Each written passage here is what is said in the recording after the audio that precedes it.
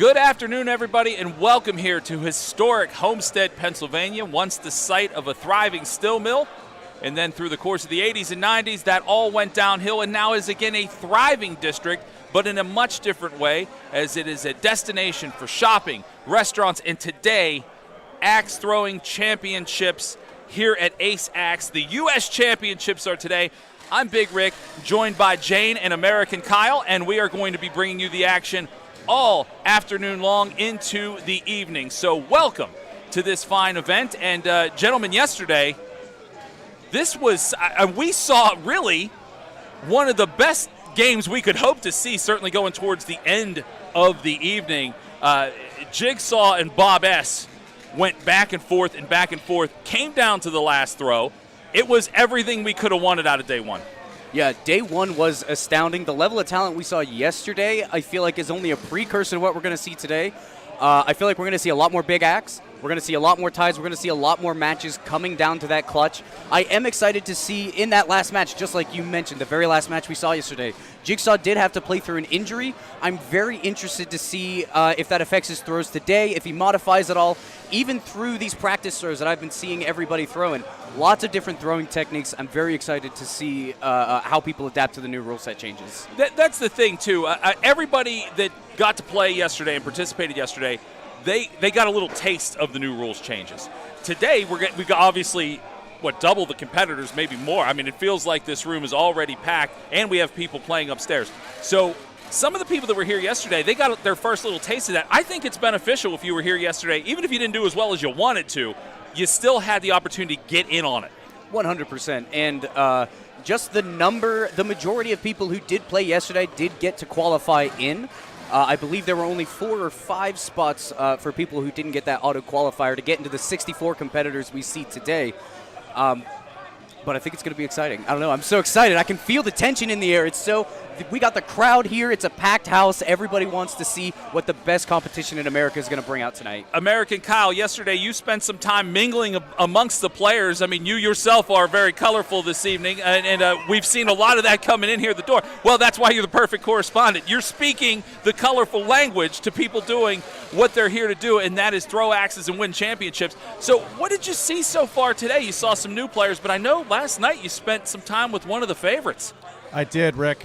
I spent some time last night with Conexican. We had a long talk about his strategy going into tournaments, and he explained a lot about the level of competition here, which he's very impressed with. He's looking forward to he is the favorite here tonight. A lot of people think so. I polled a lot of people last night. A lot of people say that he's the favorite.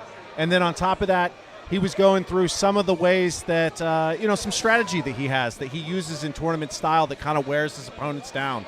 But he also talked about how there have been some people that can get underneath his skin. And as we move forward tonight, I'll be happy to share that with people. The other thing, too, is Jigsaw last night. We did see the injury. I just spoke to him earlier. He says the finger's fine. He's not worried about it at all. But he is a little bit worried that if he re-injures it, how that could affect him tonight. Because that finger in itself, if you see Jigsaw's style when he throws, he starts with a two-handed approach, and he uses that finger. He slides it up the handle there, and it's kind of like his placeholder. And whenever he's there to hold that, he's ready to throw. As soon as that gets there, he's ready to throw. So in a little way, it was kind of knocking him off his rhythm a little bit whenever he was doing that, which is a big deal. I'm sure, as you guys know, rhythm is a big deal for these guys. Some like a slow pace, some like a fast pace, but consistency is what wins here. And that was kind of throwing him off a little bit. So he chalks that up to his little slide there in the middle was just him getting used to that finger and getting that to where it was like kind of ground down a little bit. He got used to the little bit of pain, the little bit of problems that he was having with it. And then as you saw last night, he pulled it out. Let's talk about this, too. As the boards are being prepared by the staff here at Ace Axe, we need to be back with the Ace U.S. Championships. All right, so we need to come back. We're going to take a break. We're going to come back. We're going to talk about this. Back to the action. Well, the beginning of the action really starts when we come back after this break right here from Homestead, PA, and the Ace Axe Throwing Center at the bank.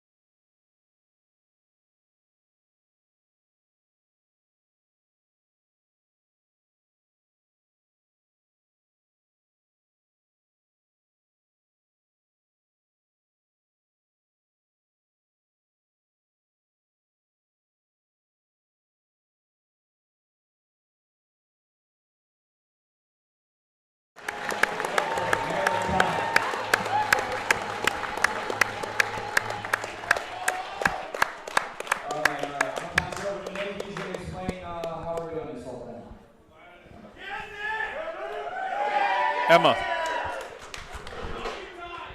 When he's done, we'll start.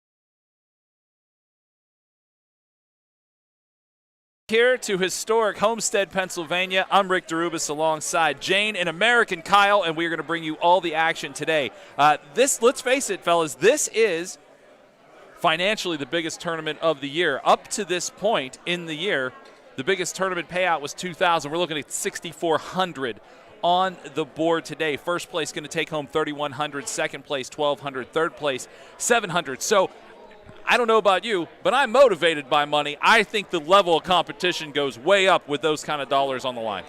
Oh, absolutely. And not only that, for the top 3 prizes, there are also additional prizes for 4th through 10th place. I believe 4th place gets $500, and it goes all the way down to $100 for the lowest 4, I believe. So even that, it's a nice chunk of change, helps offset at least the travel cost to get here. We heard from the players before. We've got players from all across the country here. Yeah, let's talk about that. I think there was at least, 10 different states represented as Joe had them shouting out where they were from, and also a different country. The gentleman next to American Kyle is Canadian Jamie. So let's think about that. I mean, let's face it, this is not the time in the world that a lot of people have been traveling. This might be the first time a lot of people have been able to actually get out and do this. So very exciting to be here with so many people from different places, for sure. Yeah, absolutely. I mean, if you think about it, like, we do really have 9 to 10 different states here. I think if we really sat down and counted them out, that's where we'd be. And then, we have Jamie here who actually moved down early before everything happened. So that he could throw axes down here and everything. He is from Canada, but I talked to him yesterday. He's converting. Okay. So he's allowed to be here. Well, next to that outfit, I don't know that he'd have a choice to not convert. And I think we'd also be remiss not to just shout out some of the hometown favorites that are in this tournament. Absolutely. I'm seeing a lot of competitors here. In fact, even our first match of the day, we're going to see a hometown favorite, maybe even a favorite of the whole tournament from what we're hearing from a couple of other players and viewers. There's a lot of boys from the 412 here, and we're excited to represent for Pittsburgh as well. Absolutely, and I know we have a killer matchup to start this. Before we get this, Jane, let's talk about some of the new rules that we have going on here. I know you can break that down. Absolutely. There's a couple of different rule changes that we're seeing with the new league premier rule set. However, keep in mind that we are doing a slightly modified from the rules as written, so to speak. Number 1, bullseyes are now no bleed. That is for hatchet as well as big axe. And by no bleed, when you look at the target, there's a big black circle that is your bullseye. If any part of that axe is sitting outside of the black paint into the outer ring, it is going to be considered a 3. You have to be a lot more accurate with your bullseyes now to be able to hit those consistently. And the most notable change that we've seen, maybe one of the most controversial changes we've seen, the clutch has been shrunk. Originally, it was 2 5/8 inches in diameter. It's now shrunk to 2 inches in diameter. If you take a look at your screens right now, you can also see the before and afters. That red area you see, that less than an inch difference, that is where you need to hit the clutch, because not only is the clutch smaller, you now must have 1 3/4 inch of your axe blade embedded into that green paint. If you don't manage to hit that spot, it's not considered a clutch. And as you know, we saw so many games yesterday getting down to that final clutch throw. If you don't manage to land it, it's a 0, and it's absolutely a nail in the coffin and also can throw you off your game. That being said, though, a toe-in clutch is also acceptable. If the only part of your axe blade that is touching the target is inside of the green paint, you don't have to worry about 1 3/4. It's not touching anywhere else. And the very last 2 rules to go over, when we get to the big axe rounds, which I think we're going to see a lot of today. I would think so.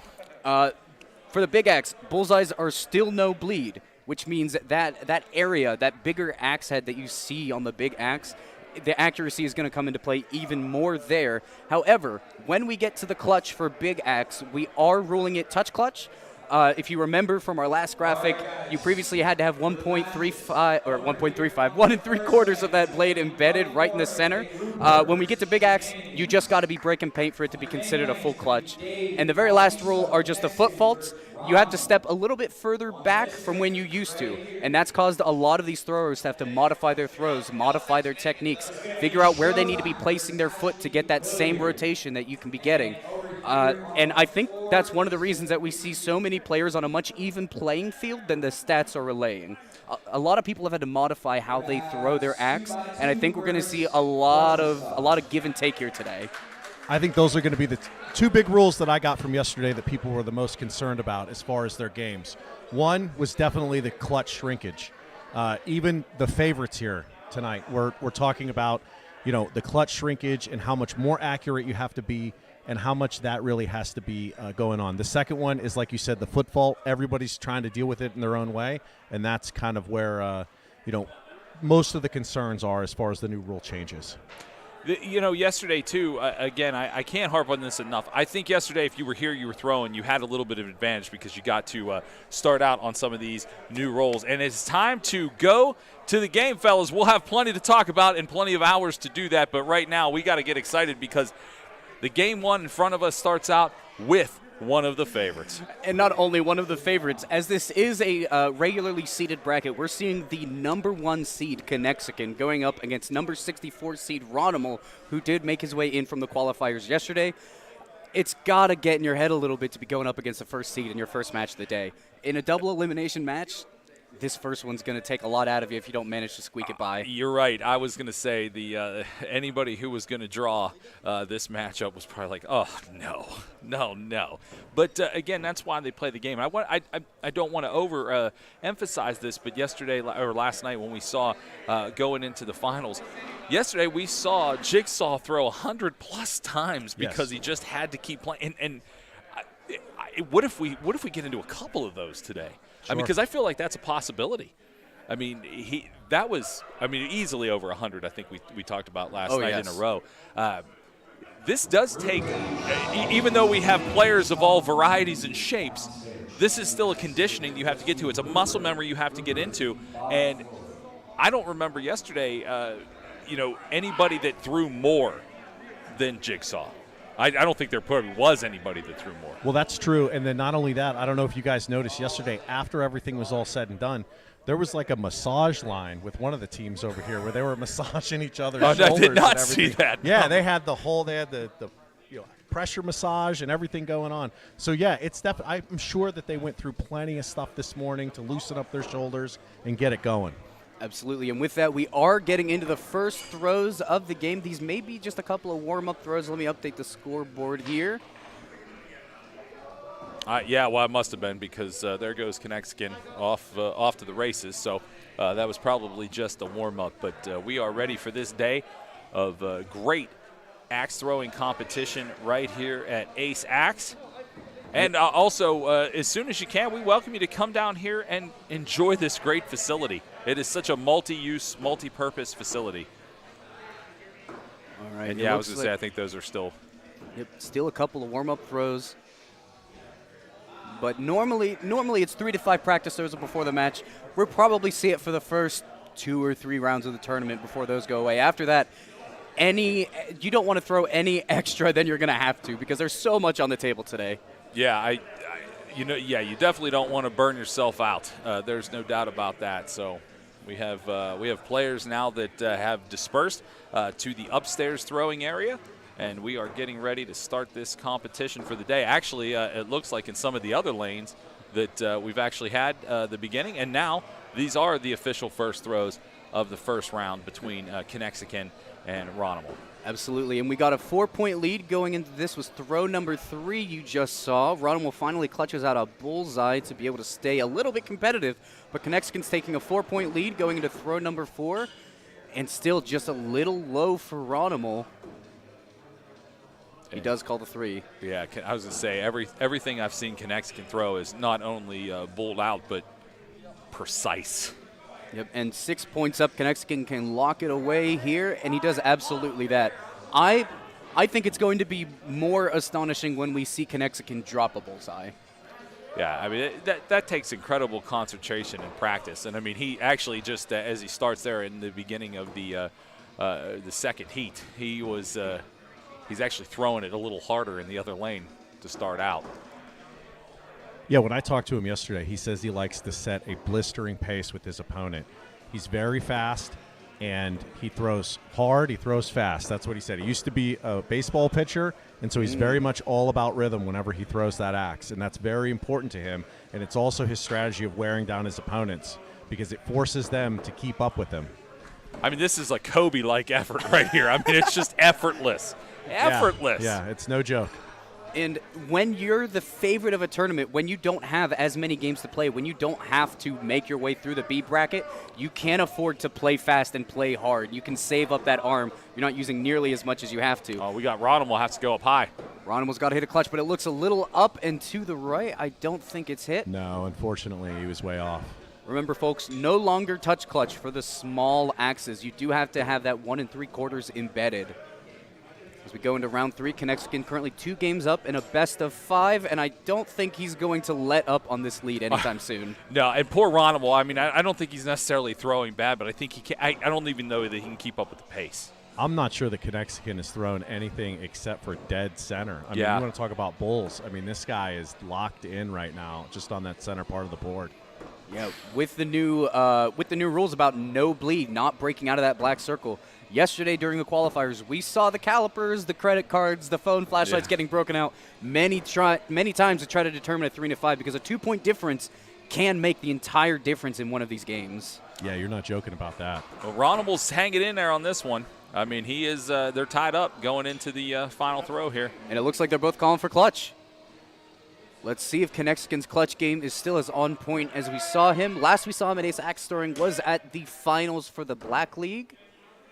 Ronham shows a little high. Oh! To me, that looks dead center. Yeah. Yeah. I can't see that being any difference. Yeah, we have shown that we have a little bit more of a difficult viewpoint from back here at the caster desk. However, that one just looked dead on, and the ref did call it a straight-up clutch. Well done, Connexicon taking his first round 3-0 against Ronham. Kyle, see if Connexicon walks by, see if you can grab him real quick, because I think that was just, what, 5s across the board for Connexicon, and then the final clutch. Sure. I mean, that's that is a way to start. Absolutely. Actually, the only way to start if you're Connexicon, it seemed like there was no hesitation there in any throw that he made. Absolute domination. Yeah, so we'll see if we can grab him on his way out of this first round matchup, and just the poor Ronham. I don't think he's a bad thrower at all. I just think he got pushed up against the buzzsaw. Absolutely, and I don't. If you're Ronham, you can't let that match get into your head. Yes, it feels bad going into a double elimination with 1 loss already, but you got to shake it off. You were going up against the number 1 seed. Your odds were a little bit lesser there. He gave it his all. It didn't work out, but he is going to get another chance. All right, and I think we're going to talk to him. American Kyle has Connexicon right behind us. Kyle, go ahead. All right, with me I got what some people say, doing an informal poll yesterday and today as the favorite for the tournament tonight. I mean, he's playing on basically his home turf here. This is Connexicon, and we were just talking about how you basically set this blistering pace, and dead-on accuracy is base. You want to talk about sniper precision. That's basically what you had. What can you say about your strategy here today as far as the tournament's concerned? Just see the target, hit the target, man. That's it. Just let your mind go numb. Just focus on one little spot on the board, and you try and hit that. You put in the time outside of here. This is just, when you get to, this is actually the easy part. It's the practice that's the hard part. So. Speaking of practice, yesterday we talked a little bit about practice. How much practice do you actually put in for a tournament like this? Oh, God. I've been here every day for like the past, when I'm not working, I'm here, coming down and throwing. I usually spend 3 hours at a time, 2 to 3 hours when I'm down here. Prior to a big tournament, like at least 3 hours as many times, like a week in advance. So, at least probably 20 hours. Yesterday we also talked about the tournament that's normally up in Canada. We're doing the U.S. tournament here this year. How big of a deal would it be for you to walk into Toronto next year with the U.S. championship? Oh, it'd be sweet. I mean, it'd be great. But it does suck not having like our Canadian brothers and sisters down here, being able to compete in this, because there's just a ton of talent up there. So we do miss them, and we're playing like we're playing against them every day that we throw down here. So looking forward to when all this pandemic stuff ends, and getting back to the worldwide community, the international community, when it goes away. So. All right, we appreciate your time. Thank you very much. See you later. All right, good stuff, guys, and welcome back. We've got a new match lined up to go. We got Vale C and Bob B. Jane, we saw Bob B throwing a little bit yesterday. We called one of his matchups at least. Yeah, and I believe he was near the end of that B bracket semifinals finals round. So we definitely saw him go the distance. We're going to see if he manages to keep going today. So far, bullseyes coming out from both of our competitors going into throw number 4. Neither of these folks want to be the first one to drop a bullseye. And if I can remember correctly, and I can't actually see because there's a few people in front of us, but I think Bob B's the guy that throws the hammer like. Yeah, you are absolutely correct. Though you can see, if you can see it right there in the back, as they both call for clutch going into the 5th throw. His axe head is weighted just a little bit differently, just a different technique style of throwing to be able to help the rotation. And it looks a little high from here, but I can't tell. Yeah, that looks high. The shine from that hammerhead just keeps glinting my eyes. It sure does. And I think they're calling for a measurement here. Yeah, it looks like the ref. If you may recognize the ref from yesterday on the caster desk, Dice now casting out there in the referee spot. Looks like he's breaking out the calipers. And it does look a little high from where I'm in. However, it could be a toe and clutch. Remember, you don't need the full 1 3/4 if the only part of your axe blade is inside, but it does look like we're measuring. So Dice is checking it out. Looks like we've also got Setzer right to the wing. Another player you may have seen from the Black League Finals at Ace Axe Throwing's last axe throwing stream. Looks like they're having some technical difficulties with the calipers. It's all right. It's good to get these. If there is an issue with the calipers, at least it's happening right at the beginning before we get into a little more of a high-stakes match. Absolutely. And you know, to Vale C's credit, he's just kind of waiting there to see what is going on. But he threw a hell of a first round there. Absolutely. Bullseyes all around. These are the things that make you wonder, though, because we talked about rhythm, right? And these guys like to stay in a rhythm and keep going and going and going. And when you have to slow down like this, it'll be interesting to see what it does to the competitors during the match. Yeah, as I remember, Bob B was a relatively fast thrower, and this is definitely something that will slow him down. I mean, this is a lot of deliberation here. Absolutely, and it looks like we may be getting another opinion here. Oh, they're bringing in the chair. Bringing out another. Need to get up close and personal. It looks like up close and personal. Bringing out the folding chair, another professional tool of the trade in any axeman's belt. All right. I mean, they've got the caliper out, the flashlight out, the chair out. Well, this must be pretty close then, eh? And they are good. Thumbs up. Look at that. Clutch-tastic. Clutch-tastic indeed, American Kyle. With that, Bob B goes up to 27 points and is going to take game number 1 in this best-of-5 match. So we've got heck of a throw. Yeah, it really was. And, I mean, like I said, this is the thing that slows down Bob B, who does not like to be slowed down. It doesn't look like it's affected him too much yet. A couple of bullseyes coming out from both. Go into throw number 2 here. Again, just sailing him in. Bob looks a little bit to the left, but we're getting thumbs ups.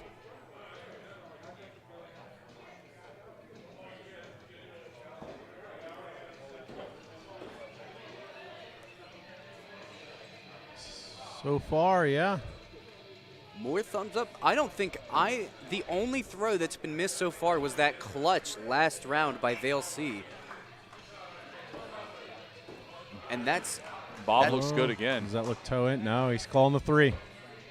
There's the 2-point lead that we were talking about. Going into throw 5, having a 2-point lead is the difference in the world. All Bob has to do is sink another bullseye, which seems to be par for the mark here. Oh, I don't know about that last one. See.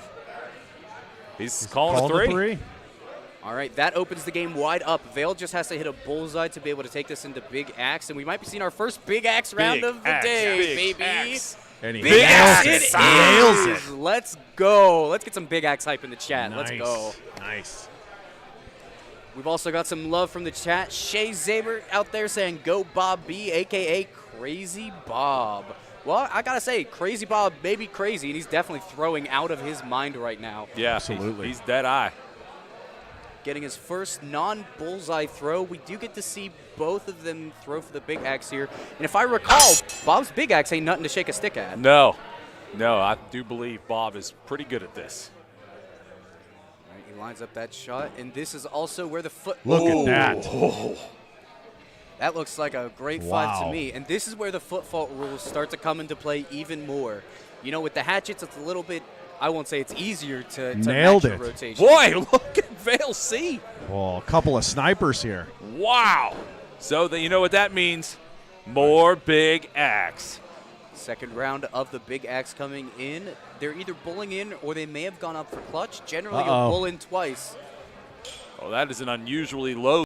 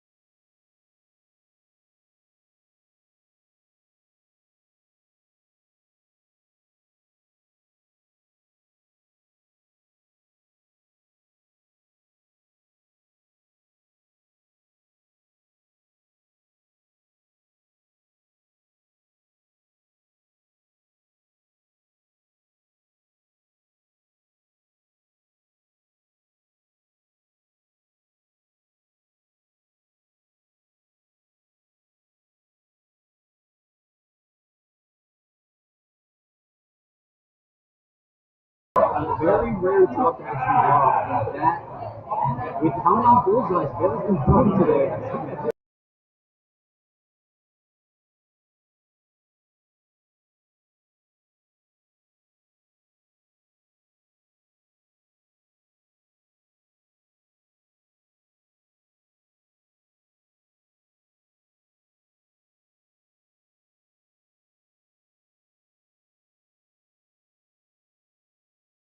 Which he does quite easily. With that, I believe Vale takes game number 3, puts him at game and match point. Nice. Nice. Both players lining up first throws of round 4. Bob B's true on that one. Oh, no. Bob's calling a 3, and they're calling for a measurement. Yeah, I was going to say that. And this is really where you got to get the measurement. Whoever gets this 2-point difference here, we do see a 3 come out from the ref. It was breaking the paint outside of that circle. It is counted as a 3, so we are still tied. If both players threw their worst throw, you know, at least nobody's getting ahead yet. Yeah, so let's... All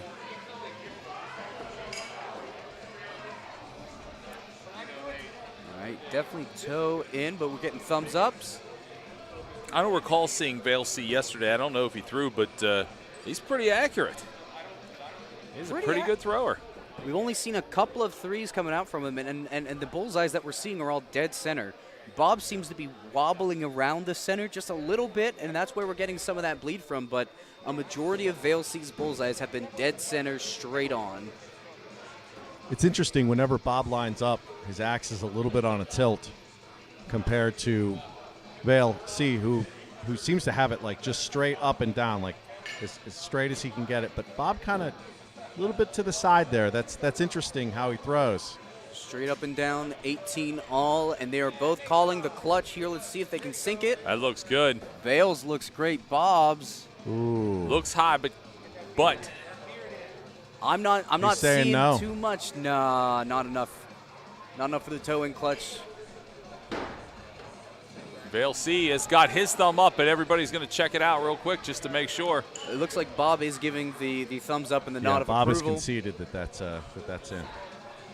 Yeah, even with the new clutch rules, it's pretty easy to tell when a clutch is definitely in. And I think whenever it shrinks that much, right? It's either in or it isn't. Yeah. Man. There you go. Bob B takes the first round loss.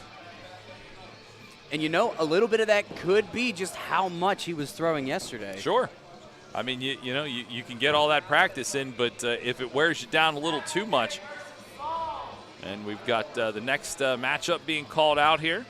Applegate versus Saul. 2 throwers we did not get to see yesterday during the qualifiers. They did make it in straight into today's championship match.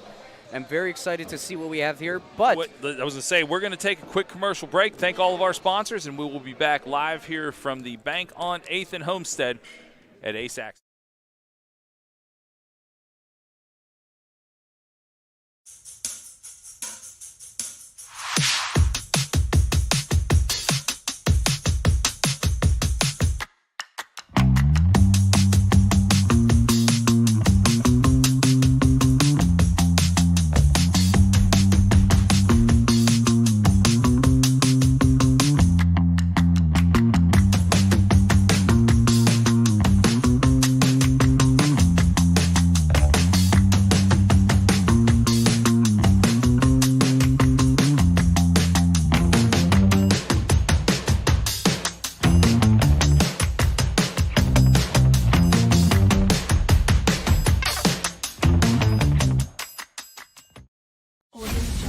Ace, a skilled sharpshooter in their respective tradecraft. Do you have what it takes to be an ace?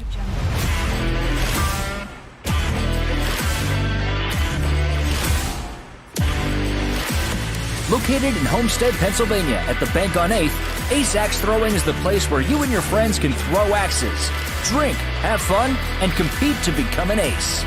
Open Monday through Sunday. Book your tickets online today at www.aceaxethrowing.com. Discover who the ace really is.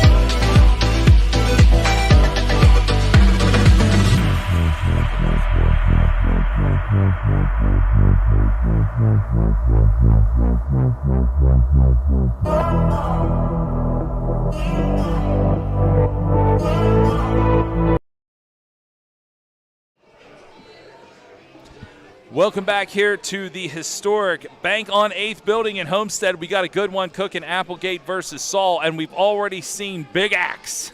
That's right. We did go into it is a tied match here into the Big Axe round. You see Applegate on the left. Well, I suppose they're both throwing on the left now. Applegate in the wonderful overalls. There's Saul representing LA Axe today in his throws, and it looks like Applegate's got to try to match this throw to take it into game number 2.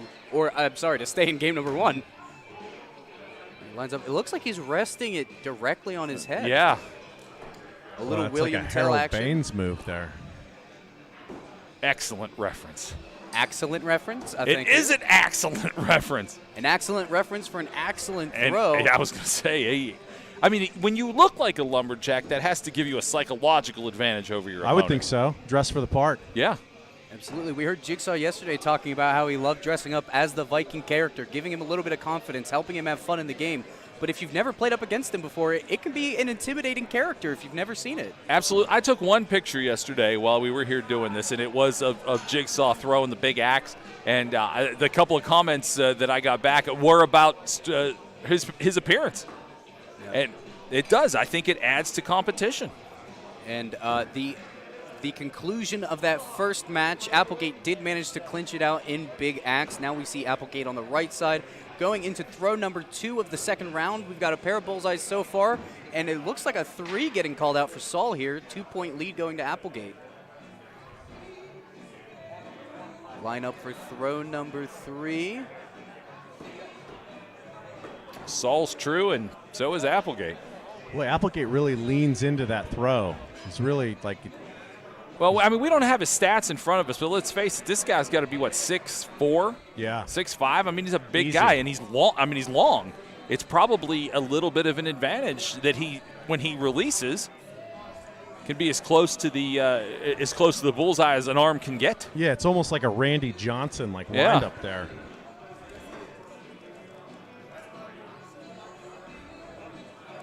They're going to call for a measurement there on the last Applegate throw. It looks good, but we're going to make sure it's not bleeding into the black there. And what does Dice say? 3.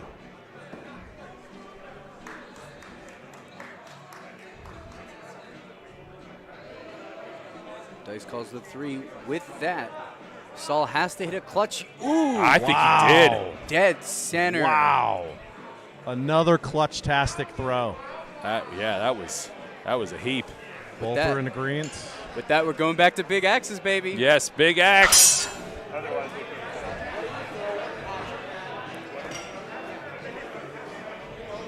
And I would imagine the size of Applegate gives him the opportunity to maybe wield that axe a little bit bigger. Doesn't get any dead center than that. That was a nice throw. Saul is. Let's see this Harold Baines wind up. Yeah, this is something here where he sits it right on his head.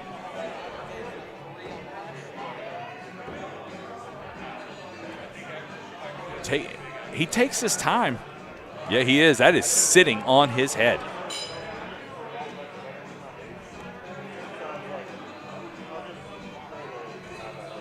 Wow. You know, we talked about some of the players really getting into a rhythm, and just as soon as they step up to the line, they want the axe to leave their hands. Not so for Applegate. Applegate is very intentional, especially with those big axe throws. As we go into game number 3, we're back to the small hatchets. Applegate's up 2 points in this best of 5. And you got to figure Saul he deserved a better fate in those 2 games. I mean, they played up to the wire. But Applegate is just knocking them down. Some of the competitors yesterday talked about how comfortable they are with the big axe and the small axe, and how the no bleed has really changed their game, along with the foot fault rule and everything. And some of the ones that were better at the big axe, at least they felt more confident with it. They said that the way that the fault rule ended up changing did change a little bit of their confidence in the big axe throws. So definitely something to where maybe they put in a little bit more practice on it, but also it might get into their head a little bit. Applegate is up to a convincing lead in this one. Applegate with a 4-point lead going into the final throw, but that's looking like a bullseye to clinch it out, and I think that's the round. That's 3 games going to Applegate. And that's official. Kyle, see if you could get Applegate to jump on with you. Anybody with the Carhartt kid, let's get him in here. Anybody with Carhartt is great for us. I mean, not only look at him. He looks like a lumberjack. We're at an axe throwing competition. We need to have a guy that looks like a lumberjack on the broadcast.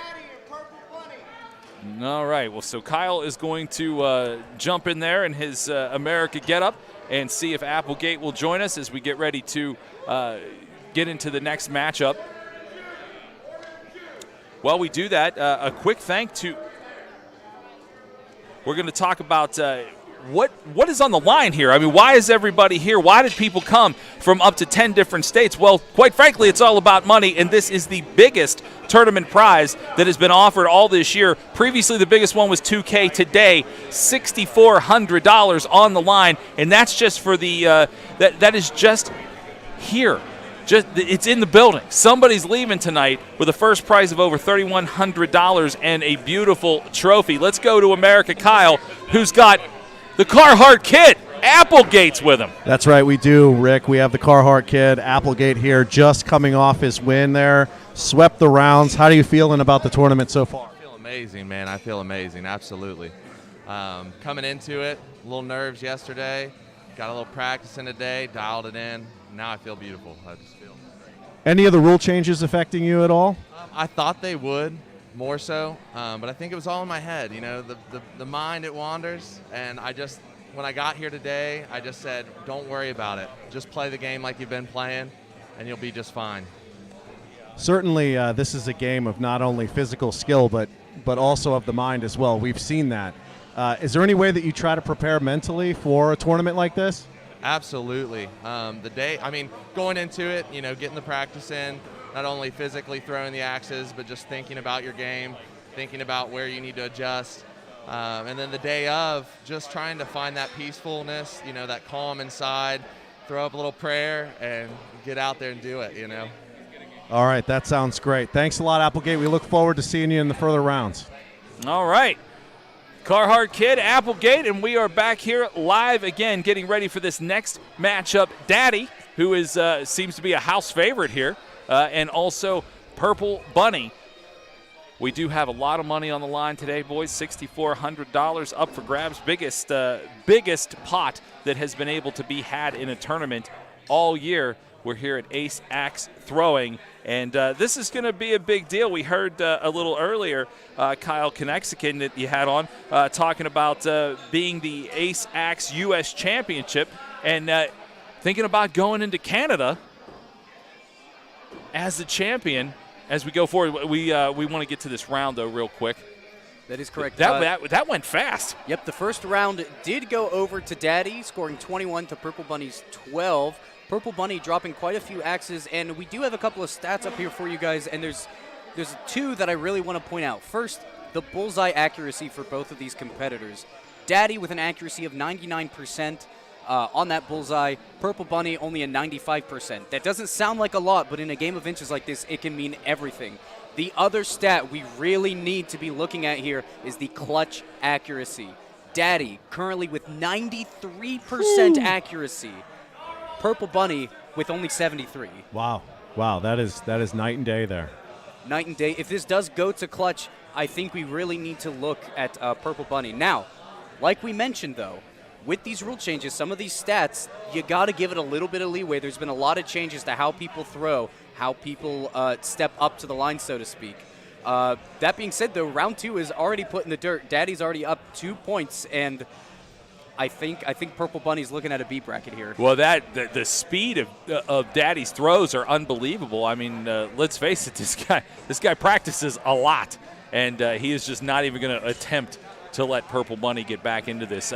Purple Bunny could come out and have the best throws he's ever had here, and I just don't see this ending well for him. Well, Daddy looks like he is definitely setting a blistering pace here for Purple Bunny to keep up with. Again, when I spoke with some of the competitors yesterday, they said that is a strategy that they like to use with the rhythm. Some competitors that have fast rhythms like to do that to throw off their opponents because it forces them to keep up. Some guys like to sit and take their time, like we saw before. It can definitely affect somebody. And don't blink, you'll miss it. Just like that, Daddy finishes out that round against Purple Bunny. We'll go ahead, want to share our sponsors with everybody, and we will be right back here with more action from Ace Axe Throwing.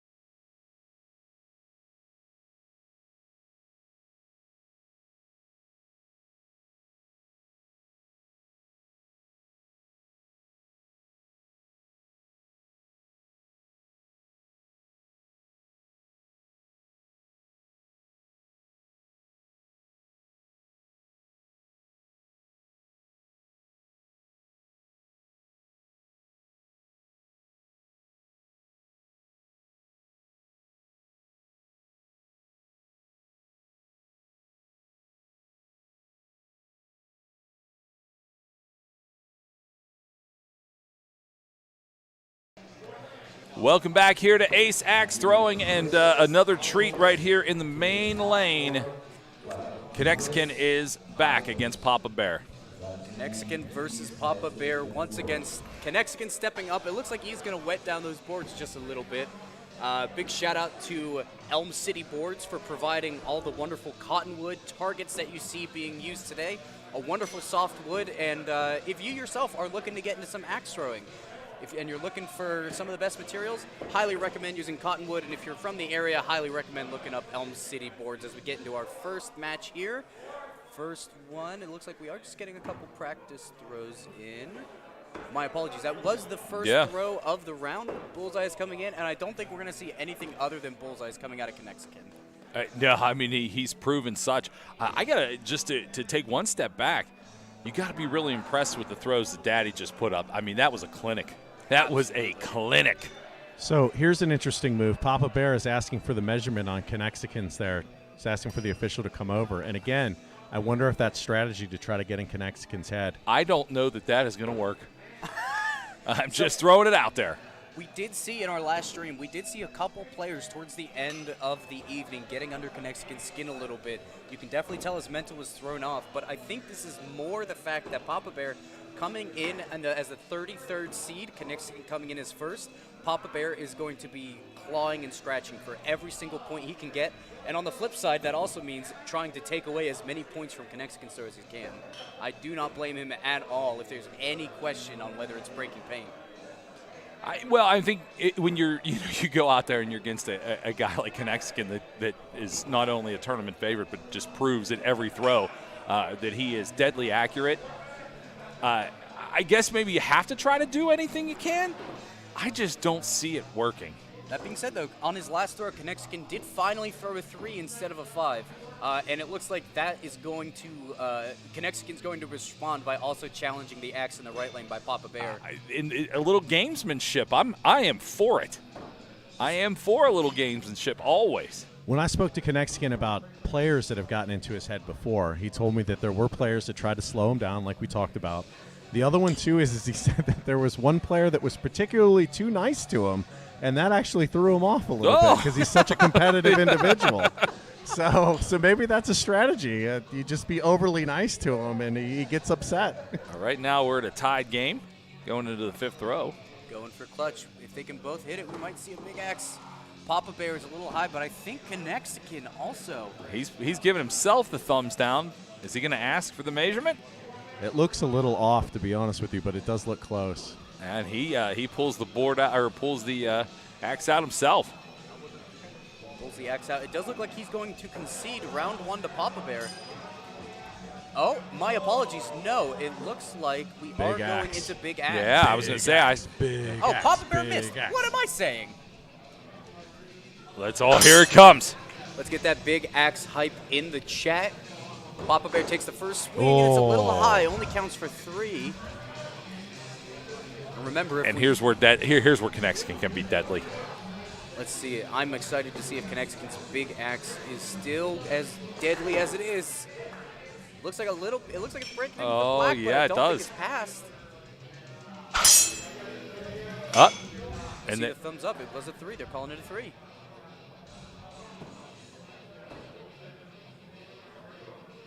Ooh. That is.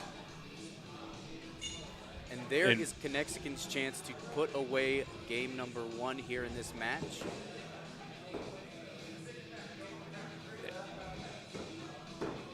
Dead center. And you know what? I hate to say this, guys, because I don't know anything about Papa Bear and his personality, but I can tell you this as a competitor of anything. If you get one of the best on the ropes like that, you got to close. Yeah, you do. You got to close, and he didn't close. No, you're absolutely right about that. You have to finish. Yep. And even though the seeding may be a little disparate here, keep in mind, currently for their normal season stats in the last league that they played, oh, I'm sorry, I'm looking at Daddy versus Connexican. Connexican with an average score of 78, that's only 3 points under the total that you could possibly get. Connexican's throwing fire, and he's not going to let up anytime soon. And fuego. Yeah, and I believe he's doing it again. A couple of consecutive bulls there. Here we go. Now that I have Papa Bear scores up as well, it looks like average score for Connexican 78.8. Average score for Papa Bear, only 76, a 2-point difference. Yeah, and I think thus far we'll see that they are both on pace. 5s all around. And it continues. 5s all around. We are going into the maybe the last throw of this match. You know what I'm feeling. Both Interesting. Connexicon just changed axes. Oh, that is money there from Papa Bear. And I think returned the favor. So it looks like Connexicon has an axe that he just throws for clutches. Well, Interesting. Connexicon is, yeah. I was going to say these look too close. I mean, from what I can see here, from the naked eye, it looks like Papa Bear drilled his. Connexicon looks slightly askewed to the right, and no, they're giving a thumbs down on Papa Bear. Let's see what they have to say about Connexicon. If Papa Bear's was just a hair higher, I think you would have made it out. But I think we're going to be going into big axe. Connexicon just looks a little off kilter. Connexicon gets the thumbs Yeah, up. we got the thumbs up. How about that? It's a double-edged sword, fellas, because, we've got that big axe vibe we're looking for. But Connexicon went ahead and just made sure we did not need it.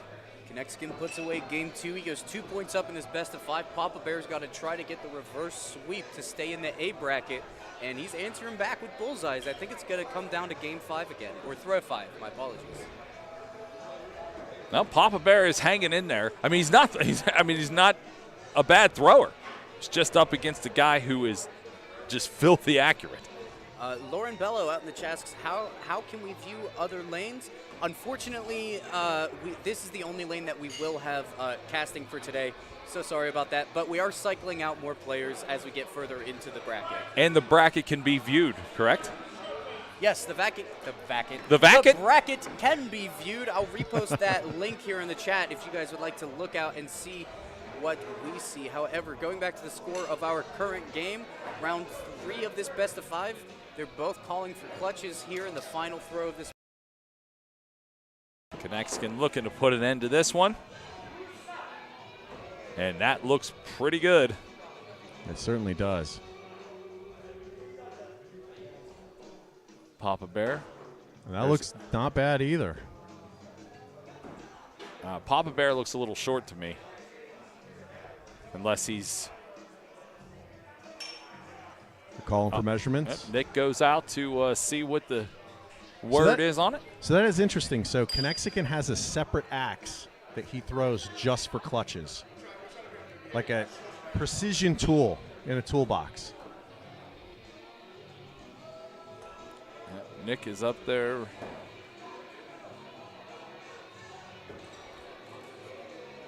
Waiting for any hand signal. And we got a good clutch for Connexicon. Shutting down 3 straight. Connexicon just looked to blow it out of the water in that one. And like we mentioned, go ahead. No, I was going to say, if you're Papa Bear, I don't know how you can really be dissatisfied with that performance. I mean, he did a great job. Yeah, he it's just did. the level of competition that he was going up against was just maybe a level above, and maybe we'll see Papa Bear again come back with that same level, and get better. And with some time, he can give a Connexicon a run for his money. We're going to go ahead, throw it over to our technical producer, Emma. She's going to give you the sponsors. And we will be right back with more from lanes 3 and 4 here at Ace Axe Throwing.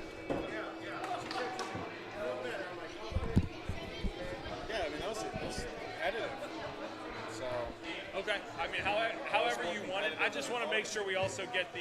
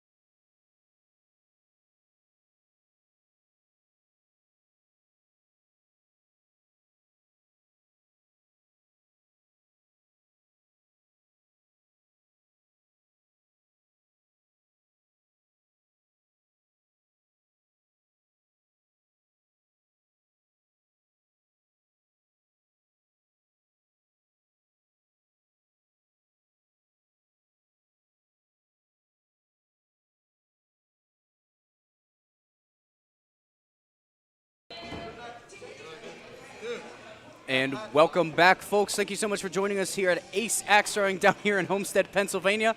We are currently throw 4 into the first round of this best of 5 between Vale C, someone we've already seen on the stream once today, and Nathan F. They're lining up for throw number 4 here. Looks like a 3 and a 5. Vale C has to hit a clutch here to keep in the game. It does break paint, but it looks a little to the right. It does look a little to the right there, unfortunately. Tap And back, switch sides. That's it for game number 1 here in the best of 5, going into number 2. And it looks like I made a mistake earlier. I was saying that Conexican has a separate axe. He does for throwing clutches, but apparently so does Papa Bear. We'll have yeah. to keep an eye out for that. Maybe we can get one of them on the disc later, talk a little bit about the different tools of their trade, so to speak. Yeah, absolutely. I would be interested to know what separates a regular throwing axe from a clutch throwing axe, for sure. It's very interesting. Row number 3 going up. Another pair of bullseyes. We're getting a thumbs up from Nathan. Looks like a thumbs up from Vale on the right side as well. Yeah, both of these guys are burning.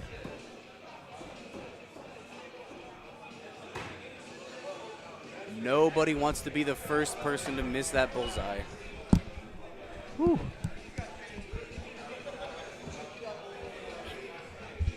All right, it looks like Nathan is not calling for clutch. He's just going to go for that bullseye. And both players give the thumbs up. That means we're going to Big Axe to determine round number 2 here. Yes.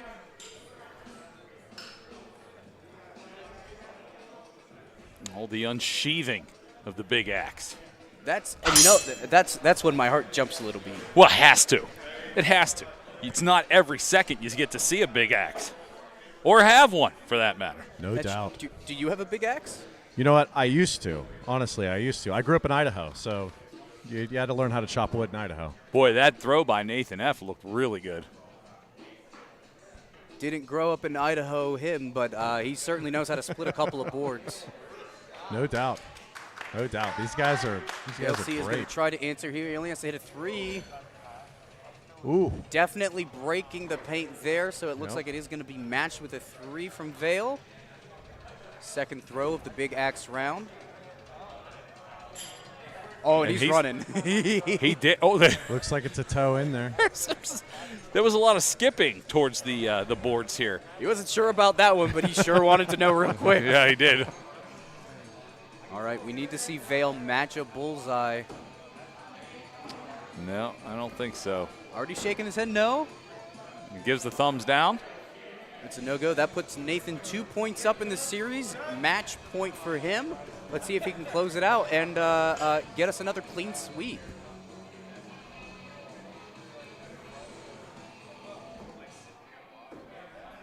Well, looked even on that one. And I think the 2 points down, maybe getting into Vale's head, drops a bullseye in the very first throw of the game. You can see him trying to loosen up his arm there a little bit, just trying to get it back.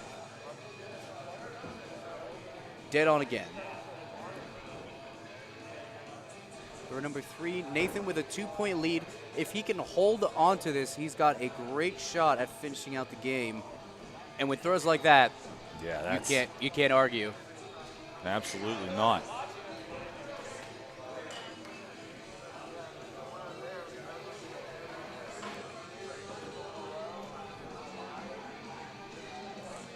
Both giving the thumbs up on that one. Right, another pair of bullseyes. Currently 2 points up for Nathan going into the final throw. I didn't see him call for clutch. He didn't. Oh, he's going to go up and inspect, but...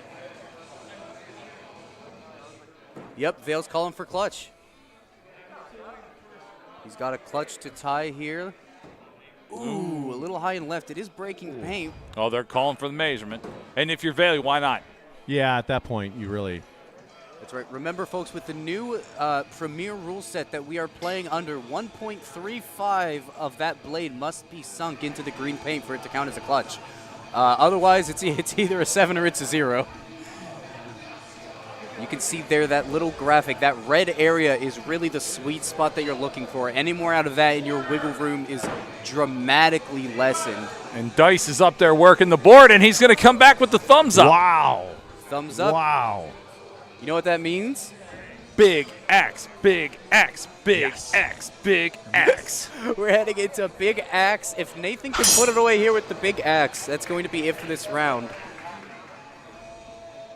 But Vale gets the first chop at it. Looks a little low. Looks a little low.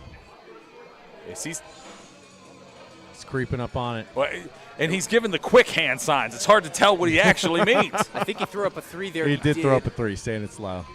Nathan can put it away with a Oh, bullseye, but nope. it looks high.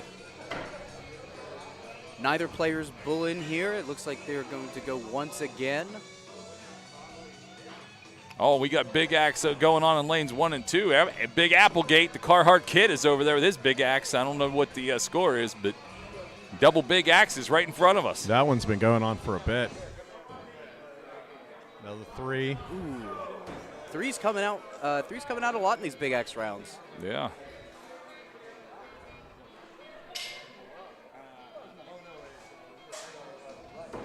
That looks 3. a little low. Yeah. Neither player really managing to zone it in and find it. Nathan F. looking to finish this game out.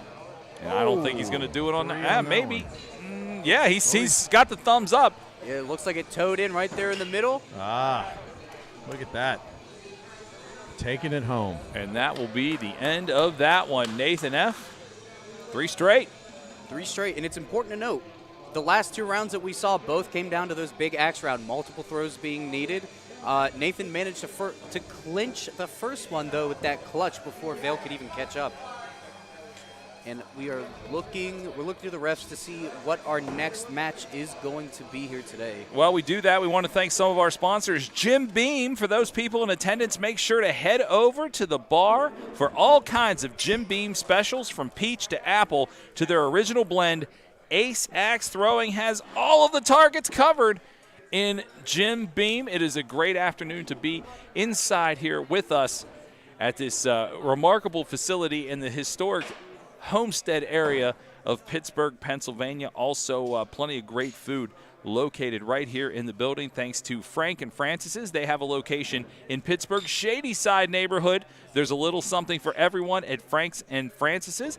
And also, if you are here, you can enjoy some of their food, support a local business right here inside the historic building that we're in, the Bank on 8th building. You can get some of the great stuff from Frank's Taco Shop. They're serving delicious food, tacos, mouth-watering Detroit-style pizzas. I know for sure. I've eaten every single one of them they offer. You can do that right in here at the historic Bank on 8th building. That's right. Heading into this match, though, we've got Daddy on the left, Dumpster Fire on the right. Currently nothing but bullseyes. It looks like there's a little bit of deliberation happening over Daddy's last throw, though. And you see Slab also coming up with the ref now. This is going to be a close match. There's a lot of people with eyes on this one to see who's going to keep going through the A bracket and who has to drop down and fight for their life. I'm just excited for a guy named Dumpster Fire. I mean, that's amazing. As a former trash man, I love that nickname. You should. One of the things that I love most about this sport is all of the fun names that we get to see. Yo, no doubt. The characters. I mean, there's just some of these people. They're fun characters go along with their fun names. Absolutely. So what are we looking at? First round matchup is over. Yep, the first round does go over to Dumpster Fire. Hits a bullseye to clinch it away and put the win out of reach. Going into throw number 2, and it's going to be bullseyes all down the way. Eugene Volp says Frank's Pizza is also good. Buffalo chicken is the best. I love the Buffalo chicken pizza. That's my go-to. Love it. Well, come on down and have a pie with us and watch some of this great action as we got Daddy against Dumpster Fire. And Daddy, as we know, throws very quickly. Yeah, Daddy, much like Conexican, they throw quick because they're anticipating staying in the A bracket. You can throw fast and hard when you don't have as many games to play, but this match is going to be a lot closer. Just looking at the scores here for the match we're currently under, neither player has dropped a bullseye, going into throw number 5, 20 apiece. And when we look at the stats for both of these players, It's important to note, Big Axe wins, the advantage goes over to Dumpster Fire. However, with bullseye accuracy, the advantage goes to Daddy. So it's really going to be about if we go into the Big Axe, if it gets the clutch. That being said, though, Daddy did throw for clutch. both players touch clutch, but Daddy already calls his no good. We're going to see a measurement come out. We can see their slab walking up to the deck. It does look a little far to the right. Down, thumbs down. Thumbs down. So this one continues. And y'all know what that means. Big axe. Oh, I can feel it. It's time to bring out the Big Axe. Let's see. And Dumpster Fire's a big guy, so a big guy with a big axe. Absolutely. Absolutely. Go ahead, Jane. Say it. I was just going to mention, now remember, all of these are tournament regulations. While the axe may look longer, they are all the same weight totally, even though they may look a little bit different on each one. That being said, Daddy throws a 3 for his first Big Axe. Not quite as accurate as he wanted. Dumpster Fire is going to try to put it away with a bullseye here. Is it my imagination or is Dumpster Fire? Well, I mean, obviously he's left-handed, but he is lined up very close to the middle to throw left-handed. Yeah, he does do that. And if you notice, we were talking about how Daddy likes to have a fast pace. Dumpster Fire takes his time. He waits for Daddy to throw, then he sets up, and then he throws. He approaches the line at the same time, but he's not setting up to throw until after Daddy has already thrown. And you have to wonder if maybe that's throwing Daddy off a little bit. It could be. Yep. With the Big Axe rounds, we do see it slow down quite considerably. I think he gave a thumbs up. Just looking to confirm here. It does look like Daddy is lining up. Ooh. Straight dead center. And he will not go quietly into that good night. No question about that. We're going into the second round of Big Axe here. MKY shouting out in the YouTube chat, those boards are super nice. You can thank Elm City Boards for these wonderful cottonwood targets that we're seeing today. Nice soft wood, just a little bit of water, and you'll get that axe to stick every time. Daddy looking to finish this off if he can. Ooh, little right. Now remember, with the modified league rule set that we are playing under, touch clutch is good for Big Axe. Oh, and that is exactly what happened. Touch clutch and ties it up at 1 apiece. Yeah, that gets Daddy back into it. I would love to know what's happening over in lanes 1 and 2. The big man, the Carhartt kid Applegate, he's had that Big Axe out a ton over there in that matchup. Yeah, it seems like that over there in lanes 1 and 2 over there. They're definitely going a lot of ties over there going to Big Axe, and then you got to wonder again. You know, whenever you have that many throws compiling in early rounds like that, how much that affects your shoulder strength and everything like that moving further as the tournament goes along. Yeah, for sure, But we certainly have a good one in our own lanes. We've got 3 and 4, Daddy and Dumpster Fire knotted up at 1 game apiece. Oh, thanks. You pulled that Applegate Lumber Axe matchup. And Oh, it looks like it overrid all of my other scores. But just so you guys know, the one that we're talking about over there, Applegate and Lumber Axe, both throwing so well. We talked about it at the beginning of this match. They were already on Big Axes. They were only in round 3, and they're both tied up 1 apiece. Yeah. However, the game that you're watching on your screen right now, Daddy currently up 2 points. I think that bullseye is going to take him to 5. We need to see a clutch come out, and that looks pretty center to me. And we see the shrug come out from Dumpster Fire.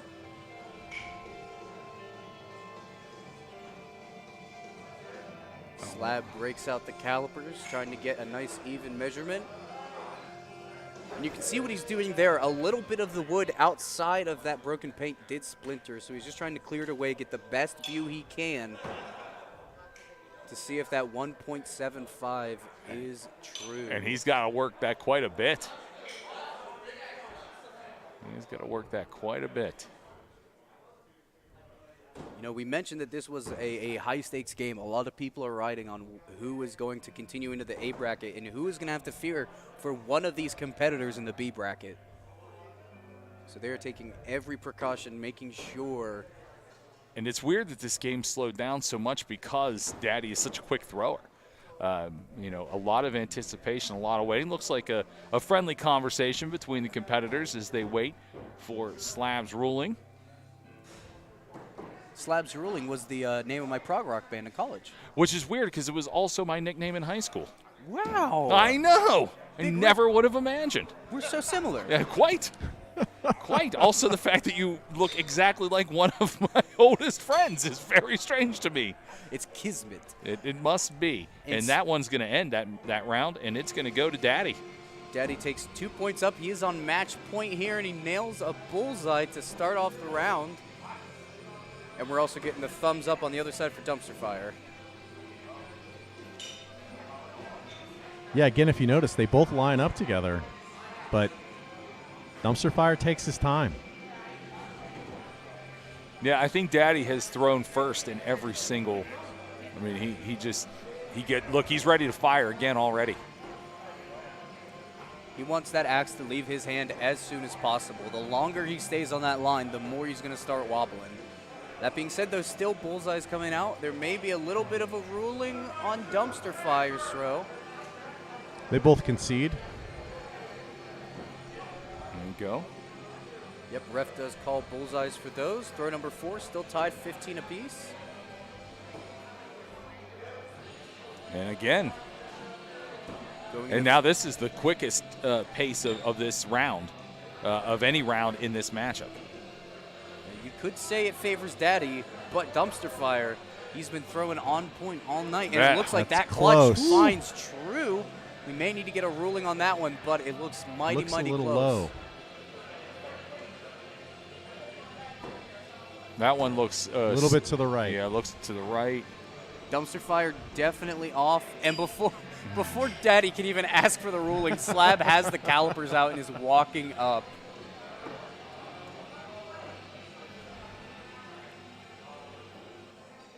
Waiting for the call here. Looks like. Is seeing it time? Is it time? It is time. What time is it, American Kyle? Oh, it's time for Big Axe. This is what I love about this sport. Big Axe is going to determine whether we can go into a round 5 here. Daddy lines up first. That looks pretty good. That does look pretty good. Puts it away. We're looking for it. We might have another ruling here. He's going to bring up the other player first. See if we don't have to involve an official. Looks like they're calling for the card. Oh, never leave home without it.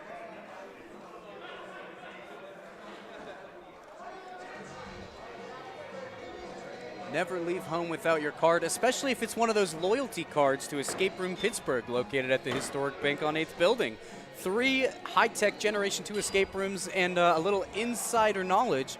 There's a new one coming along the way. Uh-oh. Nice segue, man. Yeah, man, you slayed that. I'm a professional. You certainly are. Clearly. Speaking of professionals, got a pair of professionals up here.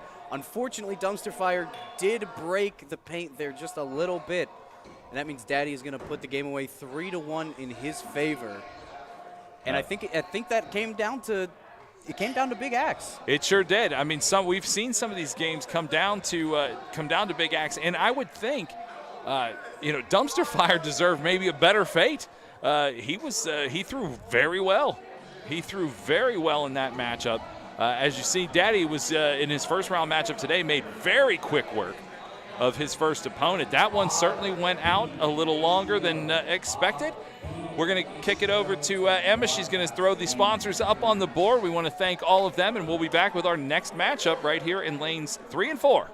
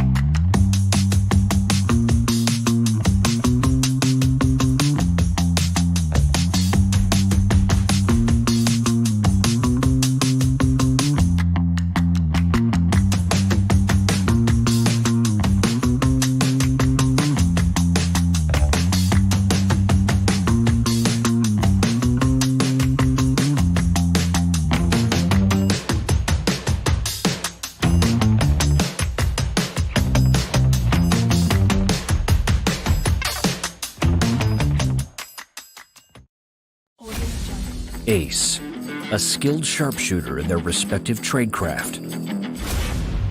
Do you have what it takes to be an ace?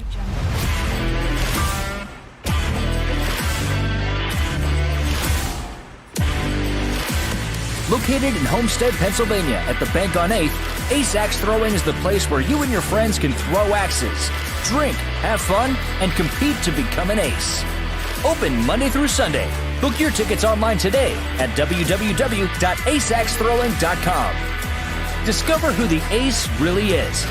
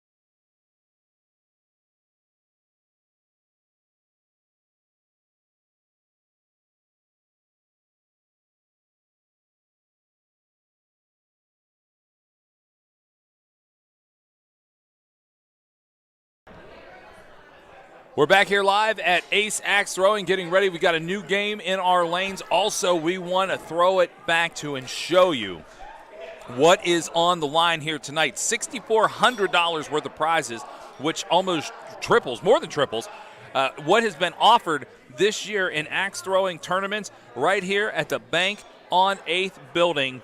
We have the trophy and we have the ceremonial big check. We are looking forward to awarding that to someone tonight. We have great competitors here from, I think, at least 10 different states, and we actually have a Canadian here throwing. Everybody's here for that purpose. Want to look at the first prize, $3,100, second prize, $1,200, third prize, $700, all the way down to 10 spots, boys. So there is a lot of money on the line as we are back into our matchup here in lanes 3 and 4. Ass and Titties looks to be, oh, it's a tie game. Ass and Titties versus DMAC. We did call out. We thought it was going to be HBO to Bob B. However, the way that the bracket is working out, we're actually running through games a little bit quicker than we anticipated, so we did have to switch which lanes that we were broadcasting, so to speak. However, we do have Ass and Titties versus DMAC. Ass and Titties on the left, DMAC on the right. Currently with a 2-point lead. And that clutch looks a little bit high. No need for measurements here. It looks like Ass and Titties is going to take the first round. Oh, that's tremendous. I'm glad I went to college so that I could show up here today and call out Ass and Titties. This is tremendous. Well, I can call it out all I want, but that doesn't mean I'd ever seen it until right here in lane 3. Absolutely. Absolutely. And what's more American than that? Kyle's outfit. American Kyle's outfit is more American. Well, that might be true, but I'll tell you what, these nicknames are tremendous, and that is definitely the American way. There's nothing more American about these nicknames, I'll tell you what. And we're seeing some shout-outs in the chat. Patrick shouting out, let's go Ass and Titties. We also want to thank everybody over on our Twitch stream through Salty Entertainment Fun Time. Sending a big shout-out to Fed Up and Tired. Thank you so much for the Tier 3 subscription. Subscribing for 25 months, 2 years of sub. We love to see it. Going back into the game, we're going into throw number 4. Currently DMAC with a 2-point lead. And it looks like the 3 coming out from DMAC is going to tie up the game. They're both raising high, calling for a clutch here on this last throw. Also notice that Ass and Titties throws also throws the hammer. Yes, he does. I wonder if that's hammer only for clutch shots or if he has a hammer for the regular throws as well. We'll keep an eye out for that as we are getting a measurement on that clutch. It looks a little outside and to the right, but we're getting the official ruling.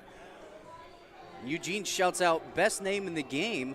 John gave him that nickname. John, thank you for Ass and Titties. We appreciate it so much. We very much appreciate that, and we appreciate you, John. That's not the first time I've had to say thank you for Ass and Titties, and it won't be the last. Absolutely I not, hope but we not. are going into Big Axe here. Yes. Big Axe. Big Axe, Ass and Titties. This is great. Yes. Nailed it. That's going to be a 3. First throw getting thrown in as a 3. Oh, it looks like they might have been grabbing a warm-up throw in there real quick. Yeah, I was going to say. All right, that was a warm-up throw. No scores being updated quite yet. Ooh, but I that's think a that 3. one counts, and it's definitely a 3 in there. DMAC can put it away with a 5er. Now it's looking like a 3 too. Definitely a 3. Breaking paint right there to the top left. Ass and Titties is going to get another shot to set the pace of this Big Axe round. Interesting setup for Ass and Titties here. Much further back, he squares it up. Ooh. It might be toe in, it might be breaking, but he's giving the thumbs up. Looks like he's getting credited for the 5 on that one. Yeah.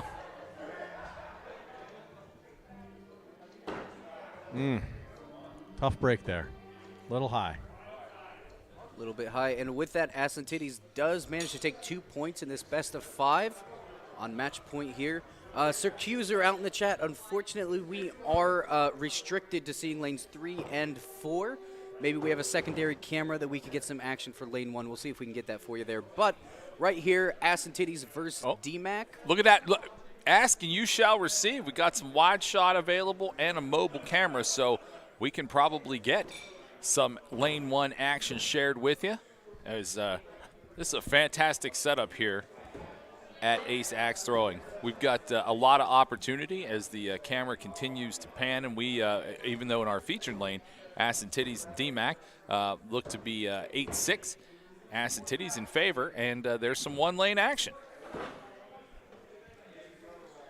Currently 2 points up, Ass and Titties going into throw number 4. That looks true. All right, now we're going to see. It looks like Ass and Titties is calling for the bullseye, not going for clutch. He's going to try to force DMAC to have to put it in the green dot. And it looks like that's what's going to happen here. D-Mac gives the up. And he's going to miss. That's a miss, yeah, unfortunately.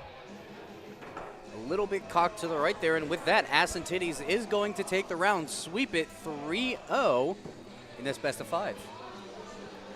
Kyle, you've been waiting all week to talk to Ass and Titties. This is true. Let's see if we can get him on with us.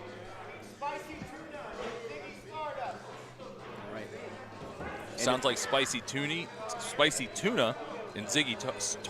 Did he say Ziggy Stardust? I believe I heard Ziggy Stardust is in the building. That would be tremendous.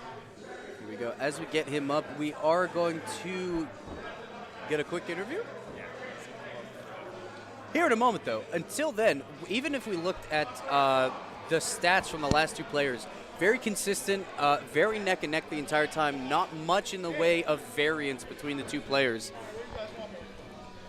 Right there. Right, and here's good. It does look like we have Ass and Titties here for a quick interview. We're going to throw it over to American Kyle. All right, Ass and Titties, it looks like you had a sweep there. You got the broom out and you took care of business. All right, first off, everybody wants to know, we saw a little bit of it in the chat. How did you get your nickname? Okay, so my nickname came from when I first started throwing, and when I hit my first 81, the song was playing in the background.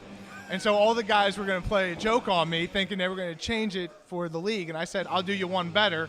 I'm going to run it all the way to international, and I've been running it ever since. That is a tremendous story. That is an absolutely tremendous story. All right, so getting back to the match, right? So you did the sweep. How much confidence does that give you going on to the next round? I think it gives me tremendous confidence. I got to just make sure I'm throwing straight, staying accurate, staying focused on one throw at a time, and just trying to stay focused. That's it.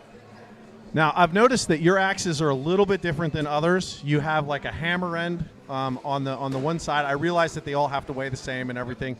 What's the difference? Why do you go with that particular style of axe? So that's a Plum Carpenter's hatchet.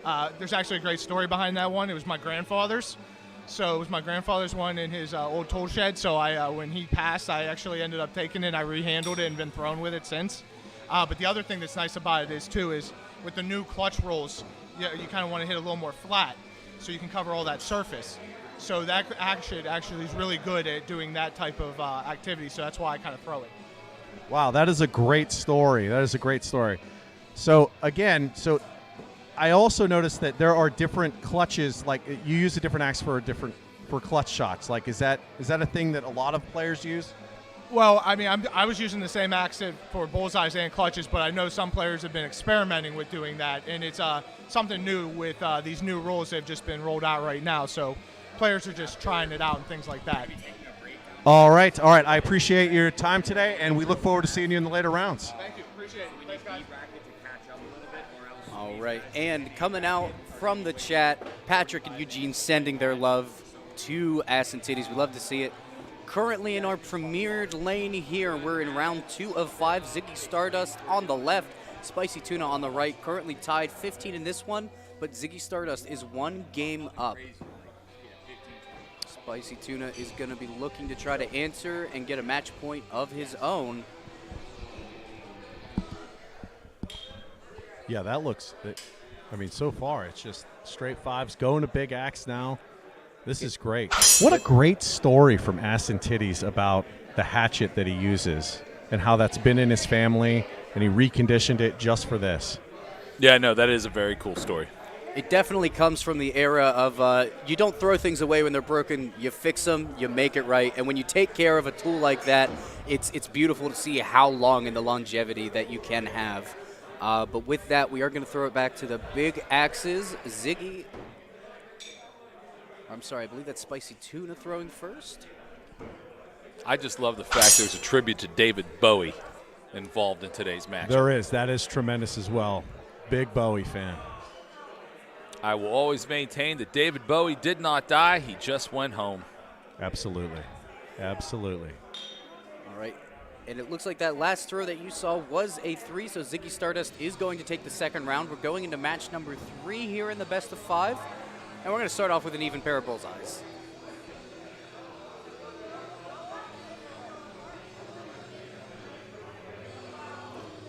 Looks like a good bull for Ziggy, and looks to be returned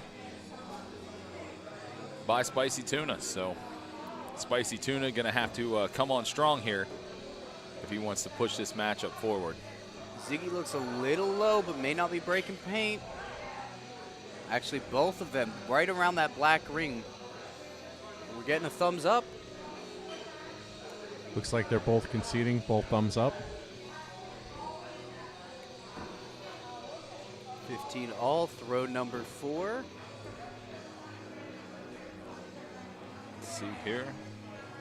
Once again, it's coming down to throw number 5. Going up top. And you know what we're hoping for. Oh, we want that big axe. But let's see if our players can bring us there.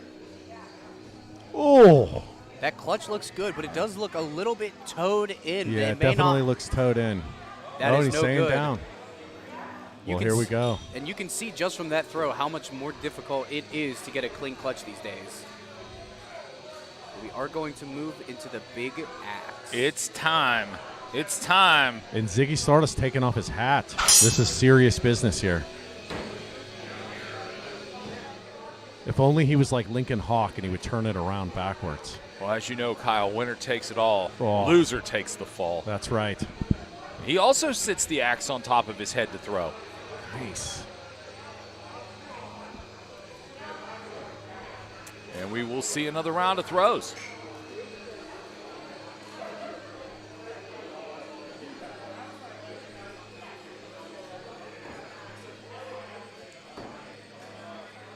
Oh no, the frustration being shown by Spicy Tuna. He was very close. He was. Very frustrated by that throw. And we're hearing from the chat. Oh, why, no. Rachel asks, why are you guys using Spicy Tuna's name for that throw when it's not Spicy Tuna? We see Spicy Tuna here in our brackets. We will get a confirmation from the player which name they are throwing under. Okay, so is that, I mean, that, yeah. Are we, AMG is what the back of his shirt says, but I just assume maybe those were initials. That is what the bracket tells us. I thought AMG might be one of the ingredients in Spicy Tuna. I don't, This is true. I don't think AMG, you were wrong. Also a rap group from the 90s. Well, Wait, done, sir. really? Yeah. Yeah. I'm going to take your word for it there. But with that being said, we are going into throw number 3. Currently, Ziggy leads by 2 points against their competitor. And sinking another bullseye, but answered with another 5, trying to keep that 2-point lead.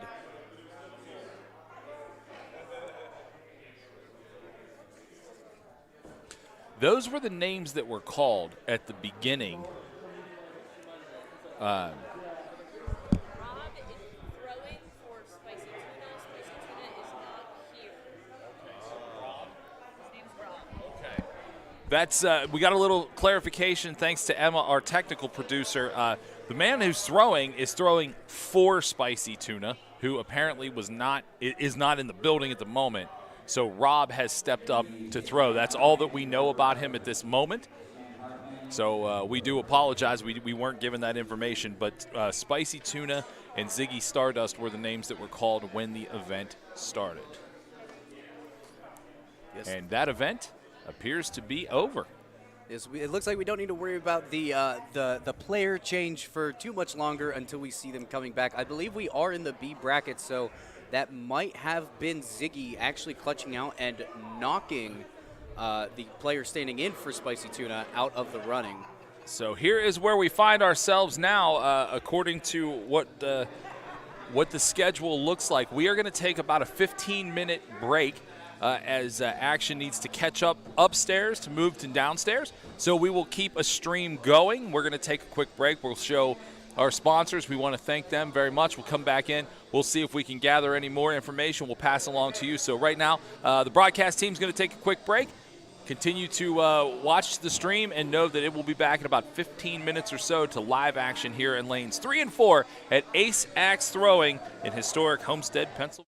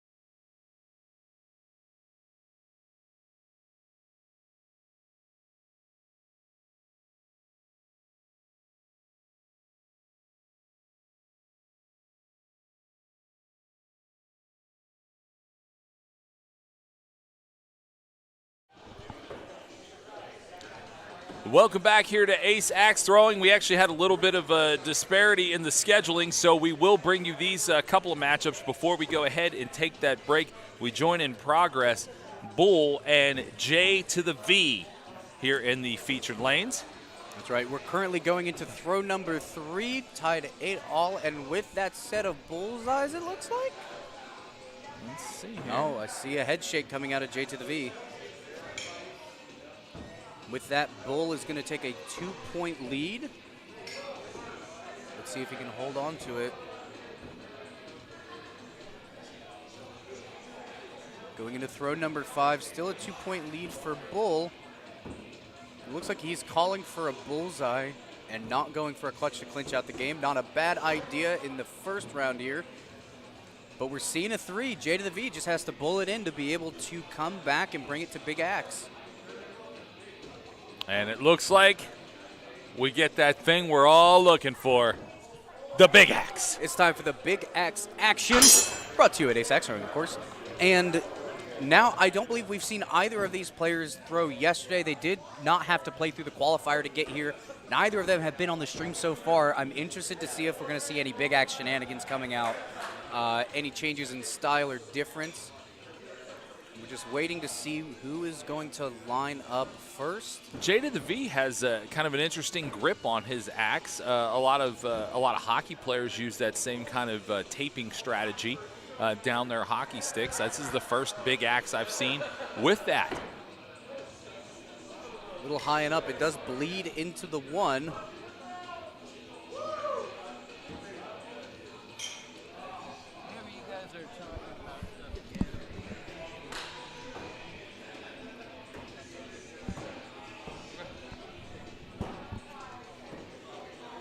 As we continue through this matchup, want to remind everybody that Jim Beam is one of our sponsors. For those people in attendance, make sure to head over to the bar for all kinds of Jim Beam specials, from peach to apple and their original blend. Ace Axe Throwing has all the targets covered with Jim Beam, including the new flavor, orange. I've not yet gotten to try orange, but I know I'm going to try one as soon as we take this break. I love their other flavors. For sure. However, looking at this game currently underway, Bull did manage to take the first match point. Currently has a 2-point lead, or J to the V, I should say, does have that 2-point lead. And J to the V throws with his hand in a pocket. Did you see that? Interesting. We'll take a closer look here as he steps up to the plate. Oh, he does. His hand is fully in his pocket. Very interesting. You know, I can see the strategy behind it, helping to keep your frame upright and ready. Yeah, that is the first competitor we've seen, I think, including yesterday and today, that does that. Right, Bull landing a bullseye. It looks like J to the V is able to answer back. We're going into the last throw of this match. Bull currently leads by 2 points. Puts away the bullseye. That means J to the V has to hit this clutch.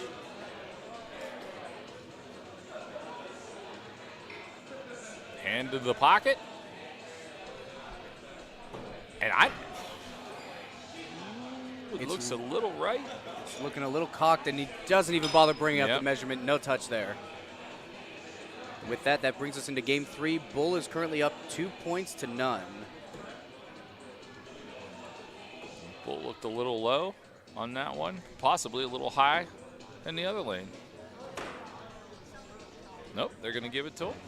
J to the V does score a bullseye there, gives him a 2-point lead, and if he can hold on to it, he might be able to find himself a way back into this match. Dropping a lot of threes in the last game. Both players are out for blood now. J to the V really wants to pick up this game. We've got action going on in the other lanes. In fact, things slowed down a little bit, and then we went right into more action in lane number 1. It looks like we have Joey the Hat. He is in lane 1, and I'm not 100% sure who he is competing against, but that is some of the action you'll see. Also, it looks like we've got lanes 7 and 8 being featured up in the stream right now. Bobby. Was that Bobby 4 in that lane as well? So we have action going on not only downstairs but upstairs too. You can follow along with the full bracket. I know Jane's posted it in the chat a few times, so you can keep track of everything that is going on. We'll get back to our featured lanes here at 3 and 4. J to the V taking on Bull. Right now, Bull has the advantage in the series. Bull has the advantage, but J to the V being able to pick up the last round against Bull might give him the momentum swing he's going to need to try to clutch out the rest of them. He also has interesting tattoos, and one of them appears to be a cassette tape on his calf, which I think could only give you an advantage. Absolutely.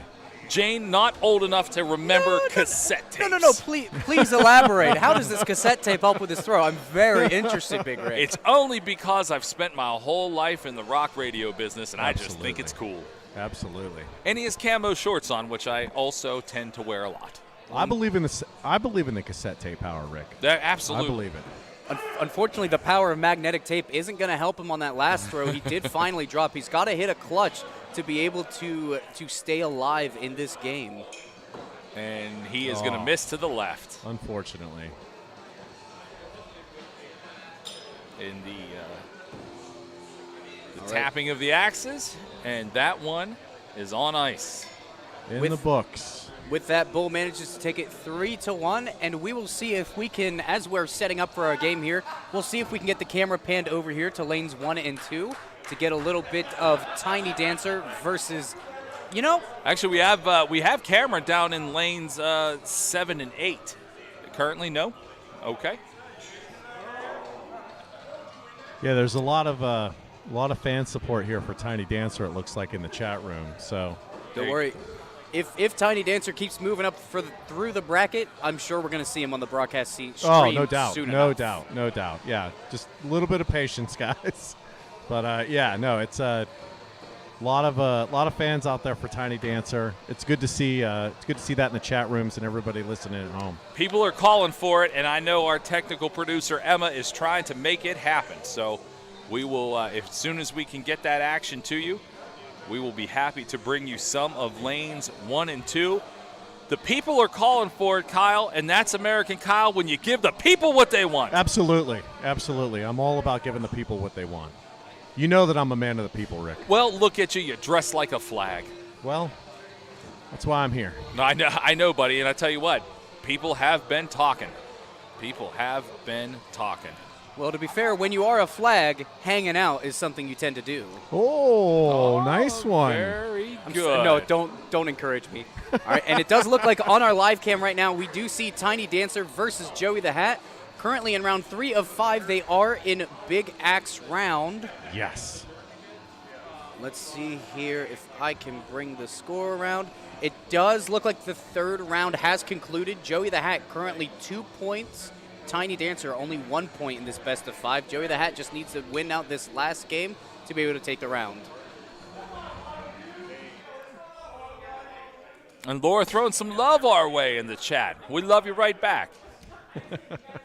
Go Clutch Shot Crew. Thanks for the shout out, Robert Migliaccio. All right, and it looks like in that lane 1 and 2 matchup, we got a couple of bulls to kick off the beginning of round 4.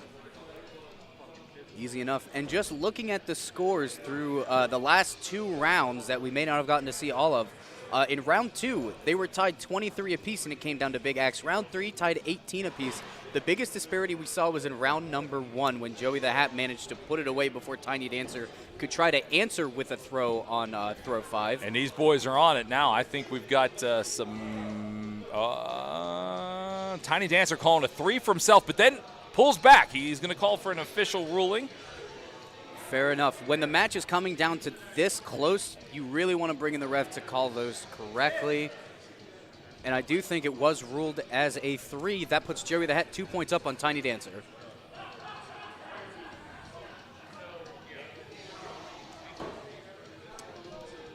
Dancer riding that line there. I think he's probably put up a 3 on that one. It looks like he's calling for the 3. Yep. Dancer wants the measurement. Well, I mean, you're coming down to it. You should take you should take it. That's why we have officials. It is odd to me though that he goes up to the board, attempts to grab his axe, and then decides, I probably should get that measurement first. So that's what he has done. We have a question in the chat. Why is Bobby Ford coming up as Rover? I do believe because we are waiting for a couple of matches to still conclude, we may be adjudicating a few of the matches to different lanes just so that we can keep running the tournament as efficiently as possible, getting as many players ready for their next match as possible. That being said, Joey the Hat currently up 23-16. Tiny Dancer needing a clutch here.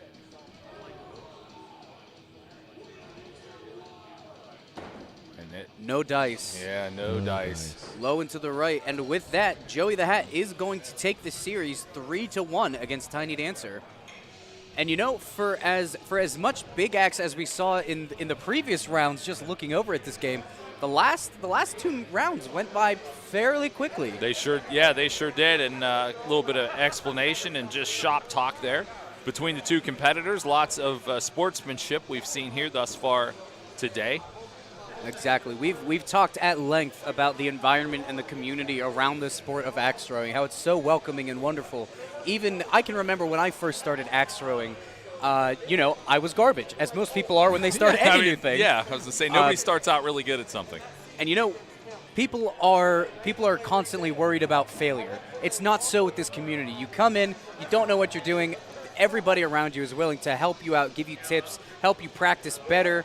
And really brings you into the sport with welcoming arms. Absolutely. Yeah. We're going to go ahead and thank our sponsors here. Our technical director, Emma's got those up. And we will find out what our next matchup is here in lanes 3 and 4 are featured. But as you've seen, the roving camera, we can get action from different spots. And we will continue to give you the best broadcast that we can throughout the course of this evening here at the incredible Ace Axe Throwing here in Homestead, PA. We're going to take a break and we'll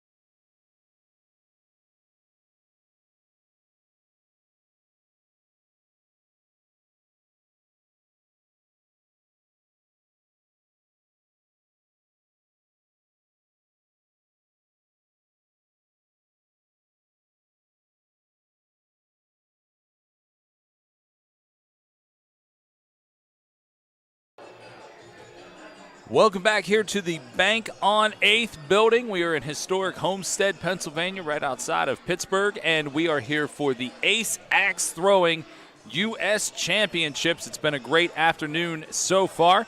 I'm joined by Jane and American Kyle, and my name is Big Rick. This has been a lot of what we expected to see. I mean, some people just plowed down through the competition, and that's, I don't think, a shock to anybody, what we've seen so far. One of the things we've not seen that I thought might be more of a problem are some of the rule changes, Jane, that we are operating under some new rules, and it's not come into play as of yet. But I mean as of yet. It still has a possibility. Absolutely. And one of the biggest rule set changes that we are seeing affect the tournament today is the change with the clutch. The clutch shrunk by 5/8 of an inch. It is now only a 2-inch diameter. It's no longer just breaking the paint. It's not enough to just touch the clutch with the blade. You must have at least 1 3/4 of the blade breaking into the green paint, or if you manage to toe it in and just get at a nice little angle right at the point, if the entire thing's in the green, then you are good to go. We have seen the calipers coming out multiple times in so many matches just to determine whether it can even go to the big axe when we're seeing a lot of those clutch plays.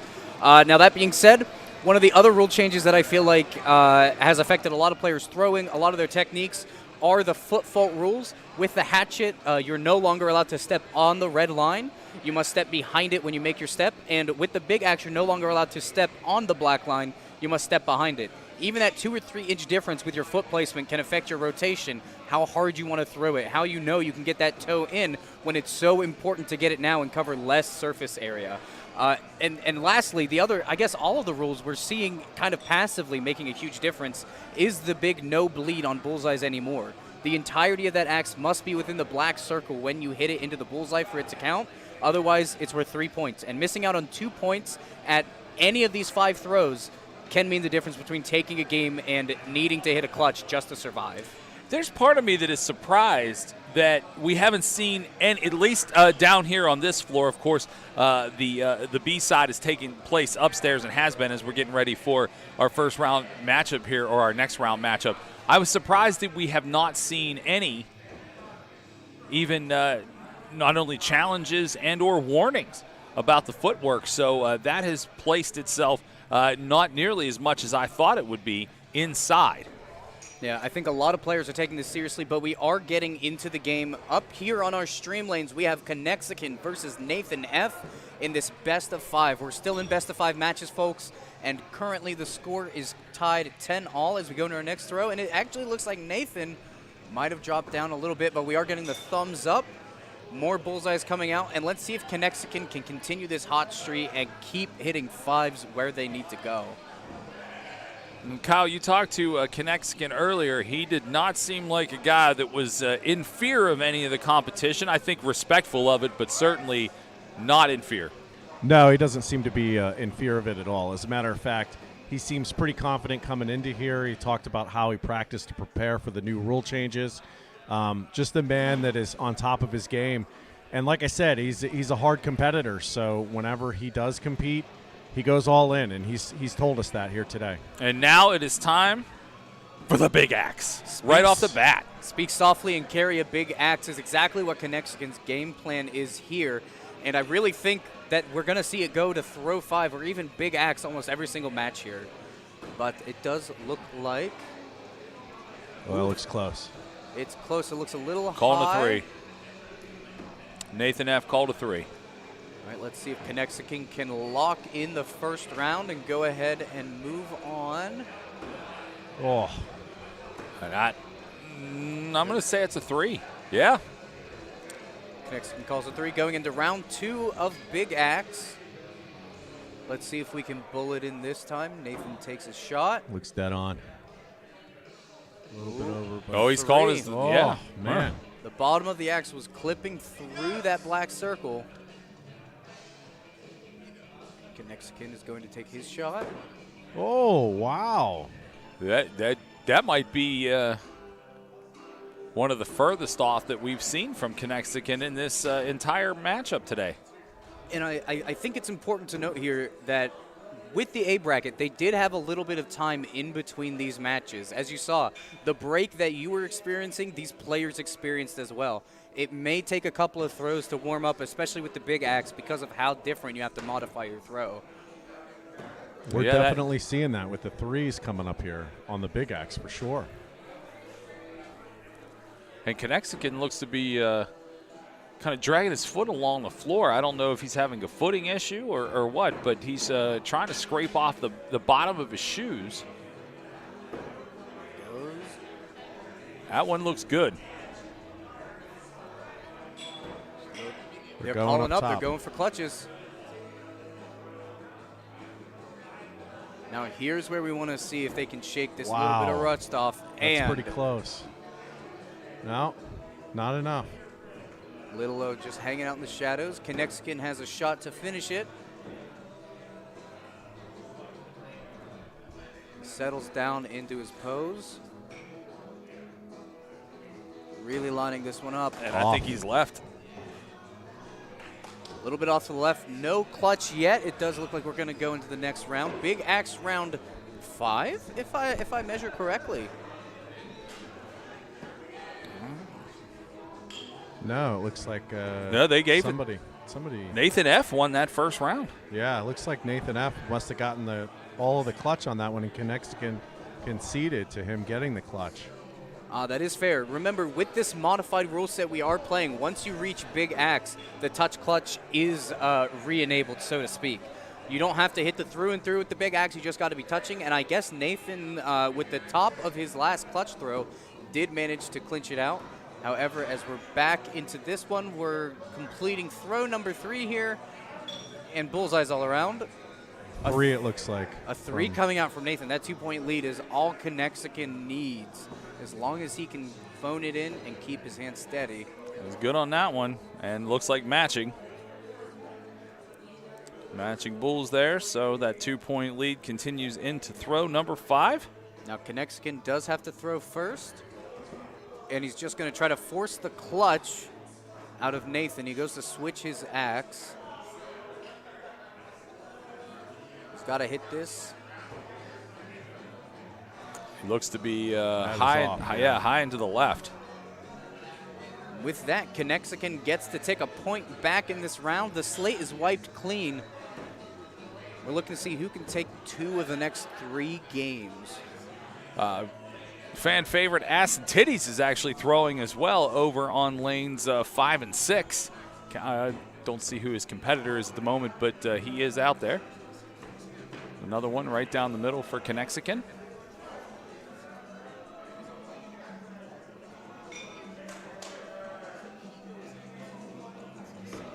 Connexican again, and matching bulls on each side. So Nathan F. came to play. Yeah, certainly he did. He's very consistent and took the first set. So I think matching bulls again.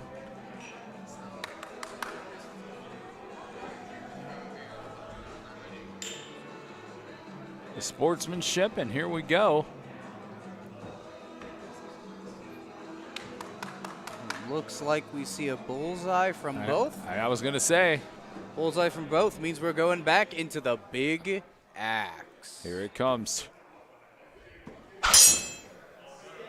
We've seen so many different ways people are throwing big axe today, too. We've seen a couple competitors just flatly sitting on their head. Connexican, not one of them. Taking a solid 2-handed grip.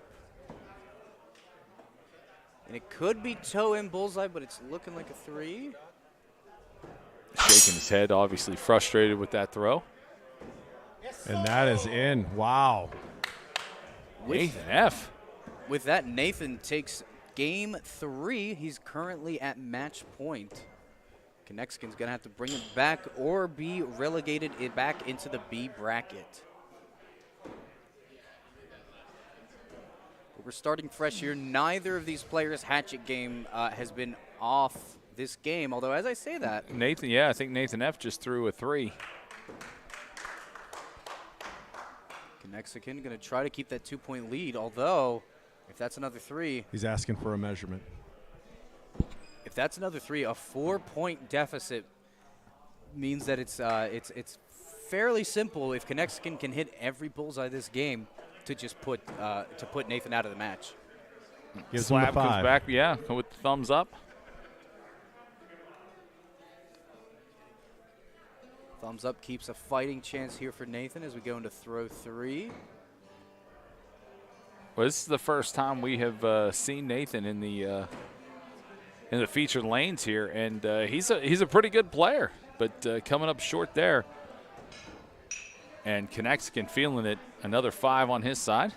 That does bring us into the last of the game. Connexicon is up by 4 points. He just need to hit a bullseye to get it out of reach, and honestly, for Connexicon, it's what he's been doing all game. He's only missed a couple of those bullseyes so far, and a pretty safe way to clinch out that win. It's now 2-2. I think this is the first game we've seen go to 5 in a best of 5. Yeah, I think you're right. Yeah, and this is very heavily competitive, too.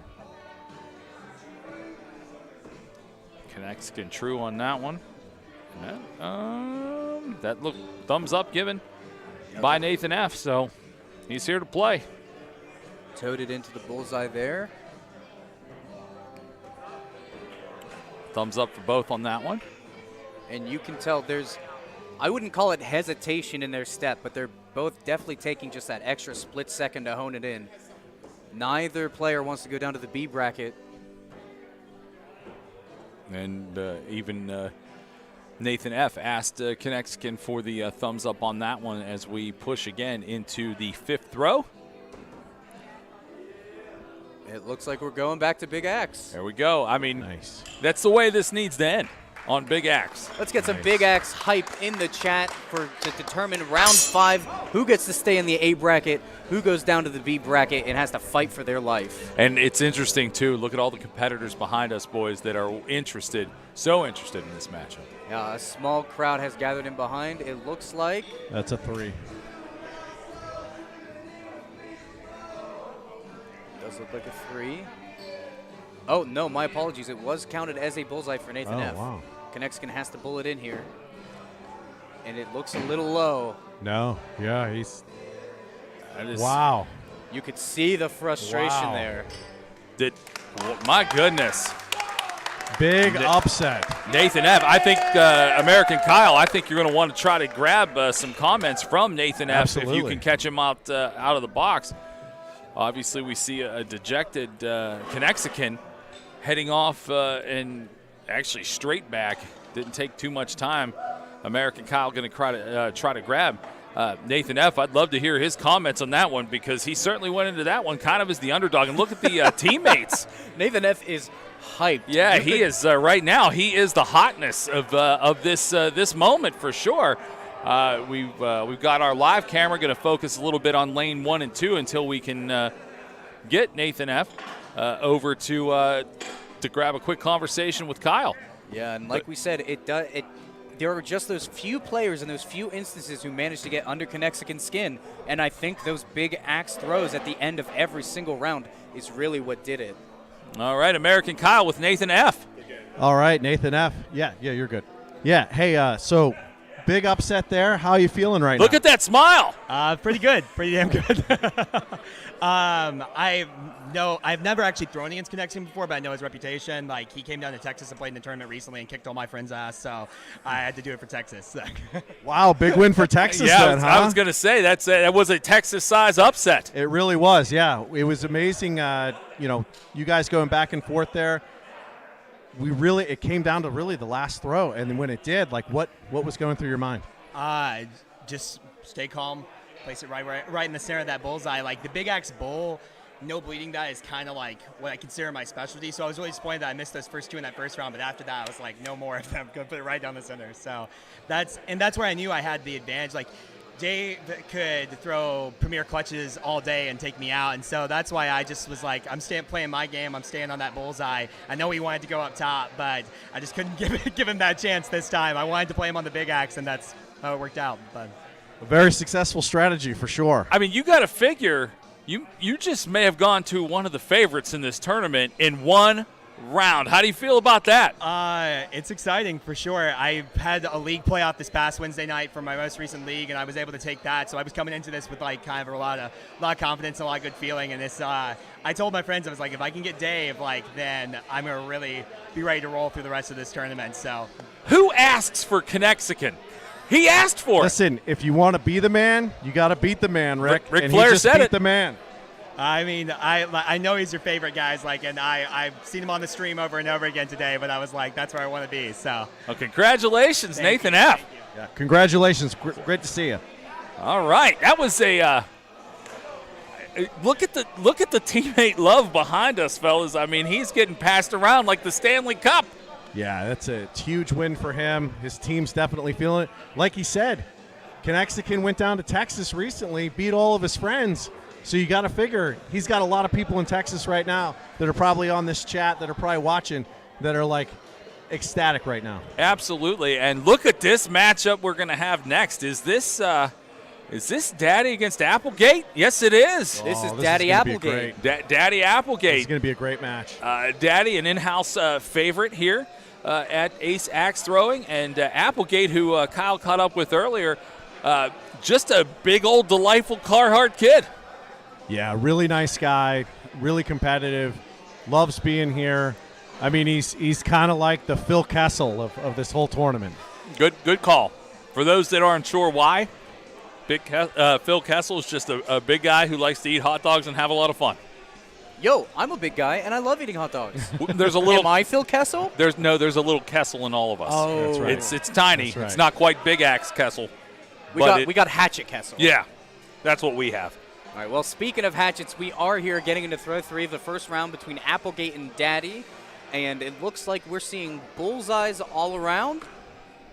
And once again, you see Applegate almost supermaning it, nearly going perpendicular to the ground with his leg every single time he throws. It's quite a reach. I'm wondering if that may be part of the new footfall rules where you can't step as far. Maybe he's trying to get that extra bit of length by leaning over, just that extra. Just taking a look at Applegate, he's got to be wearing a size 15 shoe. I mean, quite frankly, the footwork has to be very important for him, and certainly the fault line, because that is just a big-ass foot. I mean, quite frankly. He's a big gentleman. So now you know what they say about gentlemen with big feet. They carry a big axe. And a big axe is exactly where we're heading. If Applegate does not manage to sink this clutch, it's a little to the left. Daddy's going to take the first round. Wow. We may ask for a measurement, but it looks good back here. It looks good to Daddy. We talked to Daddy outside real quick when we were in the break, and I mentioned to him, I said, you just go up there and throw so fast. And he said, I have to. He said, I honestly just said, I screw up if I don't throw quickly. So every little bit of extra time that's for a measurement or for anything else, he admits, throws him off his game a little bit. Yeah, he definitely was talking about that outside whenever we had a conversation with him. He's definitely one of those people that has to be in a rhythm, he said, in order to keep staying on his game and to keep staying accurate. Yeah, it doesn't look like it's thrown Daddy off of his game, though, with that little measurement delay. Still, he's up 2 points going into throw number 3. We're still in a best-of-5 series, so if he can lock away this game, he's going to be sitting pretty comfortable. All right, we've got matching 5s in that third throw. Here's the 4th. Both guys look to be true on that one. All right, and it looks like Daddy is calling for the bullseye. We're seeing a lot of bullseyes. Nobody feeling confident to just finish it out with a clutch shot.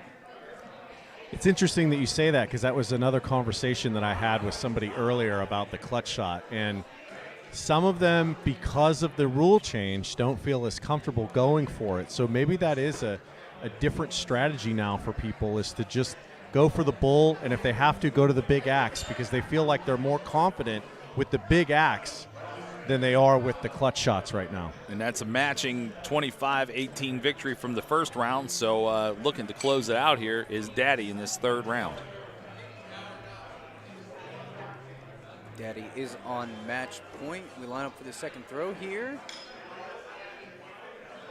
Applegate throwing a 3 for his first 2 rounds. going 4 points down, going to throw 3 is not a spot where you want to be, especially when Daddy can hit bullseyes all day long. Yeah, I was going to say, when he called to go for the bullseye in the last round, why wouldn't you? That's what he does. That's what he does. And look at that one. That is dead center. Well, that's certainly like a strategy, that Nathan had against Connexican. He said that. He said, I wasn't going to give him the chance to go for the clutch. I was going to keep calling bull if it was my choice. So that strategy definitely worked for him. Absolutely. It is interesting. I feel like we're seeing a big shift on priority from hitting clutch to just practicing that big axe.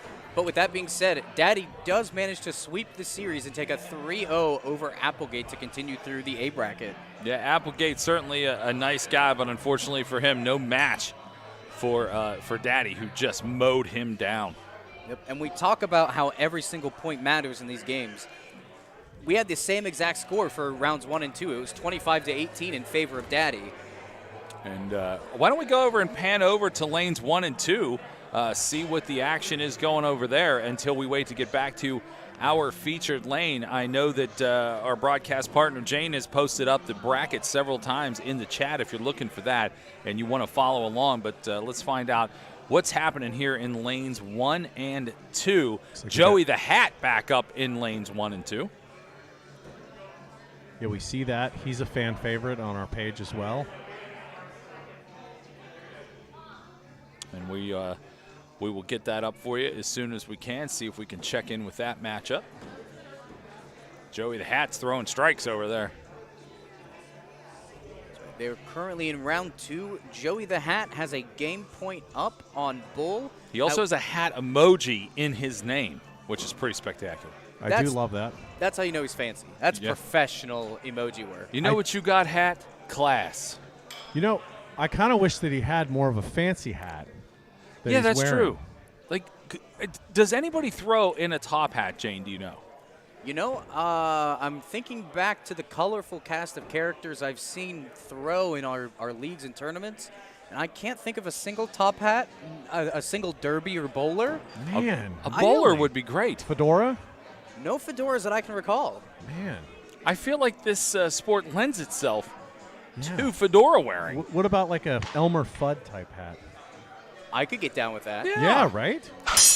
Yeah, All I feel like that would be a good one. Next stream, we need our no bleed shirts. No bleed. Yes. And we need our Elmer Fudd hats. Absolutely. Boy, that throw right there by Bull, man, that really split that board. We are in the big axe round here. Joey the Hat. Ooh. Can't quite see past the cameraman, but it does look like from the broadcast That looks like it's a 3. little. But that board, you're right, Rick. That center board looks like it's about ready to give way. Yeah, that thing had split quite a bit. We may be looking at a board change soon, but with the ref's call, Joey the Hat does take the second match point against Bull. He's currently 2-0 up and looking to sweep the series with this next set of throws. And Joey the Hat's good on that first one. Now we're seeing I a think thumbs up from Bull as well.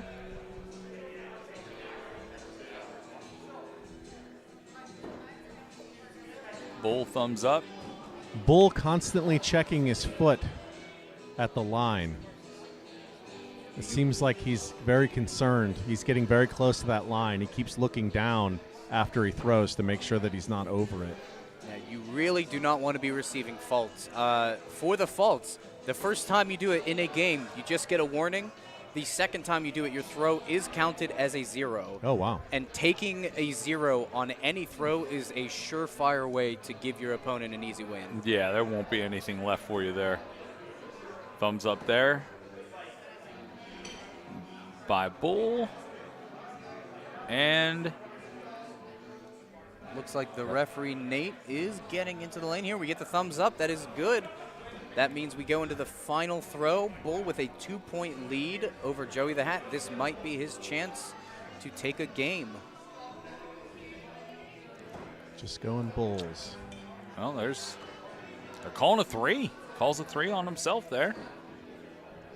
This gives Joey the Hat the opportunity to bring it to Big Axe with a bullseye. And I think he nailed it. He does just that. To decide round 3, it looks like we're going back to the big axe. You got that big axe coming out. Joey the Hat going to throw that thing first. Joey gets to set the pace here. If he can bull it in on his shot and force Bull to actually need to hit that spot. Wow. Wow, Joey the Hat. And again, as mentioned, that center board, it's lending. You could see, I don't know that the board is in terrible condition, but there is the big crack right up there, right through the middle of the board. Yeah, that center board is definitely still playable. However, I think that axe, it was a little off, and I think Joey is going to sweep the series with that one. Yeah, Joey the Hat picks up the win there in lanes 1 and 2 here at Ace Axe Throwing in Homestead, Pennsylvania. We are looking for the Ace Axe Throwing U.S. champion today. Up for grabs.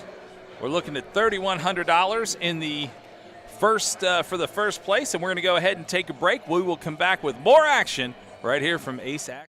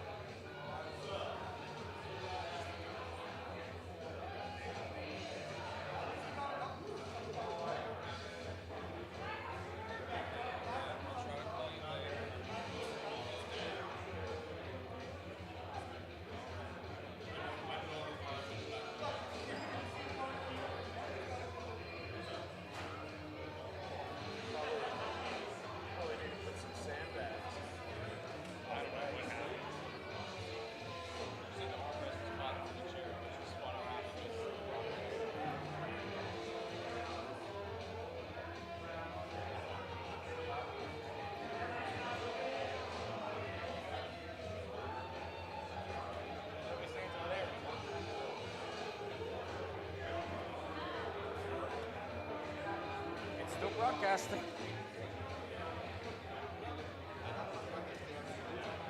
Yeah, it's still broadcasting.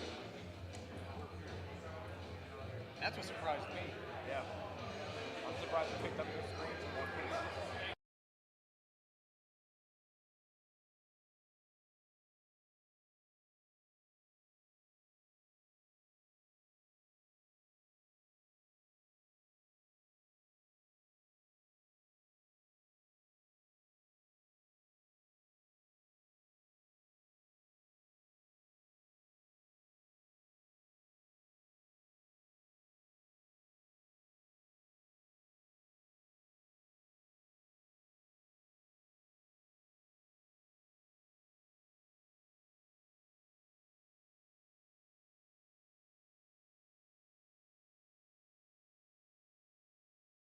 Check one.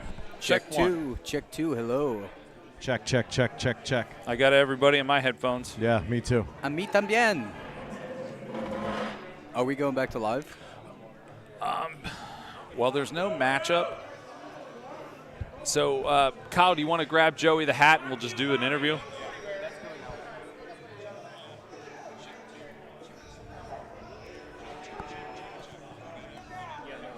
That's all going live right now. What's that?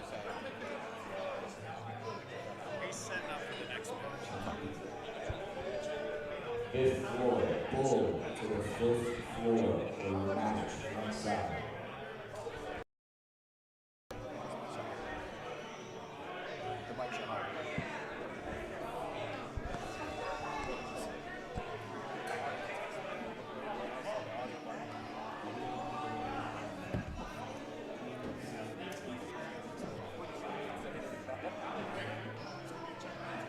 Check 1 2. Check 1 2. All right, we are back here live at Ace Axe Throwing, waiting for our featured lanes to pick back up. But our roving camera guy is going to pick up lane 1 and 2, Bobby 4, taking on Joey the Hat. So more back-to-back Joey the Hat action. We've heard his name a few times called out in the chat. Call out your favorite players here in the chat. We're happy to respond back to you as we watch the game Rover O and Joey the Hat. This is Bobby 4, not Rover O. That's right. So that is important to note. Yeah, keep in mind the bracket looks a little different than the actual. So we are in fact looking at Bobby 4 and not Rover O. So if you look at the bracket and you're confused by that, just like we were when we first had it, that is where we are, and that is who is competing here in lanes 1 and 2. Live at the Ace Axe USA Championships. Bobby 4 currently has a 2-point lead over Joey the Hat. We'll see if he can take down round 1 in this best of 5 still. Not quite into the best of 7s yet. Still got a little ways to go as we are getting a ref's call on Bobby's last throw. And the ref is in there checking it out and waiting to see the update here on the scorecard. It was counted as a 3. We left the axe. Joey the Hat taking his throw. That is a solid bullseye out of Joey the Hat. Also, let us reintroduce ourselves if you're just joining us here on the live stream. I'm Big Rick, joined by Jane and American Kyle, here live at Ace Axe Throwing, and really one of the heart of what was once the most booming steel town part of the city of Pittsburgh, and now a very booming and vital part of the Pittsburgh area, the waterfront. And we are on 8th Avenue in Homestead, and it is hot action inside as we've seen some really great matchups. Bobby 4 stepping up, and it is big axe time in lane 2. And that axe, when that axe was thrown, is there something hanging off of that? It did look that way, huh? Yeah, there was like a flap or something. I'm not sure what that looked like. It could be just a little bit of grip tape. Perhaps. It came off, but it looks like there's a small deliberation happening behind the scenes, but Joey the Hat is stepping up to take his throw. He needs to hit a bullseye to keep it going. My apologies. He went for clutch. And I mean, it looks like he's in. There's a clutch from Joey the Hat. Bobby 4 looking to match. And he is going to be off to the right. High and right, and I believe as the scores settle down, Joey the Hat does take game 1. Heading into round 2, competitors switch sides. So we saw Joey the Hat win the last matchup. Was that 3 straight in the last one for Joey? I don't believe so. I believe he dropped the game. I'm not 100% sure on that. I know 2 of those rounds were incredibly close, and it did come down to the last throw. All right, well, they are back to it. Oh, that is actually, it's not something that's coming off of the axe as much as it's coming up off the board. So when the board is being struck, part of the cottonwood is flopping back up, and you see it again. Yeah, that's definitely that same board that we were talking about in the last match, that the split went down the middle, and it's still giving way there. You know, I'm expecting a board change to come out soon. It still looks like a very playable board from where we're at. Yeah, However, no, I think it is. I don't think the board is really all that questionable. We've seen boards really beat up in these tournaments, but yeah, I don't think it's so much it's a bad board. I just think it's just that one flap as they're going for clutch. Let's see. It's looking a little outside for Joey the Hat. Same with Bobby 4, I believe. That's right. We are going to the first big axe round here. Both players going to look to bullet in first.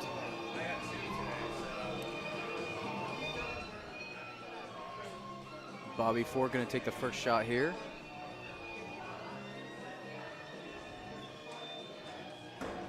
Nice attempt, but certainly in the 3 range.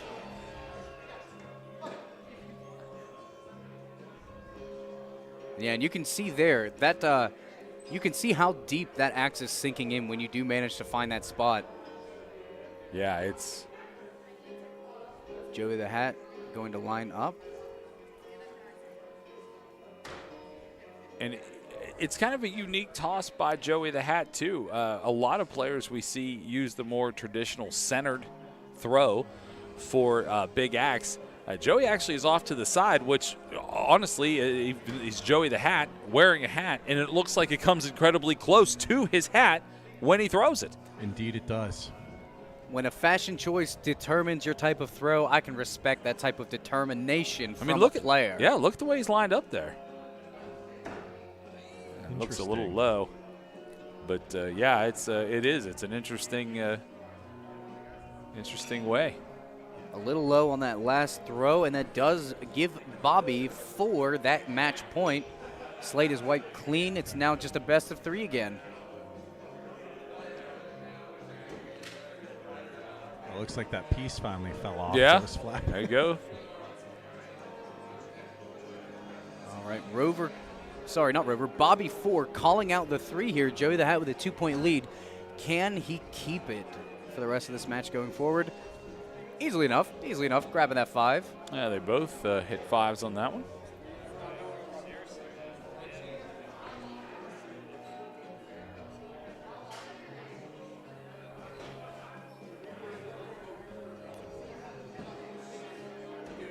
A couple of matching bulls on that throw as well. And you can see both of the players significantly slowed down the pace of their throws.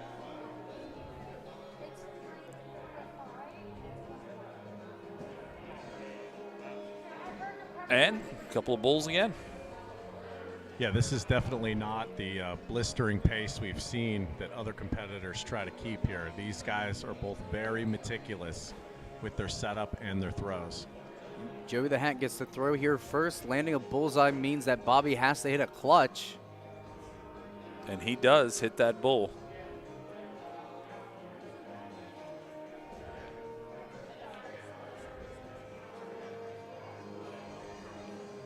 Shot. And he is high to the north of the green dot.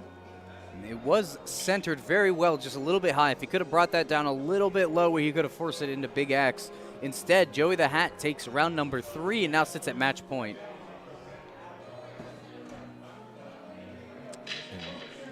And Joey does not look to be slowing down. Right, it looks. Oh, they're going to have. Oh, there you go. I was going to say. That looks like a ref needed in to check that out. I do think the ref awarded him 5. No? No, that No, he was didn't. a 3. It did break the paint, apparently. Joey the Hat once again takes a 2-point lead in the first throw. And that one is definitely north of Yeah, it's definitely a 3. the black paint. Again, looking a little bit high. Now with a 4-point lead, as long as he hits a bullseye every single round from now on, he can lock it away. And I do think Bobby Ford collected a bullseye on that one, but so did. Yep, pair of 5s. Bobby is really praying for a dropped axe here from Joey. I think that one's that's also another north. 3. Yeah, Yeah. and Joey the Hat is sunk in there. With that, Joey the Hat really just needs to sink anything above a 1 to be able to clinch the game away. And he does. And at this level of competition, you rarely see a 1. Yeah, I was going to say, if you wanted me to get up there and pinch throw for him, then yeah, he would probably get a 1. But able to put that one away. And it's interesting how you'll see a lot more 0s than 1s in this game, because generally nobody's hitting for that blue circle. When you see 0s, it's because they're attempting to hit that clutch, or you get the very, very rare the axe just doesn't stick at all. Yeah, no, for sure. So that will conclude that matchup in lanes 1 and 2. Lovely little view of one of our wonderful axe coaches and refs, Nate, off to the left there with that beautiful axe throwing logo. And as we pull up the bracket here, let's see who our new match is going to be. Are you excited? Is there somebody that you want to see coming back onto the streaming lane? Well, boy, I got to tell you, I really am interested to see what happens next with Justin F. I mean, we have yet to see Fancy Lad yet either, right? No, I don't. We've not called a Fancy Lad yet. Yeah, so that would be nice.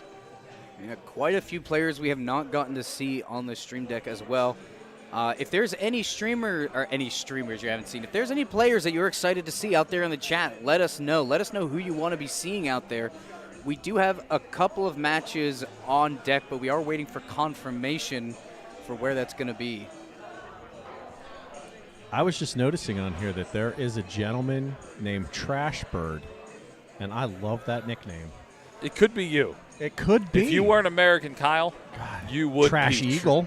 I'd be all right with that. You could be a Trash Eagle. I'd be all right with that. Now, hold on. I don't think there's anything trashy about our national bird here, fellas. No, that's true. In fact, I do know for a fact there is a minor league baseball team in Alabama called the Trash Pandas. That is true. Really? That is The true. Trash Pandas, The yes. Trash Pandas. Oh, I love Named that. after raccoons. Yeah. Wonderful little buggers they are. Yes. Yeah, Trash Yes. Pandas. Those are your nemesis. Whenever you're a trash man, raccoons are your nemesis, day in and day out.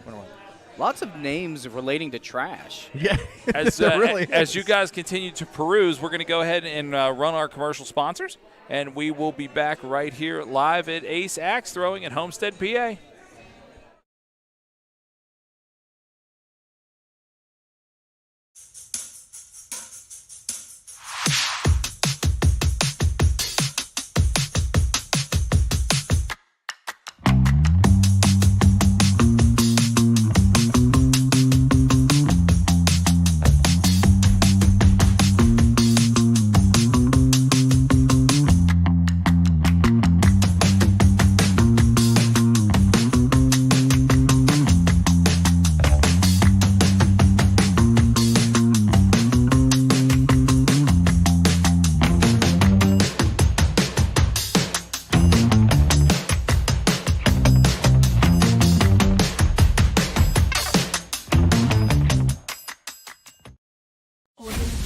Ace, a skilled sharpshooter in their respective tradecraft.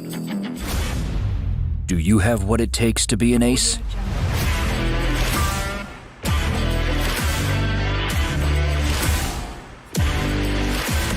Located in Homestead, Pennsylvania at the Bank on 8th, Ace Axe Throwing is the place where you and your friends can throw axes, drink, have fun, and compete to become an ace. Open Monday through Sunday. Book your tickets online today at www.aceaxethrowing.com. Discover who the ace really is.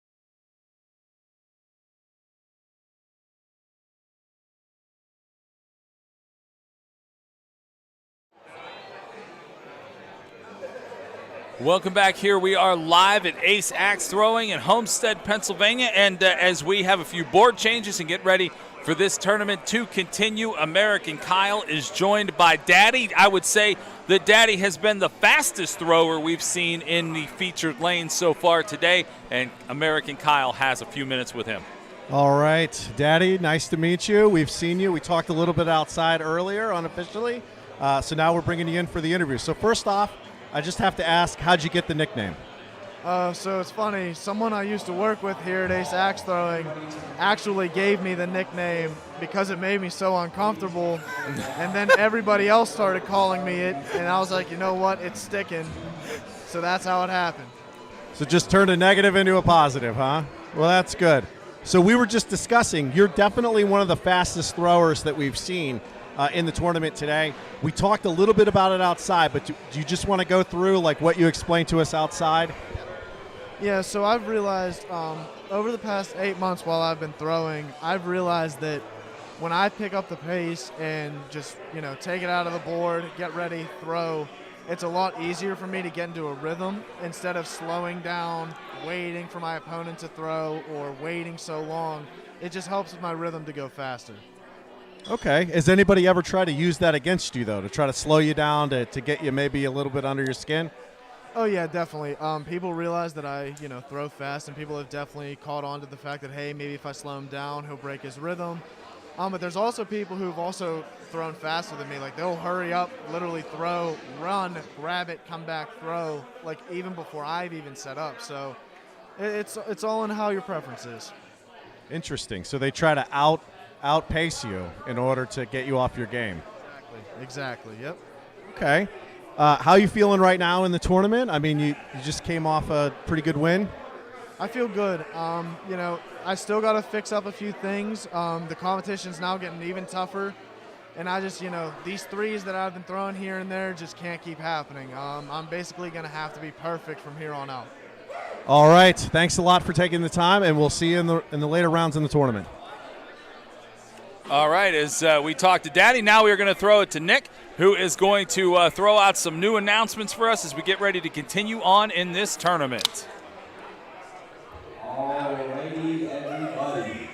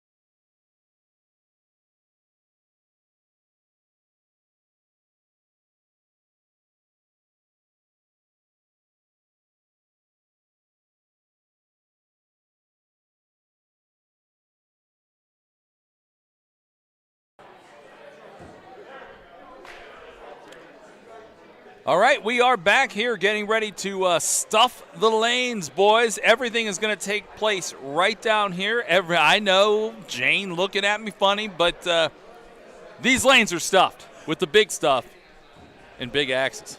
These lanes are stuffed, and the crowd around them is getting stuffed as well. Now that we've moved all of our matches down here to the bottom floor of Ace Axe Throwing, we're getting to see a lot more, not only of the players simultaneously playing these matches again like we saw earlier, but we're also seeing the other players who have already been knocked out just watching, waiting, looking at the rest of the competition. That being said, though, we are already into our best of 5 between Connexican and Applegate. both players throwing bullseyes for their first 2 throws, and honestly, I'm anticipating a lot more 5s from here on out. Well, I would think so. Now we have the best of this tournament on this floor. So we're going to see some big stuff from these guys. Lots of 5s and hopefully lots of the big acts. Competition running high, and you got to wonder, Connexicon, the competitor that he is, we've talked to him before. You know, you wonder if he's like a Michael Jordan. He took that loss. Wonder if he takes it personally. I mean, even Michael Jordan can miss shots sometimes. There we see Connexicon dropping a 5. He did break the paint there into the 3. So shaking his head, too. He's got to hit that clutch if he wants to take it into the big axe. And when it's a best of 5, remember, we are in the B bracket. Every single game counts here. Ooh, that is, looks like it's a little to the left. Shanked a little left, but we are going to measure it just for posterity. Connexicon not happy with that throw either. No. We have seen a few surprising clutches actually getting measured out. Remember, folks, with the smaller diameter of that clutch, the wiggle room that you have to be able to get it through and through, 1 3/4 in, is even tougher than it used to be. And I mean, I'm not a professional thrower by any means, but the clutch has always been elusive to me. It requires you to change up your entire stance, and especially with the other throws, it is more difficult. But with that measurement, it was confirmed Connexicon did manage to get the clutch taken into Big Axe for round number 1 in this best of 5, and I think this is the type of action that we can expect to see for the rest of this match. Well, and this is one of the things that when we talk to Connexicon, he's very, very confident in his Big Axe skills, but we saw that was to his detriment in the last match where he lost, so it's interesting to see if he made any adjustments. And here comes the Big Axe, Connexicon, up. That looks like a clean 5. He might have broke through, but we're getting the thumbs up. Yep, Applegate has to match. And it's important to note here, looking at these 2 players' stats, Applegate does not lead in many of the categories here, but Big Axe wins. He's currently at a 10% advantage, and he's showing that advantage right there. A clean 5 coming back. That is tough. They're going up. All right, we're going into the clutch shots here. Remember, with this modified Premier League rule set, you are allowed to touch clutch when you get to Big Axe. All you got to do is break the big paint. All that is different is that 5/8" shrinkage as Connexicon takes a shot. Off to the right. Oh, yeah. Actually, that wasn't even close. Here comes Applegate, the Carhartt kid. He's got his overalls on and ready to throw.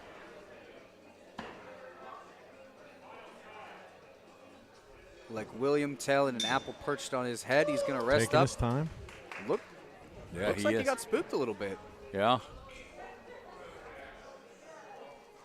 Wow. Ooh, wow.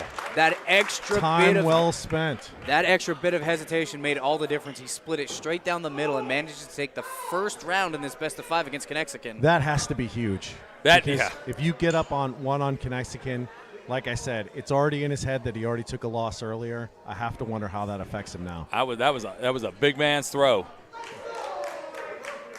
But he's firing back with bullseyes.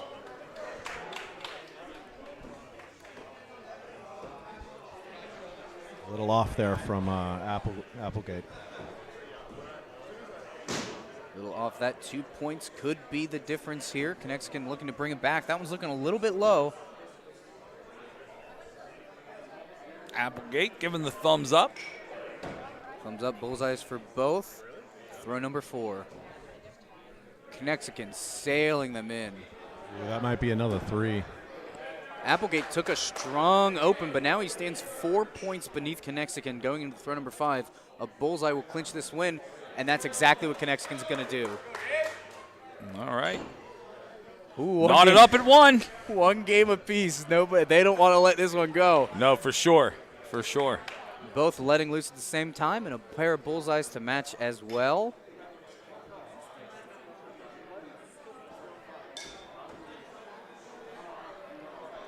Well, Applegate definitely hit a 5. Yeah, Connexicon just kind of sinks it to the left. Got to shake it off. Got to get out of his own head. And that one's low for Applegate. All right.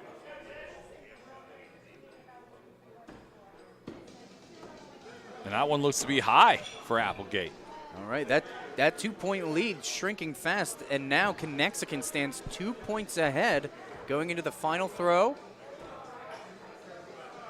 We see a thumbs up. He's calling for clutch.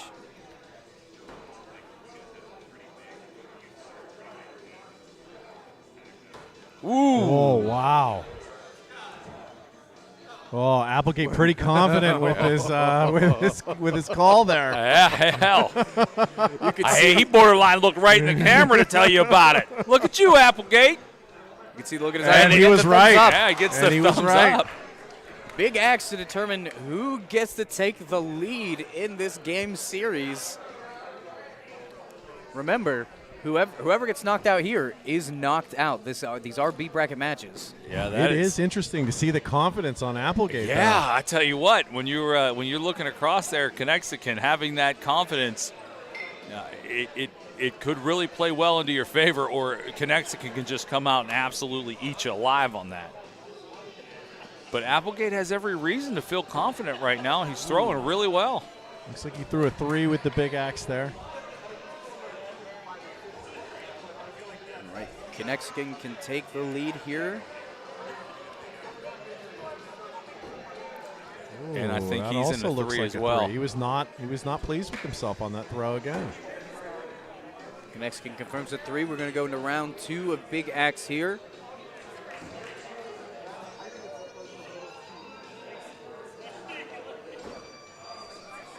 Once again, just a little bit too high.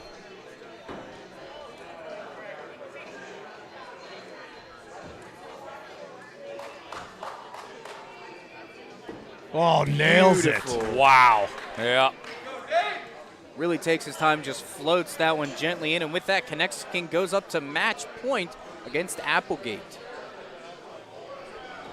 We got Let's Go Appleseed. Let's see if this apple seed can bloom into an apple tree. We got Big Axe going on in lanes 1 and 2 right now. Loving it. Absolutely. It looks like Appleseed might have chunked it there, went down to a 3, but Connexicon did strike true and grab himself a 5. Oh, I'm trying to keep eyes on both lanes here, and it looks like Big Axe over in the first 2 lanes continues as Connexicon continues to deliver in lane number 4. Holding on to this 2-point lead. We'll see if he can keep it going all the way through. It does look like good and good. Another pair of bullseyes.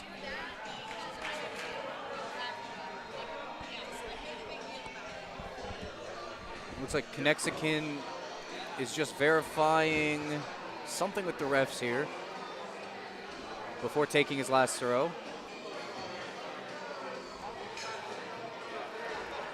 No, I mean, it looks jolly, whatever it is. Nobody looks to be very upset, but just getting a little clarification on something. He might. Did he reach down for his clutch axe? He did.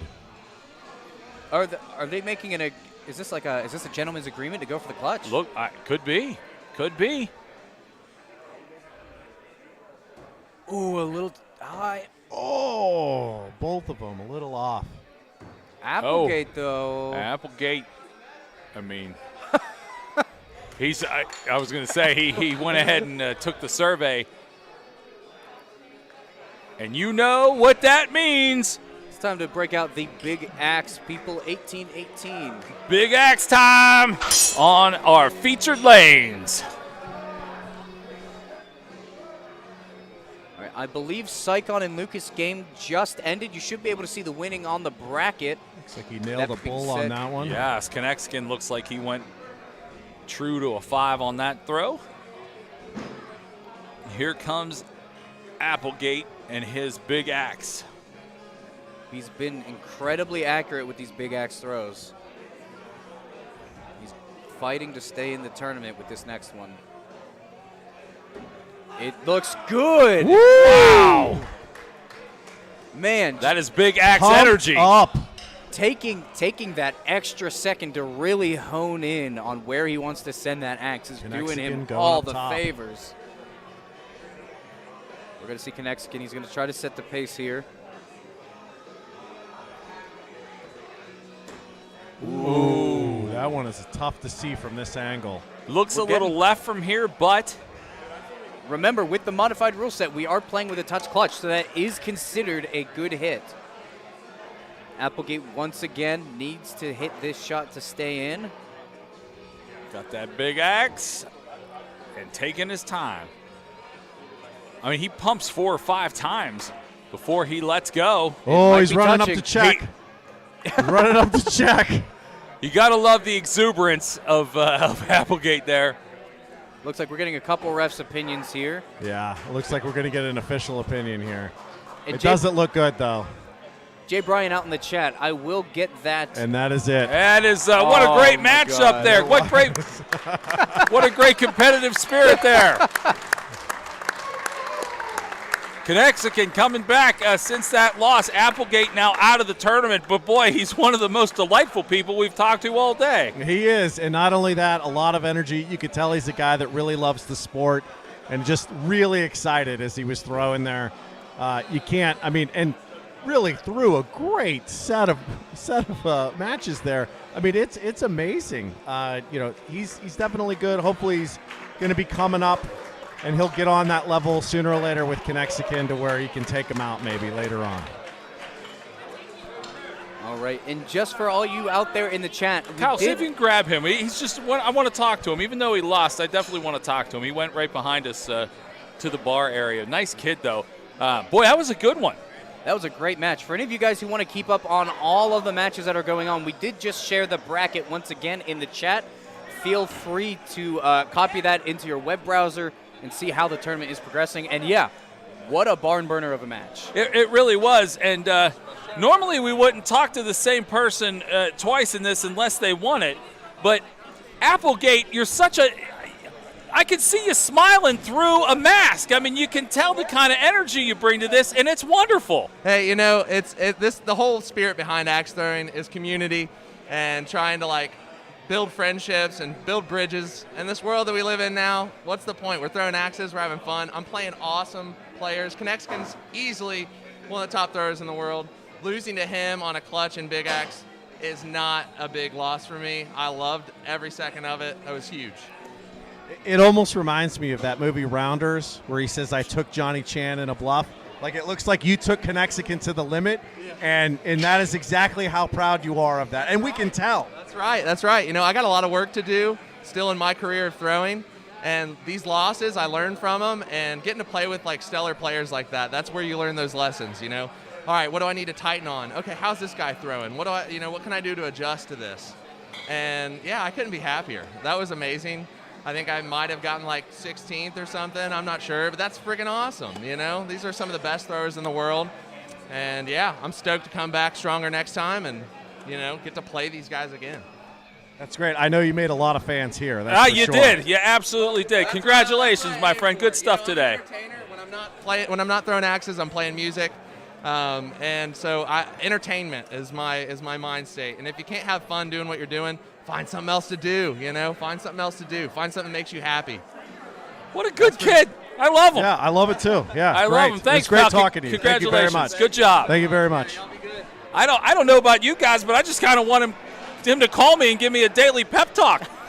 I mean, I just want to get out of bed and listen to that kid. Get out there and do your thing. No joke. What a great attitude. Incredibly encouraging, and that's just a little slice of the axe throwing community that you really get to see and the environment that you get to be around with all these players. Yeah, it really makes this a lot more fun. I mean, truth be told, you don't know what to expect during something like this. So we are going to go ahead and learn from these players as they compete with each other and how they interact with each other. And so far, it's been so positive. It's been wonderful. It's been wonderful. Yeah, and I still can't seem to get enough of Applegate. I think we have a very short player video actually for Applegate. We'll see if we can queue up that video here momentarily as we do wait for our next match. Oh, that would be true. Hey there, I'm Michael Applegate, Grammy nominated in Nashville, Tennessee. I've been throwing axes competitively for about 4 years. I got the opportunity to play with Team USA last year versus Canada at the IATF Championships. Currently, I'm ranked 27th in the world right now. Very excited for this American Championship in Pittsburgh. Thank you, Ace Axe Throwing, for putting this together. I got sponsored about 2 years ago by Tennessee Homegrown. It's a local CBD company here in Nashville. And yeah, I'm really looking forward to having some great matches against some old friends.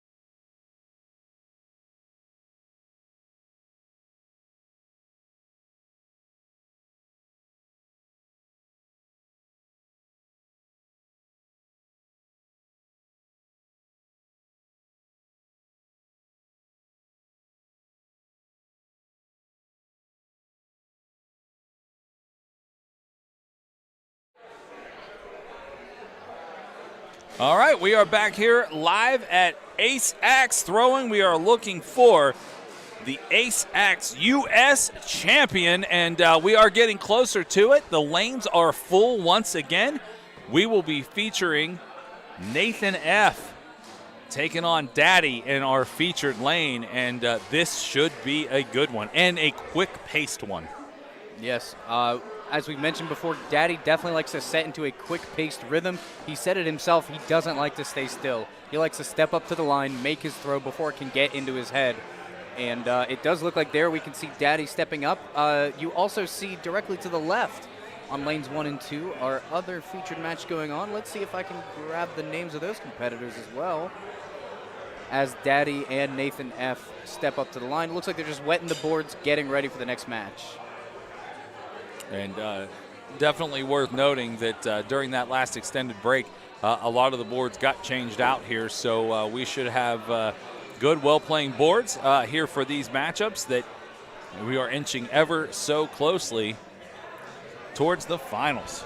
Yep, here on these left lanes, you see Stu by 2 versus Warner locked together, and I would bring up the scoreboard, but it does look like we are prepping and finally ready for the Nathan F. versus Daddy match here in our premier lane. And both players step up to the line to take their first throws. Love the interview American Kyle had with Daddy. He was just like, well, he did it to make me uncomfortable, so I just ran with it. If you have a name Daddy and you look like you are way too young to be an actual daddy, there's something about that does seem uncomfortable, but he is using it, and again, he is throwing at a furious pace. Yeah, definitely turning a negative into a positive there. He seems like a guy that likes to do that. Very competitive, too, you could tell. Well, you have just a top-notch clutch throw over there in lane 1. Whew. Right, the way the score currently stands, we are tied as Nathan did throw 3 there. Going into throw number 4, Daddy sinks a bullseye. And I can't quite see past the ref, but it does look like a bullseye there on the cast as well. Tied up 18, final throw. And we're probably going to see them try to take it to Big Axe once again. Well, I think like Nathan F. Yeah, Nathan F. looks like he threw a 3, and he is going to call it a 3. He calls it a 3, and just like that, the first round is over. The match point goes to Daddy by 2. And again, he is already up and thrown. Both competitors have. Daddy looking, surveying, and he is going to ask for a second opinion before he pulls his out of the board. You got the light out, and we are seeing a thumbs up from the official. A good bullseye. Nathan F. lines up, going to take the next shot. Currently bullseyes for both. And it looks like another pair of bullseyes. You're welcome, Jay. Was looking for the bracket. It is up there in the chat. That's right. As we are, I believe we are in the top 16. Yes, I believe so. Feel free to follow along through that link. And thank you so much for everybody tuning in from home, enjoying the wonderful sport of axe throwing here at Ace Axe Throwing. Looks like we have, once again, a tied game going into the final throw. And Daddy is just mowing them down. It looks like Nathan F. is high. Yeah, it does look like he's high. I mean, he's calling for an official ruling, though. It looks like he's calling a 3, but also shrugging a little bit. I think he just wants someone to confirm his suspicions here. And the ref does confirm that is a 3. Second match point goes to Daddy. So Nathan going down 2-0 there. And he's been our David so far in this tournament. You know, he took down Goliath, and, you know, he's been chugging along ever since. But it's not looking good for him this round. No, not quite, as we do go into round number 3. A couple of 5s there in the second tosses. Well, at least looks like it from here, but they are going to get the official out there to see what Nathan F. did. Nathan playing an honest game. And they're going to go the thumbs up. The bullseye is good, and that's good news for Nathan. He's currently down 2 points and a 3 there. Going 4 points down, going into throw number 3, does not bode well. Got thumbs up there from both in throw 3 of this third round. Throw 4, Daddy's holding a 2-point lead. It looks high for Nathan F. He is going to call for the thumbs up, and they agree. Daddy with a 2-point lead, probably looking to force Nathan into a clutch situation.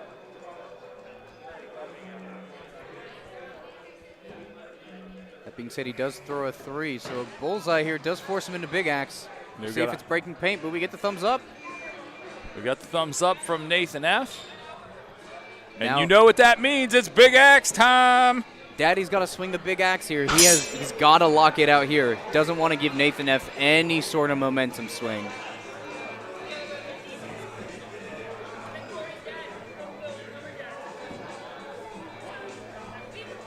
Nathan F. lines up that shot. Ooh. Boy, and he drops that axe really far behind his head, like down past his neck. Yeah. Whereas you look at a guy like Daddy throw here, and in one quick motion, his motion is a lot more fluid. And he nails it. That's a solid 5 with that. Big Daddy sweeps the series 3-0. There you go. That is the end of that one. And who did you say we have over in lane 1? We could probably get to some of the bonus action there while we're waiting for our lane to reset. Absolutely. Over in lane 1, we have Stu by 2 versus Warner, currently in round 4. Stu by 2 has 2 points to Warner's 1. And currently they are on throw 2 of this match. Warner leads by 2.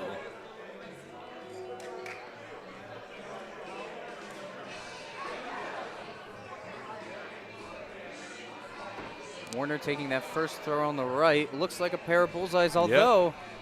Well, they are checking that out. We could be seeing a 3.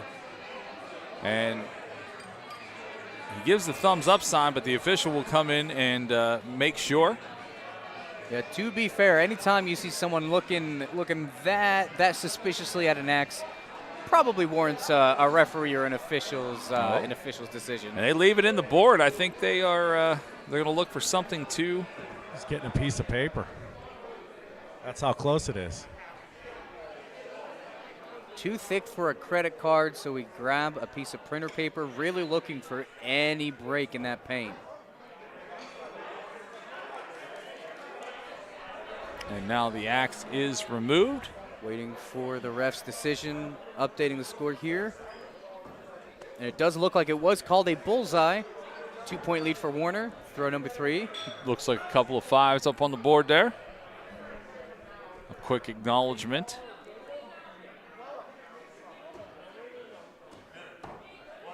Ooh. Looking a little low from Warner. On a little left.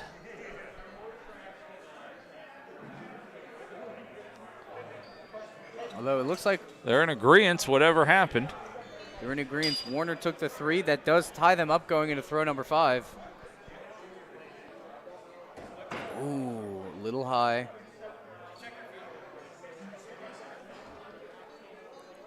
And that one looks like it just whiffed off to the right completely. But with that, that means they're taking it to Big Axe. Nice. Big Axe. Nice. We got that Big Axe energy over on lane 1.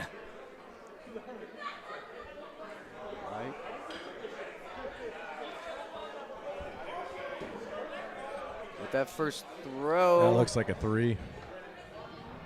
It's a confirmed 3. We got a match here. And an interesting big axe technique here that we're seeing. One-handed all the way down at the length of the handle. That's got to be a heavier throw. It looks like it's another 3 coming out.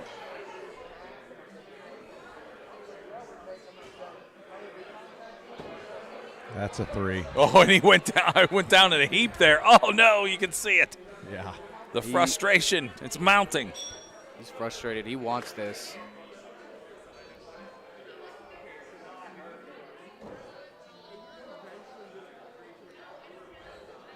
Really lining up that shot. And it looks to be a little to the left.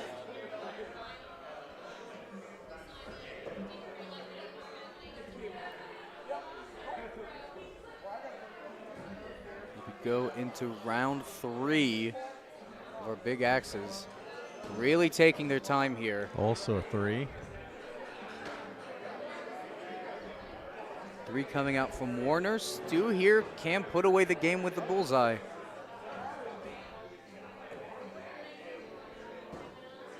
Oh, that's close, but it looks like a 3 also. Yeah, so this this bonus coverage is getting down to it. Obviously, Stu by 2, looking for the win here. And is that over? Oh, he must have. Yeah, He must that's have called it a over. 5. Wow. Interesting. Okay.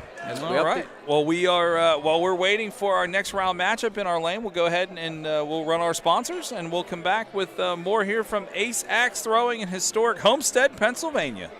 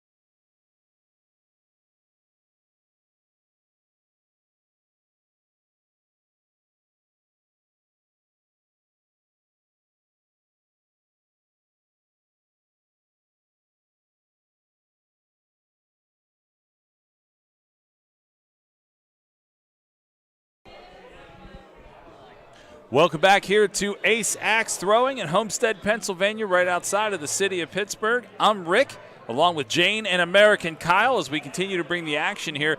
And we've got a hot one over in our lanes 4 and 5. I know Jane's bringing up the bracket right now. Corbin D versus Ziggy Stardust. And, boy, this is a hot one. Tied at a best of 5. They both have 2 games apiece. These throws are determining who gets to go forward into the bracket. And they are currently on Big Axe. We have an official in the lane trying to measure that out to see what is happening over there. We don't have the best vantage point of this lane, but our hard-working camera crew is making sure we can get some kind of shot of it, and they're going to call a 3 on that one. Calling a 3 here, and as we update the score, that does mean Corbin can lock it away here by throwing a bullseye. Nice little overhead shot. We get to see Corbin's. Great vantage point. All right, and we're looking for the call from the refs. And that's it. That one comes to an end. And just like that, it's another game that comes down to around 5. I think as we get a little bit further and the competition becomes a little more, I don't want to say evenly seeded, but we're seeing who's on their hot streaks, who's feeling a little bit colder, and now we're going to see a little bit more consistent matches. I'm expecting a lot more games going right down to the final round, and I'm expecting to see a lot more Big Axe. And I would imagine Nick's going to bring us the announcements next. He's actually looking for the microphone, so we will know shortly who are going to be in our next round of competitors in our feature lane of 3 and 4. Also able to bring in some action from lanes 1 and 2. Let us know in the chat who you want to watch. Who are you in this chat for? We have the question. Oh.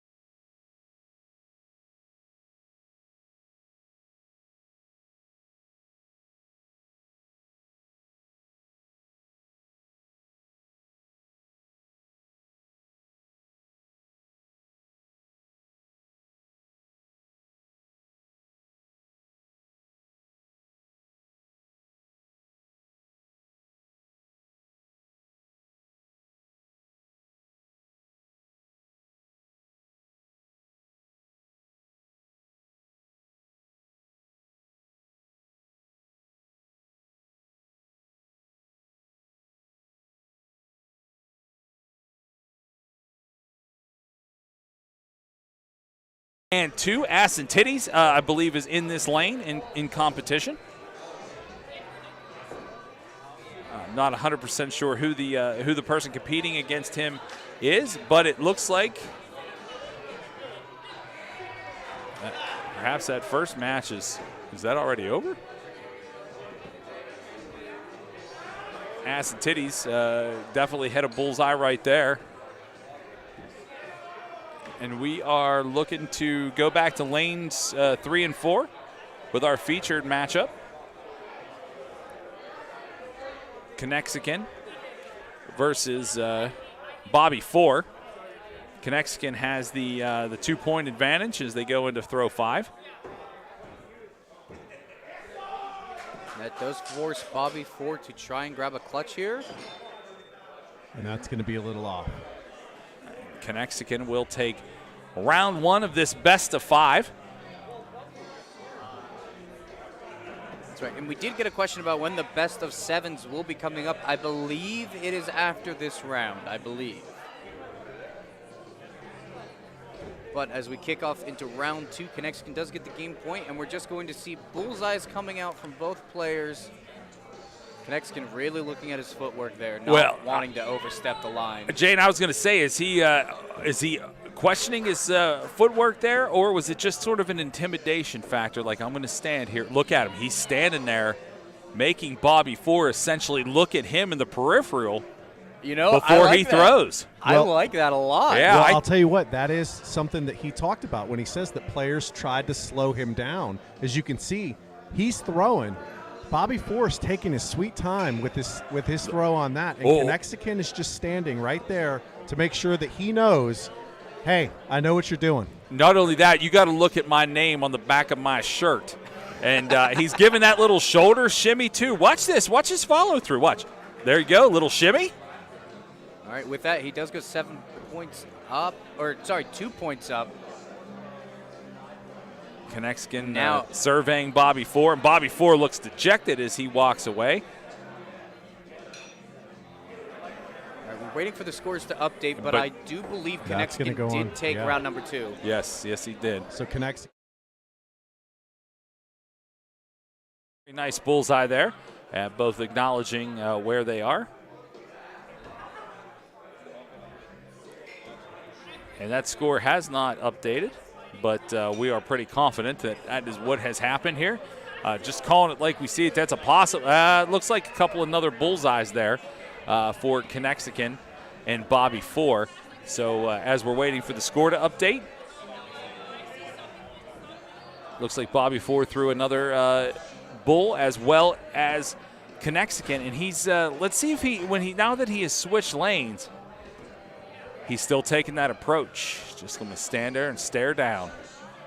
And it could have. That's going to do it. Yeah, I was going to say it could have thrown Bobby off a little bit. Doesn't look like Bobby is. He calls a 3. Quite there, and he looks very frustrated as Connexican looks, I believe, maybe to close this one out. Again, we apologize. I'm not sure why the scoring hasn't updated, but Connexican is throwing nothing but bulls here. Bobby going up top. He's going to have to. Got to do it to try to take the big axe. And that's just a little off. Manages to get the clip, but not enough. Remember, you need that 1 3/4 embedded in the green paint. And that's game, boys. Connexican makes short work of Bobby Four. And if we can, let's go ahead and switch to our lane 1 and 2 matchup. Ass and Titties over in that lane. We'll see if we can get an update there. Two gentlemen obviously still competing. And they got big axe energy over there in lanes 1 and 2. Loving it.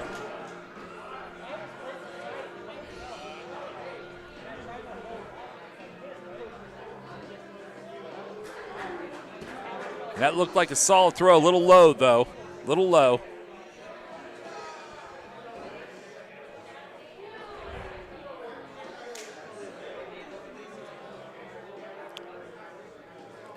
Ass and Titties asking a question of the official there.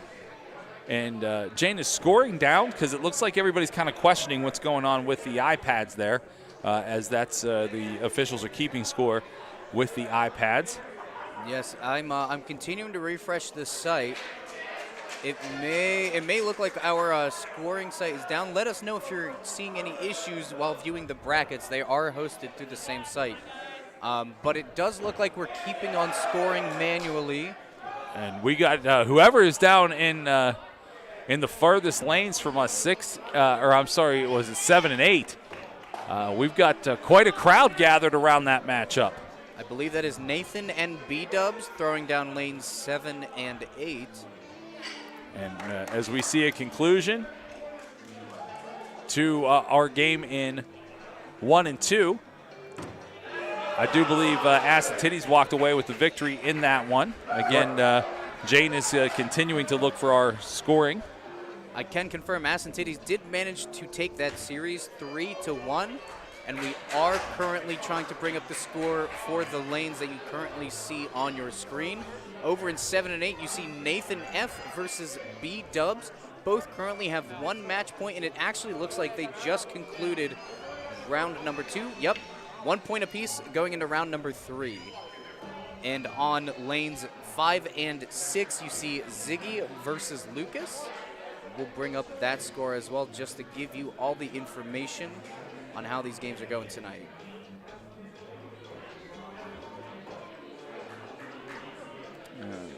Looking from our vantage point, looks like this lanes 5 and 6 looks like a pretty good matchup. From here, I can tell that looks like a bull in lane 5. 6 looks true as well.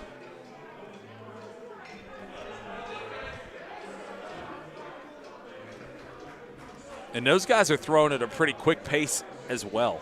Yeah, it looks like they're burning through their throws. Yeah, there's a clutch throw. Yeah, I can't get the angle on it from here. The official going to go out and survey that clutch that we find in lane 5. I do believe he gave the thumbs up on it.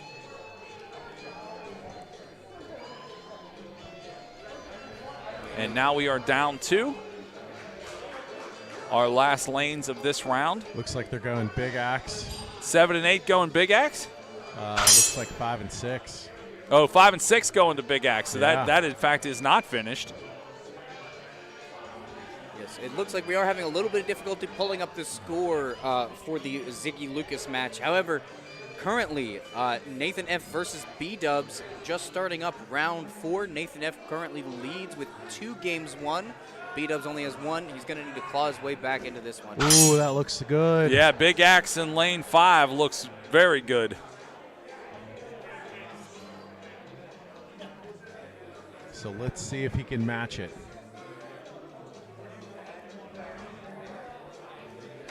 And that looks high. Yeah, that one looks high. So trying to sort out a couple of different games as we've got going on here. Of course, in our featured lane, quick work made by Conexican over Bobby 4. You may see him in your bracket as Rover O, but that was definitely Bobby 4. Big Axe continues. Another nice throw there in lane number 5. And I think we're getting to see a lot of the different styles of throwing as we're moving forward. We see throwers like Daddy and Conexican constantly trying to put them away as soon as they step up to the line. A lot of these players, it might be the pressure, it might be their personal throwing style, but we're getting towards the last legs of this tournament, and it seems like a lot more players are taking their time, making sure they're lining up their shots instead of trusting their gut like we see some other players throw. Yeah, no, that's true. Not only taking their time, but we're also seeing a lot more bulls on the big axe, and I think players are getting more comfortable with the big axe throws as they go along as well, too. A majority of the practice throwing I've seen today has been with the big axe, trying to bull it in, trying to nail that clutch. Ooh, wow. Yeah, hard to tell from this vantage point where that went, but going for clutch up top in that in lane 5. Calling for an official there. Could this one be going to Chuck Norris? Thank you, Chuck Norris. Oh, he's saying no. And on lanes 7 and 8, B-Dubs currently down by 2 points. They're going to throw number 4. We see a bullseye coming out from Nathan F. And it's a close call like from he nailed B-Dubs. it. Yeah, that was a big excitement there in lane number 5. Beautiful clutch coming out there. And I see the fist bump coming out. That might have been the game decider there. Yeah, it looks like they're finishing up. All right, Nathan F. and B-Dubs still going strong. He needs to hit this clutch to stay in the match. It's looking a little high.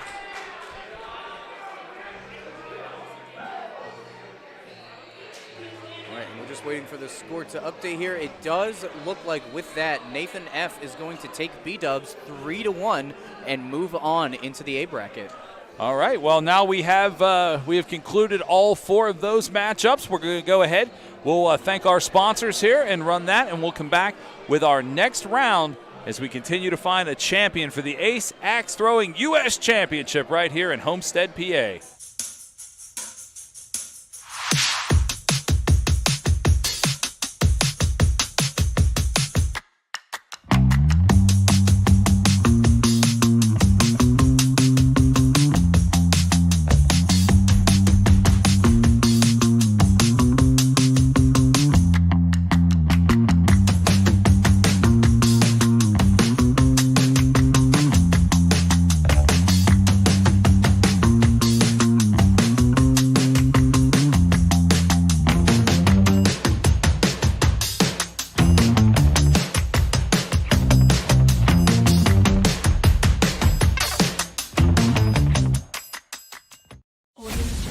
Ace, a skilled sharpshooter in their respective tradecraft. Do you have what it takes to be an ace?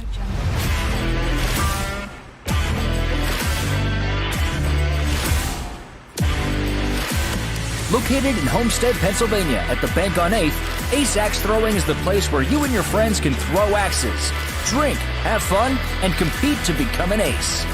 Open Monday through Sunday. Book your tickets online today at www.aceaxethrowing.com. Discover who the ace really is.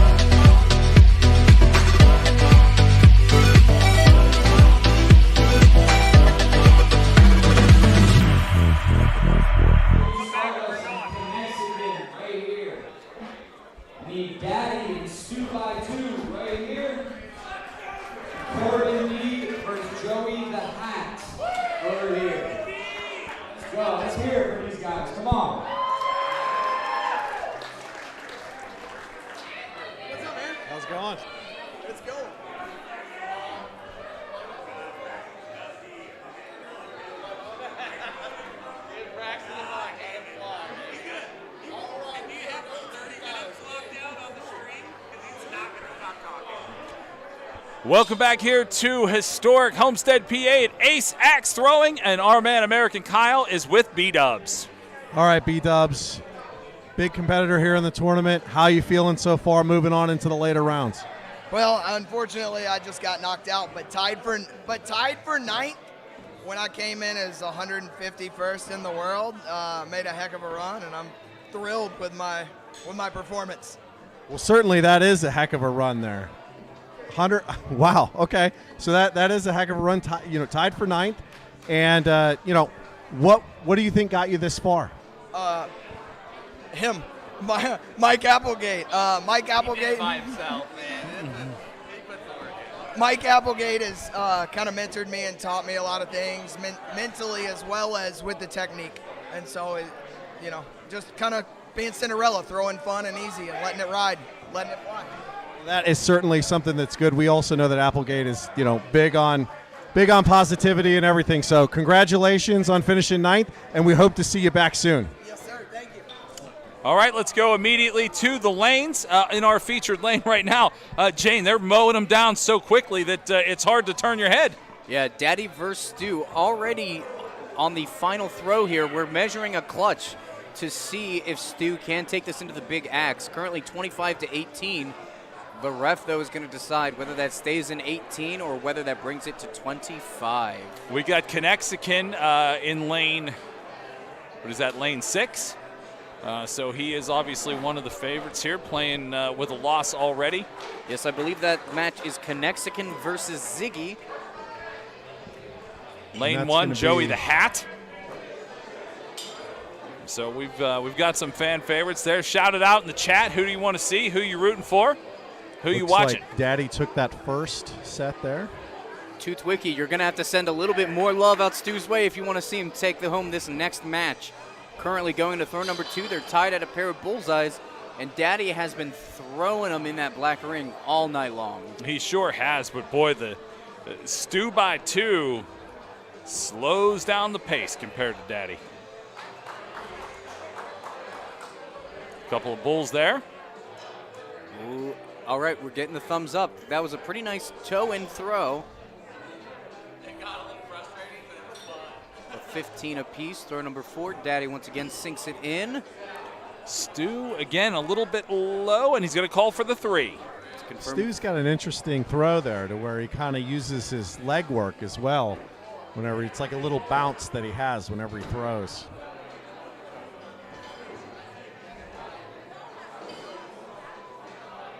Stu got it. Go ahead, guys. Got to hit that clutch to be able to make it through. Ooh. What we got there? Just out? Yep, just out. He touched the paint, but it's not enough. Not enough to touch the paint until you get to Big Axe. With that, Daddy's going to go 2 points up in the series. And Stu starting it off on the wrong foot with a 3 there. That's going to come back to haunt him in the next few throws. And Daddy has taken the first 2 rounds, 25-18. Another 3 out of Stu. That puts him 4 points down. And it's been rare to see Daddy miss that bullseye. It's going to be definitely a hard victory to try to come back from this. Yeah, Stu picked up that bull there. But a 4-point deficit. Daddy doesn't usually let you get back in. Although, as I say it, that's a close one on both accounts, but we are getting thumbs up from both.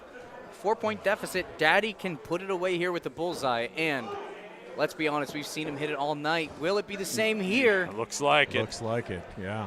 With that, 25-16, Daddy puts away the match in a convincing 3-0 fashion. Yeah, that is the quickest one, one of the quickest ones we've seen. Since we are featured lane is already finished that quickly, if we can, let's try to go over to Conexican in his matchup. They look like they're operating on Big Axe right now over in that lane of 5 and 6. That is right, Conexican versus Ziggy. Conexican currently has 1 match up on Ziggy, and they are only in round 2. They are currently tied 27 apiece in the first Big Axe round here. And it looks like we are getting the ref out to measure Conexican's last throw.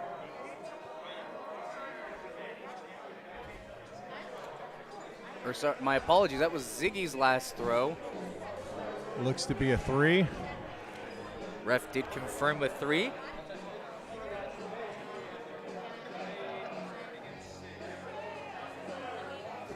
Conexican, Big Axe. That might be good. That might be all in the ring. From our vantage point, we got a thumbs up from Conexican. It is confirmed by Ziggy.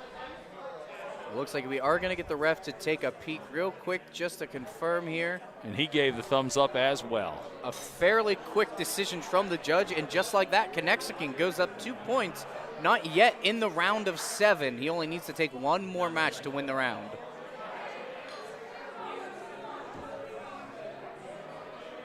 Joey the Hat, meanwhile, it looks like that match may have just finished off over there in lanes 1 and 2. Everybody's resheathing. Ooh, good resheathing. The resheathing coming to a theater near you.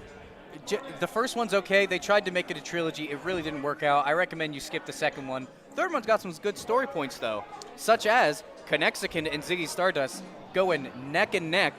Ziggy's fighting for their life here. Yeah, they are. Yes, he is. And again, the Conexican just kind of giving him the slow shoulder shake at the line, letting them know. I could see Vin Diesel playing Conexican in a movie. I think that's the obvious choice. You know, I'm going to have to agree with you there. I absolutely think so. Ziggy misses the clutch. They both called clutch here, so Conexican can try to put it away.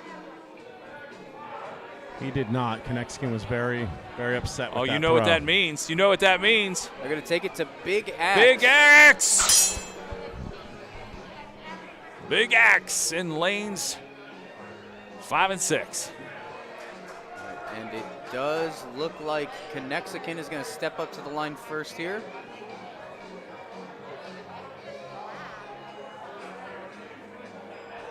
And that looks pure from here. Wow. A beautiful throw, just waiting for that thumbs up.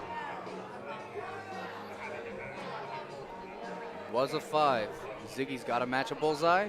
Very confident swagger from Conexican coming back. Well, he's giving that shoulder shake, man. He's putting the intimidation into everybody. Yeah, Ziggy took the hat off. He wants nothing to get in the way of this throw. Oh. And I don't think that it, and that Should is have turned it around backwards. Conexican with the hug and the finish, and he will take 3 straight, and he is back to Patrick McHale out in the chat. I can see Danny DeVito playing Conexican. I can see that too. Oh, there you go. I can see it. Maybe Vincent D'Onofrio. What are you doing? Of course I throw bullseyes. Yes. Ooh. My Danny DeVito isn't what it used to be. True. I wonder. So anyway, bang, bang. So then I started blasting. Yeah, and I started blasting. That being said, we are trying to bring up the scores for what we're seeing over in lanes 7 and 8. That's Ass and Titties versus Nathan Ford. I can see The Rock playing Ass and Titties. Naturally. Yeah. Naturally. Yeah. Likable guy. Dwayne Johnson is Ass and Titties. Oh yeah, I can see it. In this summer's blockbuster film. Y'all are really picking some AAA actors to work in this. Have you seen this tournament? Absolutely. We only have AAA throwers. We might as well go with AAA actors. Yeah. AAA indeed, and we're going into triple ties over on lanes 7 and 8. Right now, Ass and Titties has the advantage. And we're 2-1. We're hearing some cheers coming out from that side. It looks like he did manage to tie it up.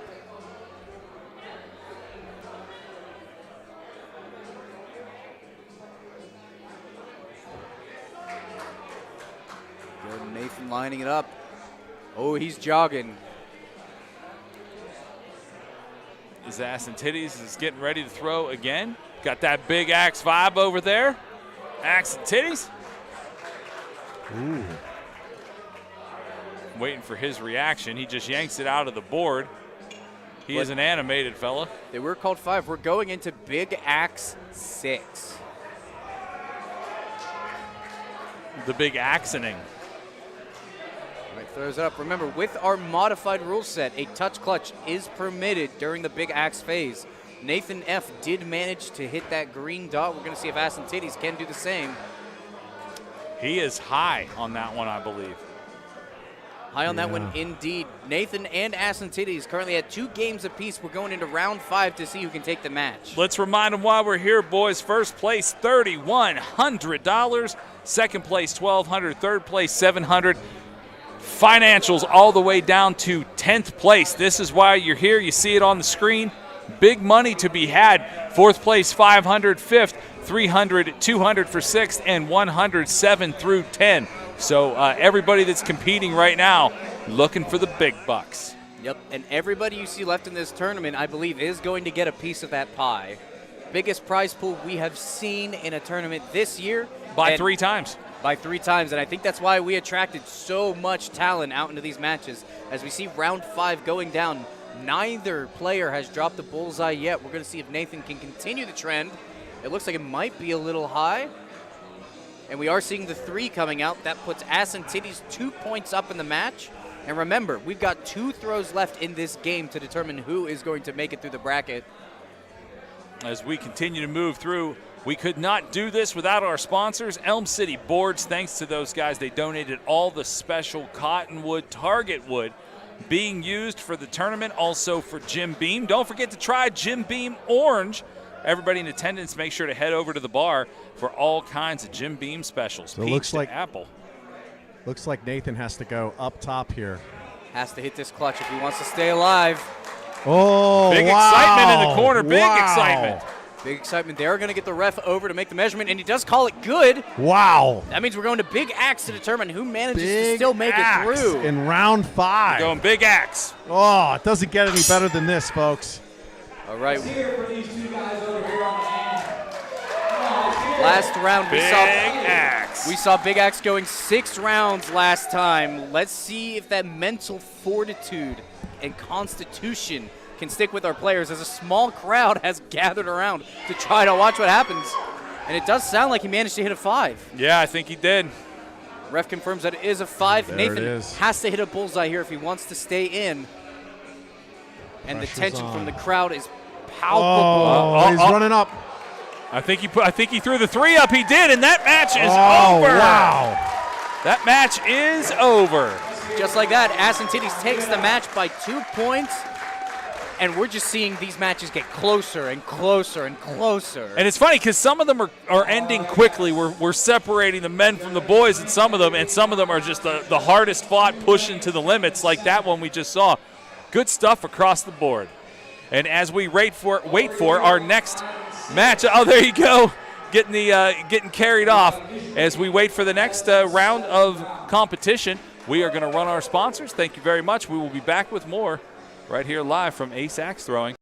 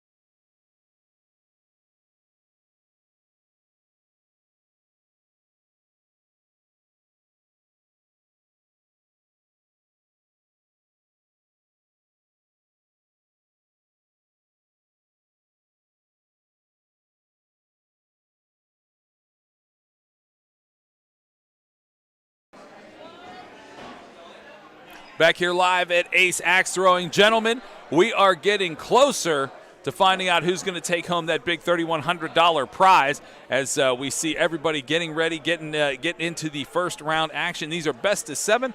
I'm Big Rick, joined by Jane and American Kyle. We'll have shots of both lanes going, but focus here on Connexicon in this round. That's right. Connexicon currently has a 2-point lead with that last throw. Stu also calls a 3. That puts him 4 points up going into the last throw. And like Big Rick mentioned, folks, we are in a best of 7 now. There's a little bit of extra wiggle room. If you can shake off having a bad game, there is room to be able to come back now. And that one ended quickly for Connexicon. Oh, he is just drilling out there. Look at the power stance coming out from Connexicon. He is zoned in. We do have a question out from the chat. If there are 14 ninths, are they going to do a bull-off or a clutch-off? We're not 100% sure yet, at least not here on the caster desk. If it comes to that, we will be able to ask the tournament organizer. In fact, he will be on the desk here in just a little bit. However, Connexicon versus Stu. Once again, Stu puts up 2 threes in a row, and that's a third 3 in a row. Yeah, and again, I think Connexicon's bringing the intimidation. He's stopping at that red line. He's letting you look at the back of his shirt, letting you know, say his name. Say his name. Yeah, there's definitely a lot of swagger that's coming off of that whenever he's in his rhythm there. You can tell he's pushing it, and he's definitely in a zone right now. Woo! With that, Connexicon locks up game number 2. There's no way for Stu to be able to come back with that point deficit. And just looking at the first 2 rounds score, Connexicon 25 each time, Stu 16, second time 14, and it just looks like every time he goes up to start a new match, he gets a little further off of that bullseye line. The wheels are coming off for Stu, and that stinks for him. Seems like a nice guy and a good competitor, but he's throwing against a buzzsaw right now. Connexicon won't stop. He can't be stopped. Well, I mean, but we've also seen that he is beatable. And that's something that, unfortunately, Stu can't take advantage of right now. It looks like it's gotten into his head. But as Connexicon goes on, people are going to think that, I would think, and put that in their head. The guy is not invincible. Titans can bleed, but these axes cannot. As we go into the final throw here, currently 20-16, a 4-point lead for Connexicon, and he may just be able to put himself within match point. And just like that, he does. Every single time we see Connexicon step up, he's not even letting Stu try to throw for a tie, just putting it away every single time. I mean, Stu's almost getting suffocated here, and Connexicon's throwing harder. He looks like he's going to throw through the side of the building. And you saw there in the last match, I'm not sure what that shoulder shake was about. I think it was Connexicon just trying to shore up Stu, letting him know, hey, man, shake off those jitters. You've made it this far. You deserve to be throwing here. Yeah, maybe, but man, he's not missing. He's just not missing. No. And I really don't know how Stu by 2 may have this 7-round opportunity, but I think his chances are slim and none, and Slim just left town. Stu by 2 going door to door. He got a bullseye, but he's going to need a couple of more. Little Book of Mormon for y'all. Connexicon just not letting up on these bullseyes, not letting Stu have any chance to get back into the match. No, it's just, and you could look at the sportsmanship between the two of them. And it looks like Connexicon looks like they're going high. They're going to bring it down to a clutch here.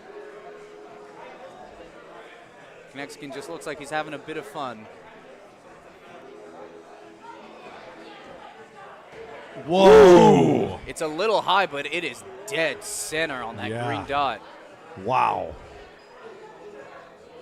Stu lines it up. He can take a match off of this, try to get himself back into it.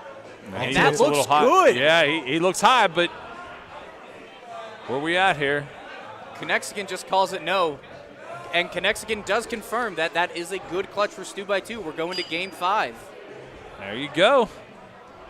Stu's got a long way to go to bring it back in this tournament. And Connexicon just comes out and rifles another bullseye. Going on in our further lanes there in 5 and 6, we have Acid Titties is competing over there. And as soon as we get to the conclusion of our featured lane, we will go over to lanes 5 and 6 for the conclusion of that one. Although Stu by 2 still certainly in this matchup as we continue here, both a couple of 5s. Looks like Stu actually that registered a 3 in the last one, and Connexicon is just still mowing them down. And it looks like possibly another 3. Oh, they're going to go ahead, call it a 5. So still a 2-point advantage for Connexicon here in this round. We've seen a lot of games come down to just that 2-point advantage. It's the difference between shooting a bullseye and shooting a clutch to try to go to Big Axe. That being said, for their 4th throw, they both get 5s. Connexicon's got a 2-point advantage. And with that, he's going to force Stu to go high and try to hit that clutch. This could be it, boys. Stu looking for the 7 points.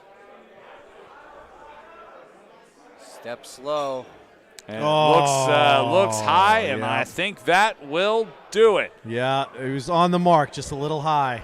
Connexicon showing the love to Stu by 2, and that will be the completion of that one. Connexicon moving forward, and we will pan over to lanes 5 and 6, where we will join the Acid Titties match in progress.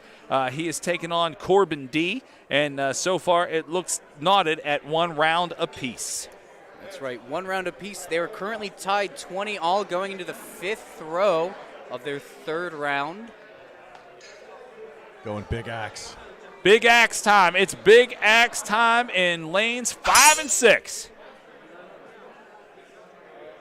Thanks to Emma, who's been on it all day, getting the Big Axe graphics where we need Big Axe graphics. It looks like a 3 from here, but he's calling it a 5, and it is a 5. All right, ref confirms we do get a 5. We need to see a bullseye here out of Corbin.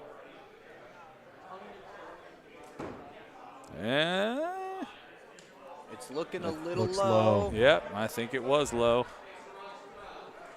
With that, we're going to enter round 4. Ass and Titties takes the lead in the series 2-1 as they both step up for their first throw for the 4th round. Looks like a couple of bulls on that one.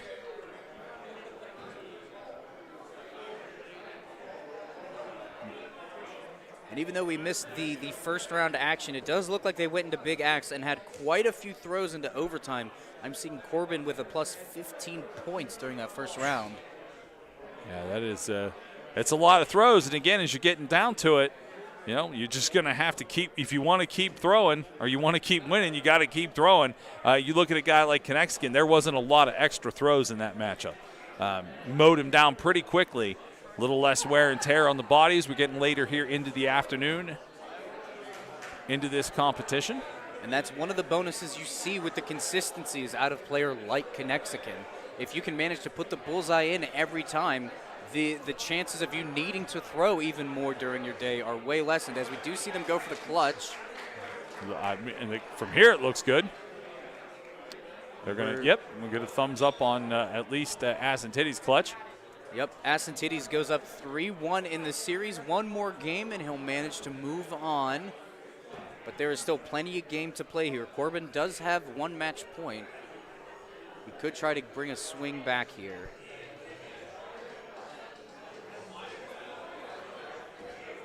Corbin actually puts his arm behind his back completely for the throw. We've seen different things. We've seen hands in pockets, hands down to the side.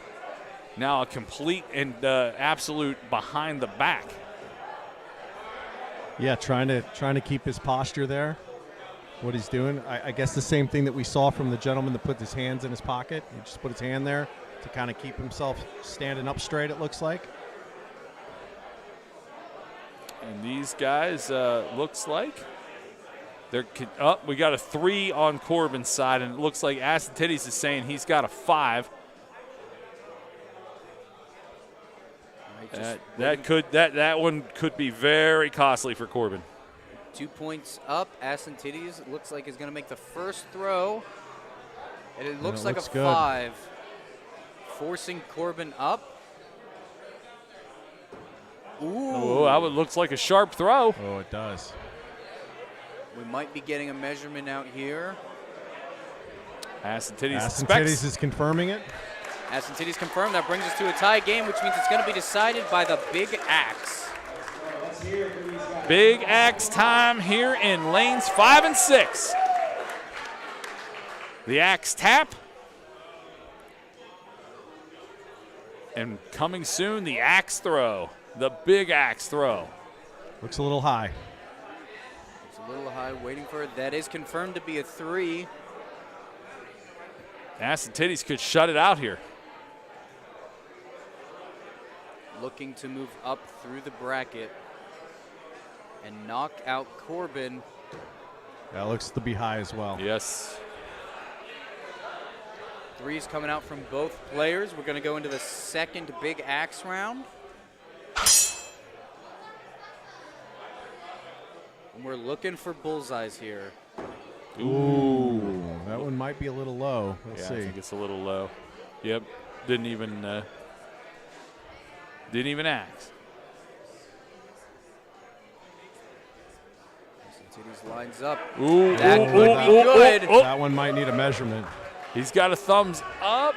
No, he's shaking his head no. Puts up the 3. Wow. Upon closer inspection, the bullseye is no good. We're going to the third Big Axe round. The crowd wanted it. Yeah, they did. The crowd wanted it, and a great crowd gathered around this matchup here.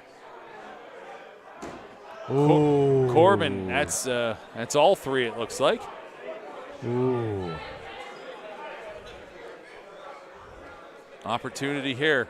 An opportunity to finish. That looks dead center. Asantidis picks up the victory in lane 6. He will move on. Corbin D takes the loss. Valiant effort by Corbin D across the board. Able to pick up 1 round in that best of 7, but a 4-1 win for Asantidis. We're going to go ahead. We'll take a break, and we'll thank our sponsors, and we will be right back with your next matchups in the tournament right here from Ace Axe Throwing in Homestead, PA.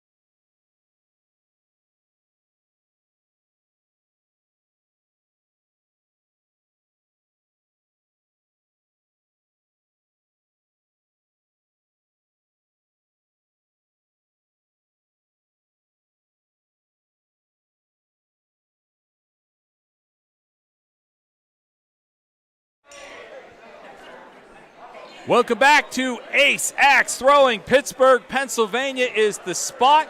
Stepping in is Slab to join myself, Big Rick, and Jane as we get ready for a hot one. Connexican and Ass and Titties, and this thing is already exactly what you expect. And we got Big Axe energy. Let's go. In the first round. Already tied up here, the first round between Connexican and Ass and Titties in this best of 7. And yeah, we want to welcome Slab onto the desk, one of the tournament organizers, a longtime fan of the sport, and Yes, sir. wonderful manager here at Ace Axe Throwing. Slab, thanks for joining us. Thank you guys. Thank you guys. I'm excited. I've been wanting to be here all day. Finally at the point where I can kind of neglect the running duties. It's going to kind of run itself at this point. So I think we're good. And we got the Battle of Pittsburgh right now. Dave and Tish, these guys have faced off in playoffs multiple times. We saw Dave took round 1 by hitting a no-bleed bull with his big axe. These guys have battled out. I've been in, I think, 5 or 6 leagues with these guys. At some point, it usually comes down to these two. So this is going to be awesome.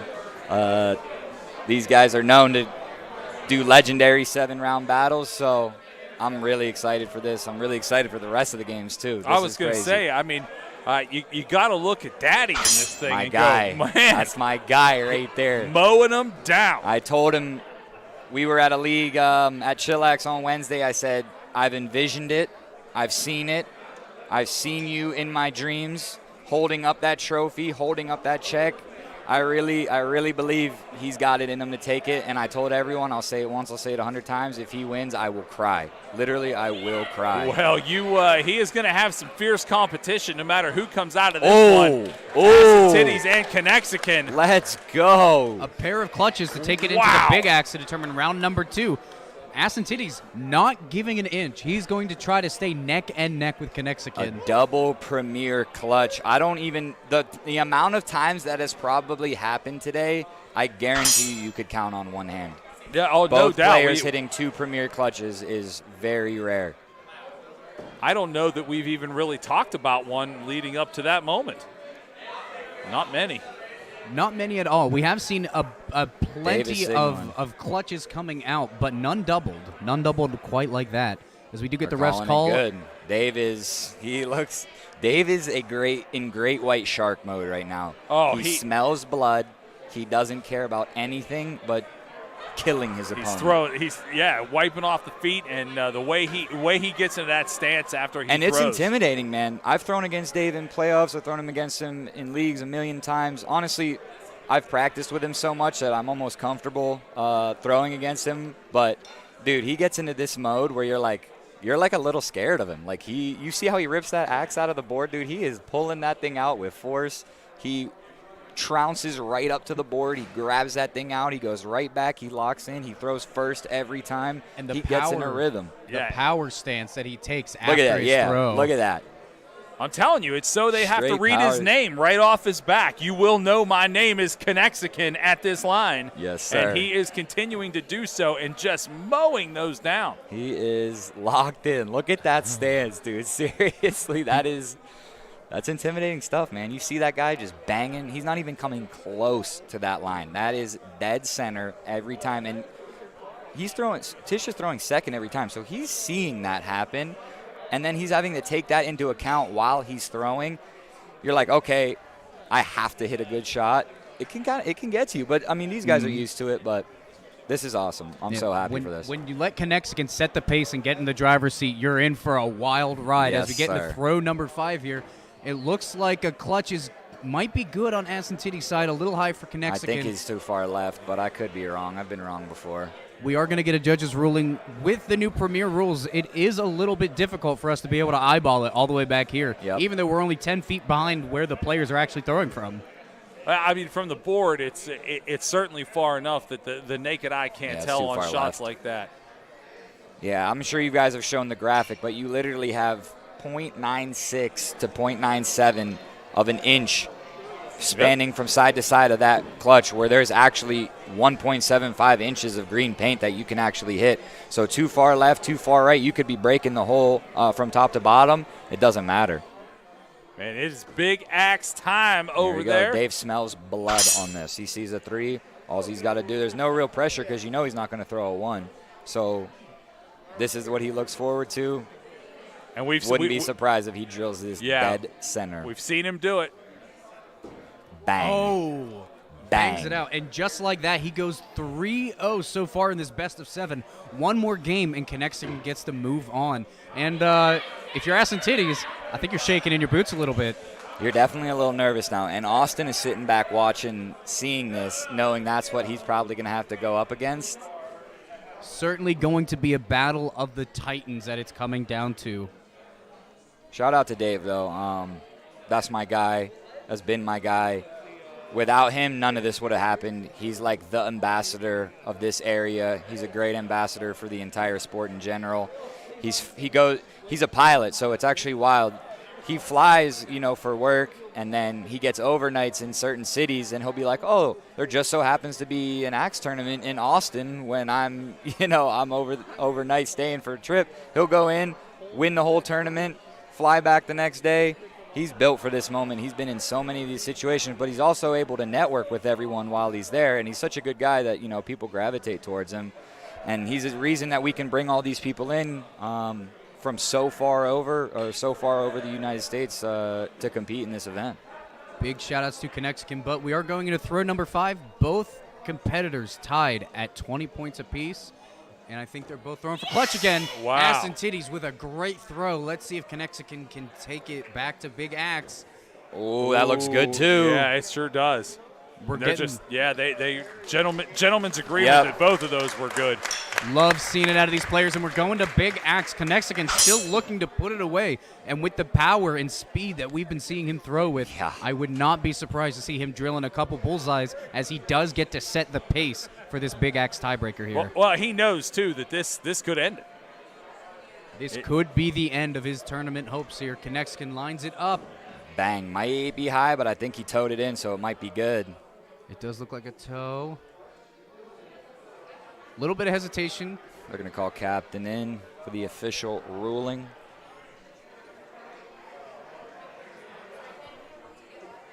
We'll see if we have to break out the instruments here.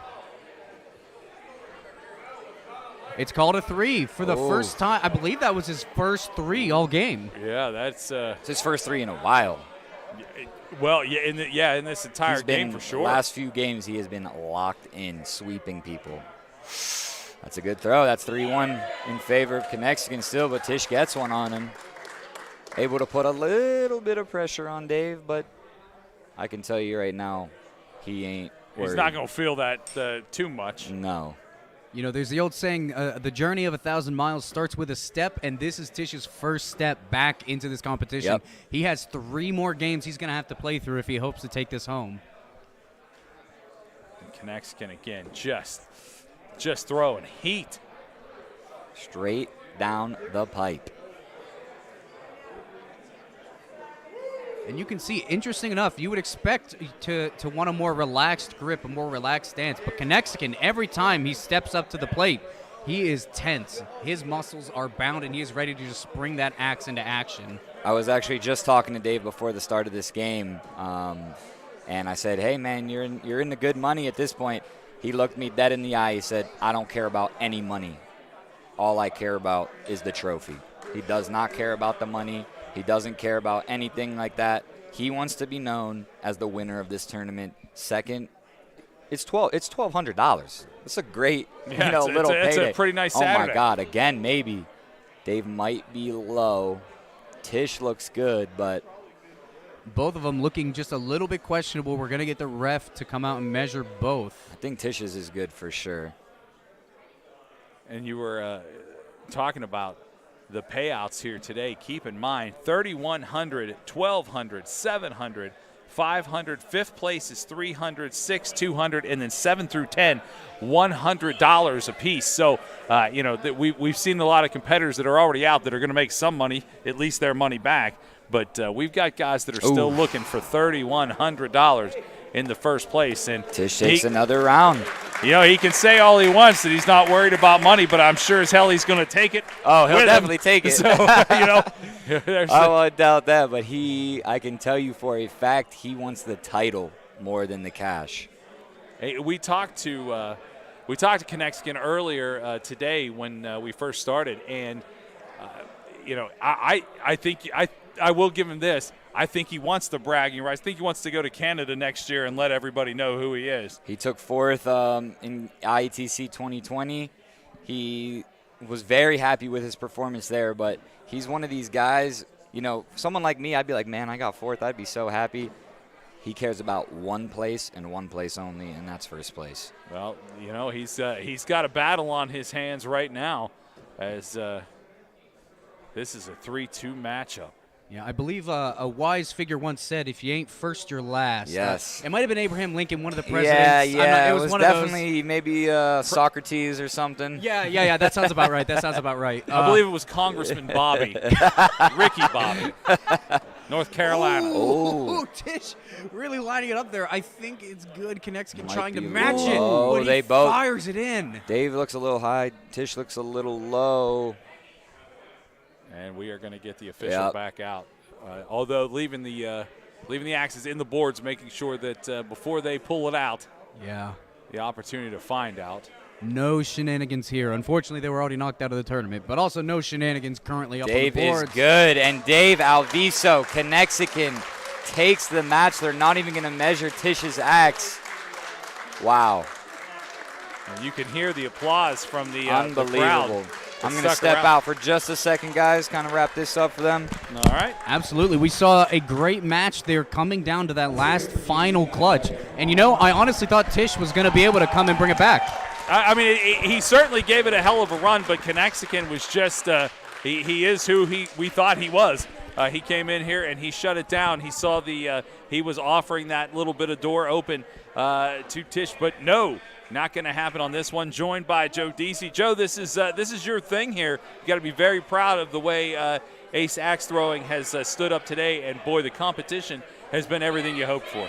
Yeah, it's been really intense, and just honestly, hats off to you guys for keeping it going as long as we've been going, and just getting down to the nitty gritty. You see how much work these guys have been putting in. I mean, they're here every day throwing, practicing.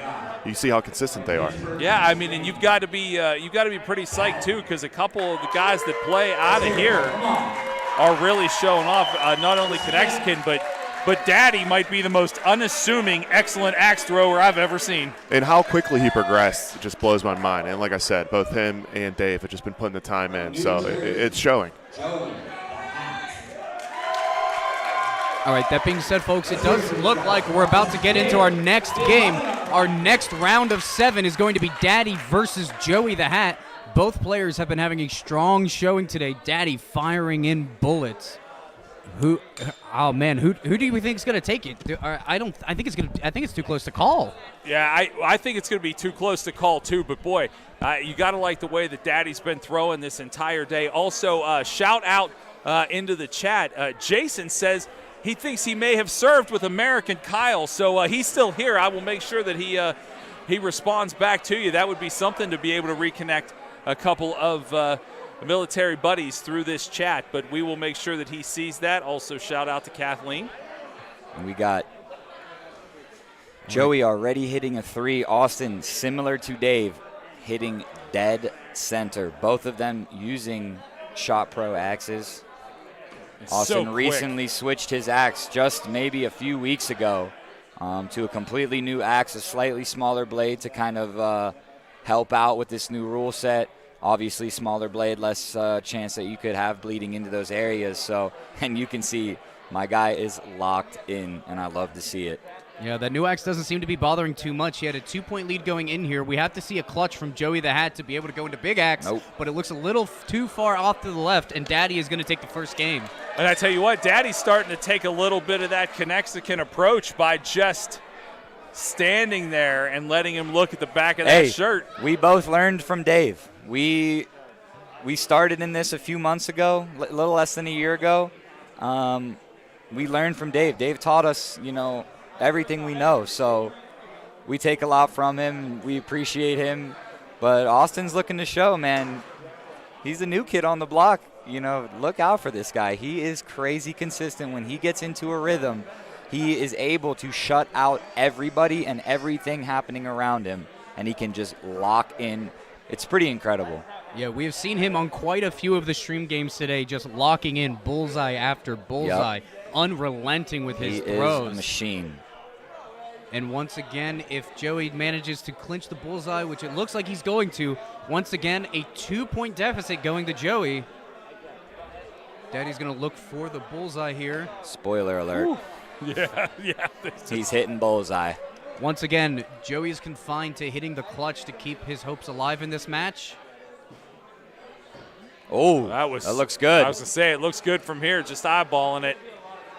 The hat. Looking for the clutch. He's going to need it. Otherwise, Daddy will go up 2 points in the series.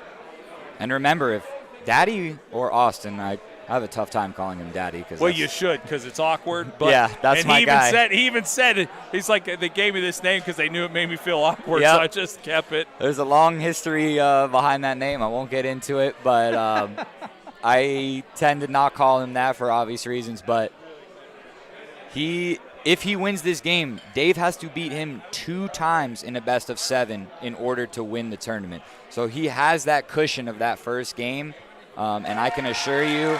And that is a thumbs up for the hat. Ref calls it good. We're heading into Big Axe to determine round number 2. Big Axe time. And as Austin we is get down to it. Austin is going to show people he's not just a hatchet thrower. He's crazy consistent with his big axe. And I feel like that's what we're going to see a lot of these tournament games coming down to. Who had the best practice on the big axe? Who is more accommodating to the new rule set that we're seeing? Yep. Who can tow it in? It's a good throw by Joey. Yep. Joey the hat drops that first one in there. Nice and easy. Austin looking to bring it back. Otherwise, Joey might be able to take the match point. He snuck it in. Let's go. Yeah, there you go. Let's go. Thumbs up. We're going into Big Axe round number 2. They bulled in, so they're calling for the clutch now. Let's see if our players here can grab a Big Axe clutch. Joey lining up first, trying to set the pace. Oh man. Bang. My God. Wow. Bang. Ice water. Ice water. I can tell you right now, though, Austin would prefer him to hit it. He wants the pressure. All right, folks, and remember with the a rare slip up from Austin. Remember, he hasn't thrown a lot of big axe. He hasn't had to. He's been putting away with the hatchet all day. Exactly. And so we will find this knotted up at 1 game apiece, best of 7. Players switching sides. It looks like Austin does take the first throw, and I think we can pretty safely take a break for the next 3 or 4 throws until we get there. Yeah, I was going to say. I think we're looking at a bunch of 5s here, folks. Yeah. And at this level of competition, we would expect nothing less. A couple of times we are going to see a little bit of bleed come through, but honestly, both of these players pretty consistently putting it directly in the middle, straight up and down, not letting there be any chance of a bleed happen. That being said, we're going into throw number 3. Did Joey go low? Joey throws a 3. That's big. That's big. Going 2 points down here, as long as Daddy can keep throwing in those bullseyes. You got one there. Absolutely peppering the center of that board. Yeah. Joey, I was going to say, I think Joey is questioning here. This is big. If Joey missed this, all Austin has to do is basically hit the board. They're gonna call 3. The official calls a 3. At this point, if you're Joey, you're thinking about the next match. You're putting this one behind you. Game or match. Game, match, set. Well, not set because the set is not set. Correct. Instead, we are seeing this fun back and forth. Daddy is up 2 points to Joey's 1, going into round number 4, and once again, lots of 5s. Yeah, we say 5 like it's so boring. Just let him hit 4 5s, and then we'll see what happens at the end. It's crazy because, I mean, you've been throwing all day at this point, kind of, so you got a bit of a rhythm, but to never – I mean, Austin, I don't remember the last time he's hit a 3. I think it was like 2 or 3 games ago. It is very difficult to never even – and he hasn't even come close. That might be a 3 from Joey saying it's good. And they confirm. Can confirm bullseyes all around. Nobody taking a lead here in this game. Daddy looks like he misstepped just a little bit, but still manages to sink the bullseye in there, and we're going to throw number 5. They're going up. Oh, yeah, going high on Tied this at one. 20. Let's go. Woo! Daddy nails it. And let's see where Joey goes. Wow. I don't know if Austin's is good. He's going to need a measurement. Joey's looks good. I'm not. Yeah, Both. they're just- We're probably going to get a measurement on both just to be sure. Like we mentioned, there's not many matches left to go in the night. Every single win matters here. Waiting for the official. Good. Thumbs up on Daddy's Let's side. go. Let's see what happens to the hat. That would be a wonderful sitcom, Daddy and the Hats. It's actually a new song by Elton John. It's going to No accompany good by. Oh, yeah, he's a little low. Benny and the Jets. Daddy, 3-1 lead. Daddy and the Hats. And right if now, Austin wins this round, he is guaranteed $1,200. Man, that's got it. What would you do with $1,200 or Slab?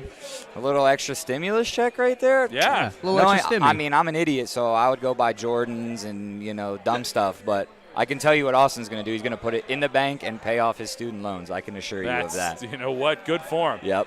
If you can help pay off student loans by throwing axes, Dude, good for you. one day of throwing some axes, I mean, it ain't bad. The great millennial curse of turning a hobby into a profit. Yep. But if he's doing it, at least he is doing it well. Still firing in bullseyes. We're looking at throw 3 here. It looks like we're going 15 all into throw number 4.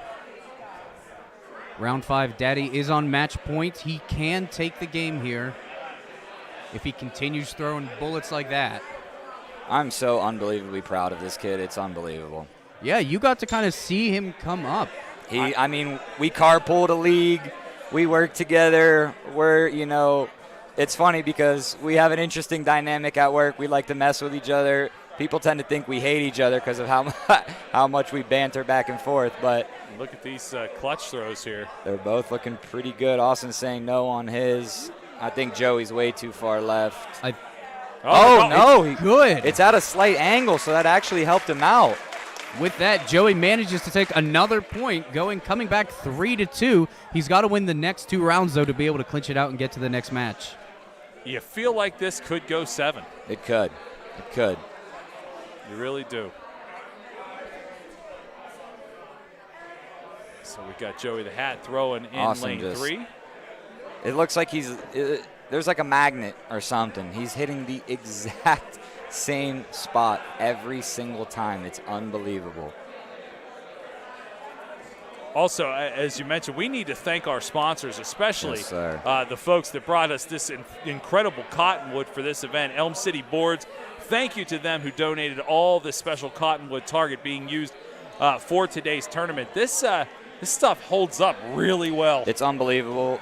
It's funny because in the last year, we've really seen a transition from the pine that everyone started out at into this new cottonwood era, to the point where people don't even like throwing on pine because you've developed this softer throw in order to get a better accuracy, not having to worry about the wood being so hard. Boy, and Joey, when you switch, it's tough. Yeah, Joey just pushed very far right going for And that we're going clutch. to big axe. And it is big axe time. Just like that, Joey the Hat looking to take this round to force a game 7. Austin just looking to move through. And like you mentioned earlier there, Slab, Daddy has shown that he is not just a hatchet thrower. Correct. Big axe. And it looks a little askew. Low high. Confirmed 3 coming out of Austin. This is a big throw for Joey right here. Big throw. If he can manage to sink it, that's game 7. Putting everything on the line on one game. He takes his throw and he nails it! It's Nails good. it. Dead center. We have game 7. That's what After Austin went up 3-1, this is an incredible, incredible comeback by Joey. Knowing any throw could be really your last.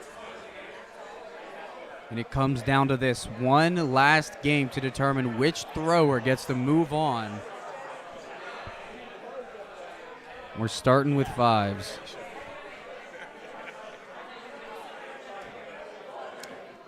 Shout out to my mom real quick. She wanted me to mention her on the name or on the stream, so I love you, Mom. What a fine young man you've raised. Mom, I don't think you're watching, but I love you too. She's watching. She said, hey, shout me out on the stream. So, and in case you missed it, Joey actually hit a 3 there, which is not good with how Austin has been throwing. Absolutely. That could be the difference here. However, we've also seen him be pretty consistent on the clutches. Woo! So it's not inconceivable to see this game going back to the big axe to determine. What was going on there? Is that was that a 5 as well? Because it looked a little high, but snuck right in there. Boom. There it is. We got to see the clutch, or Daddy is going to move on and Joey will be knocked out. No, Joey is in A bracket. He's going to play Dave. Knocked into the B bracket. Ooh. It's a close one. Let's see it. Did he toe it in? Both of these players want to have that little extra break. It's good, and we're going to Game 7 Big Axe. Game 7 got that Big Axe vibe coming in. Where Joey has taken both Big Axe rounds so far. Man, you bought the whole seat, but you only need the edge. Yes, sir. And like I said earlier, whoever loses this game is not eliminated. None of these players have lost yet today. So the loser of this game will play Dave. All right. It's like a solid throw there by Joey the Hat.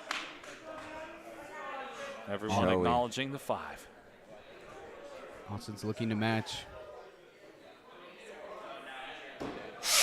And it looks to be a little low. It looks to be a little low. Joey's going to take it. Joey the Hat made a hell of a comeback. Wow. In this match. Wow. You know, I don't want to call it an upset because both players playing their heart outs, leaving everything down in the lane. I will be right back, guys. I'm going to make this last announcement. All right, Nick's going to jump off here. And, yeah, boy, that was something. It's what you wanted. You don't want that going 4 straight. Not really nearly as exciting as what we just saw. Now we're gonna see Daddy versus Conexican coming up in our next match.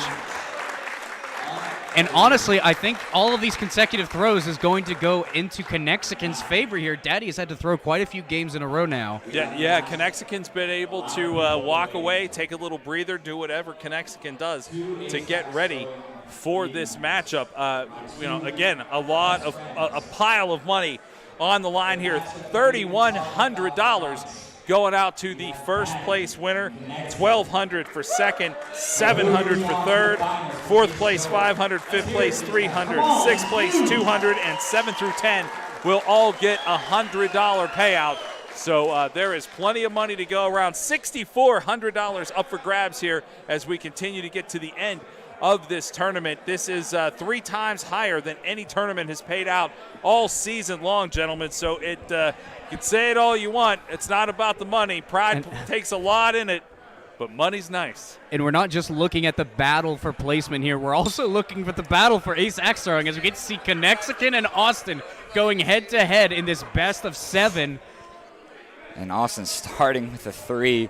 Nerves are getting to him just a little bit. I was going to say, Slab, do you think Austin's at a little bit of a disadvantage from having to play through that entire last round going straight into his match with Conexican? No, honestly, he's probably at an advantage. Able to stay warm.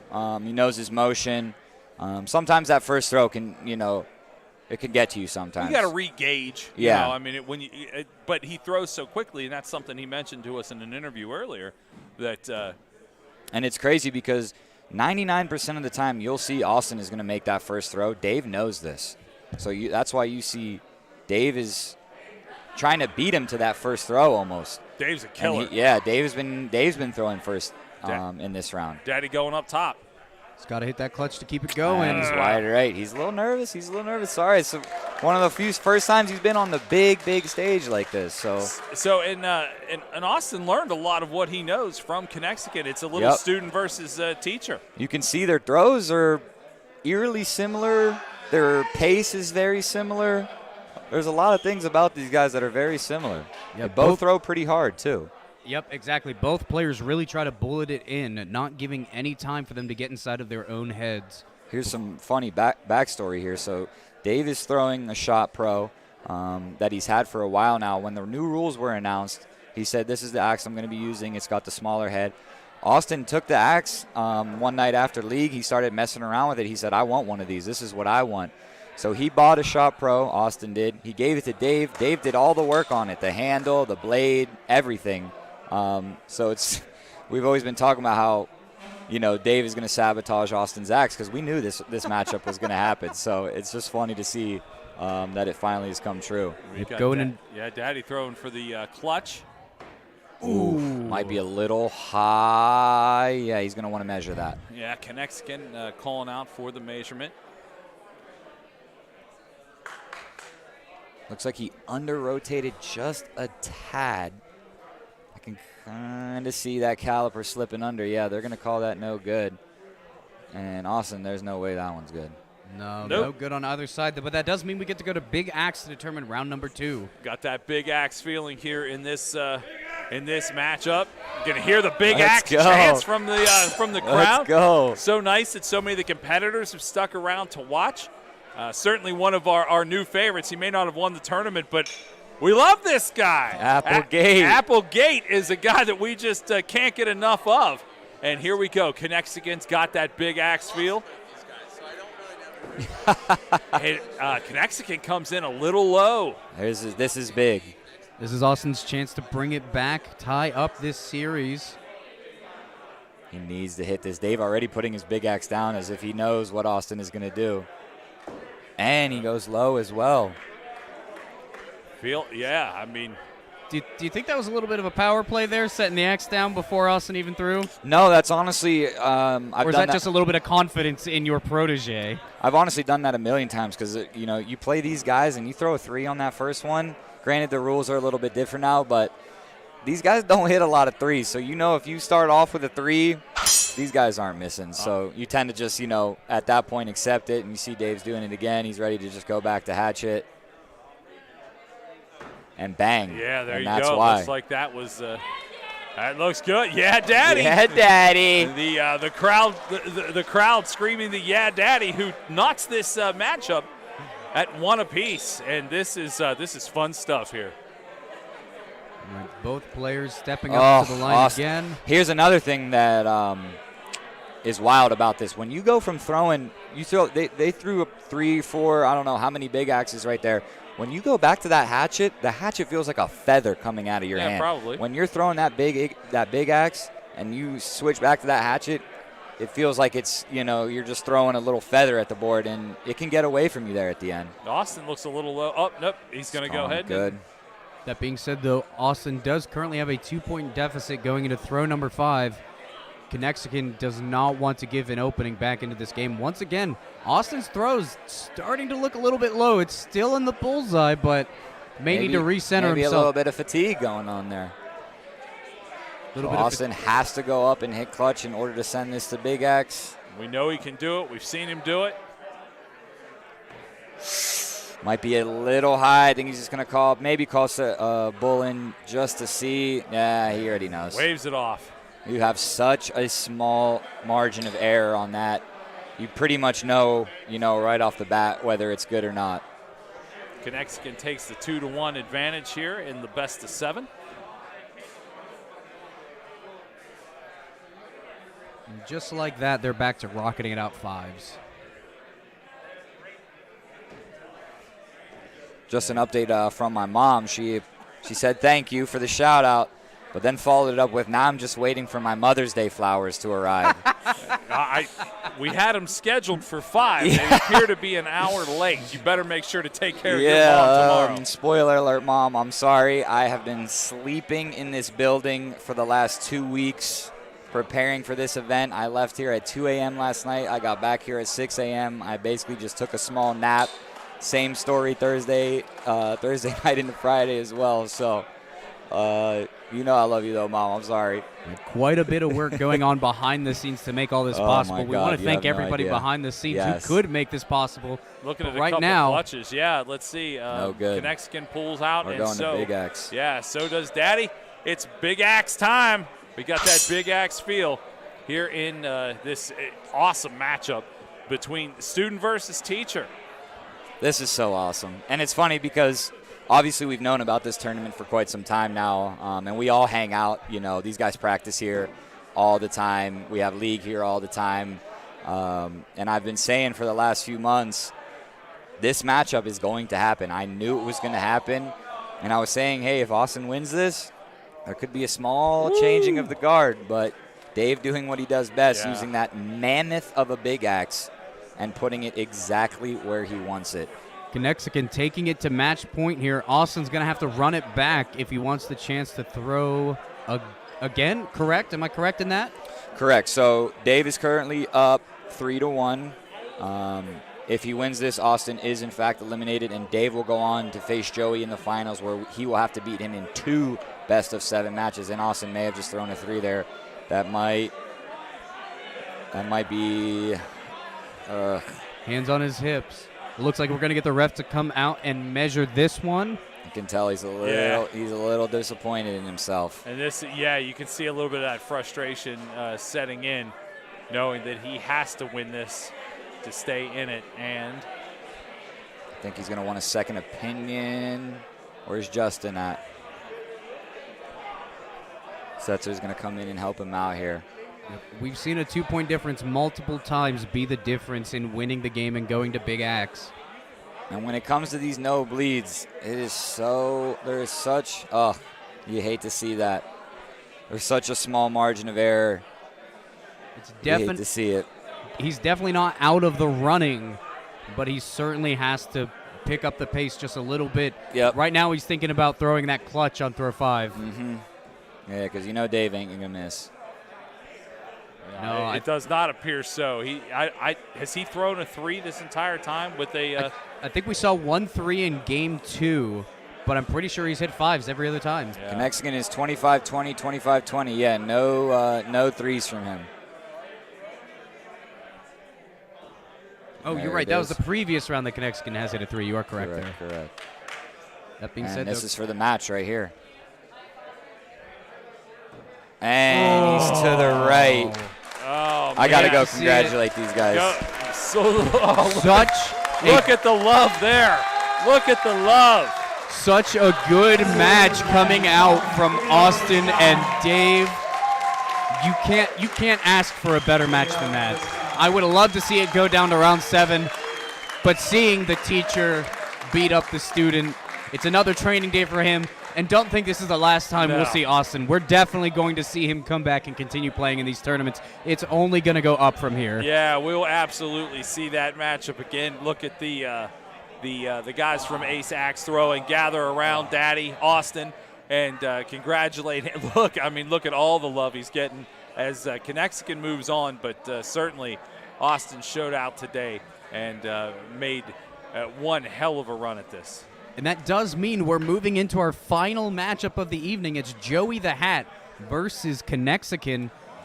This match is going to be neck and neck the whole way through, and I'm so excited. I think we're going to see a round 7 this time.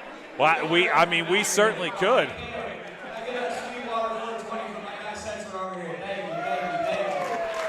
Front and center is Setzer, the ref there.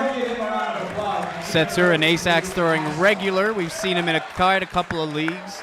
You can also see Connexicon is already in position. I was going to say, did he already throw one? I wouldn't be shocked. He wants his match to start, and he wants it to start now.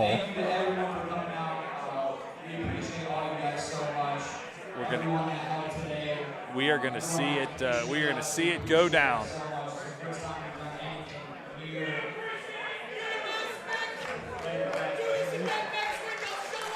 We're hearing some accolades for Slab here.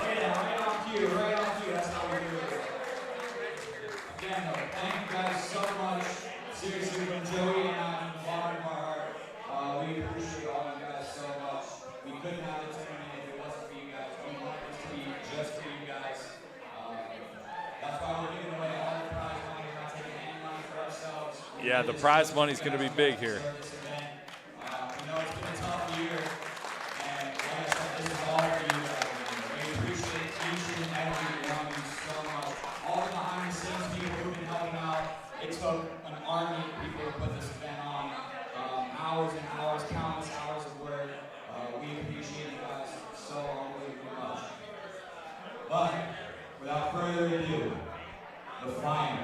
The finals are ready. We have the undefeated Joey with the hat from New Jersey.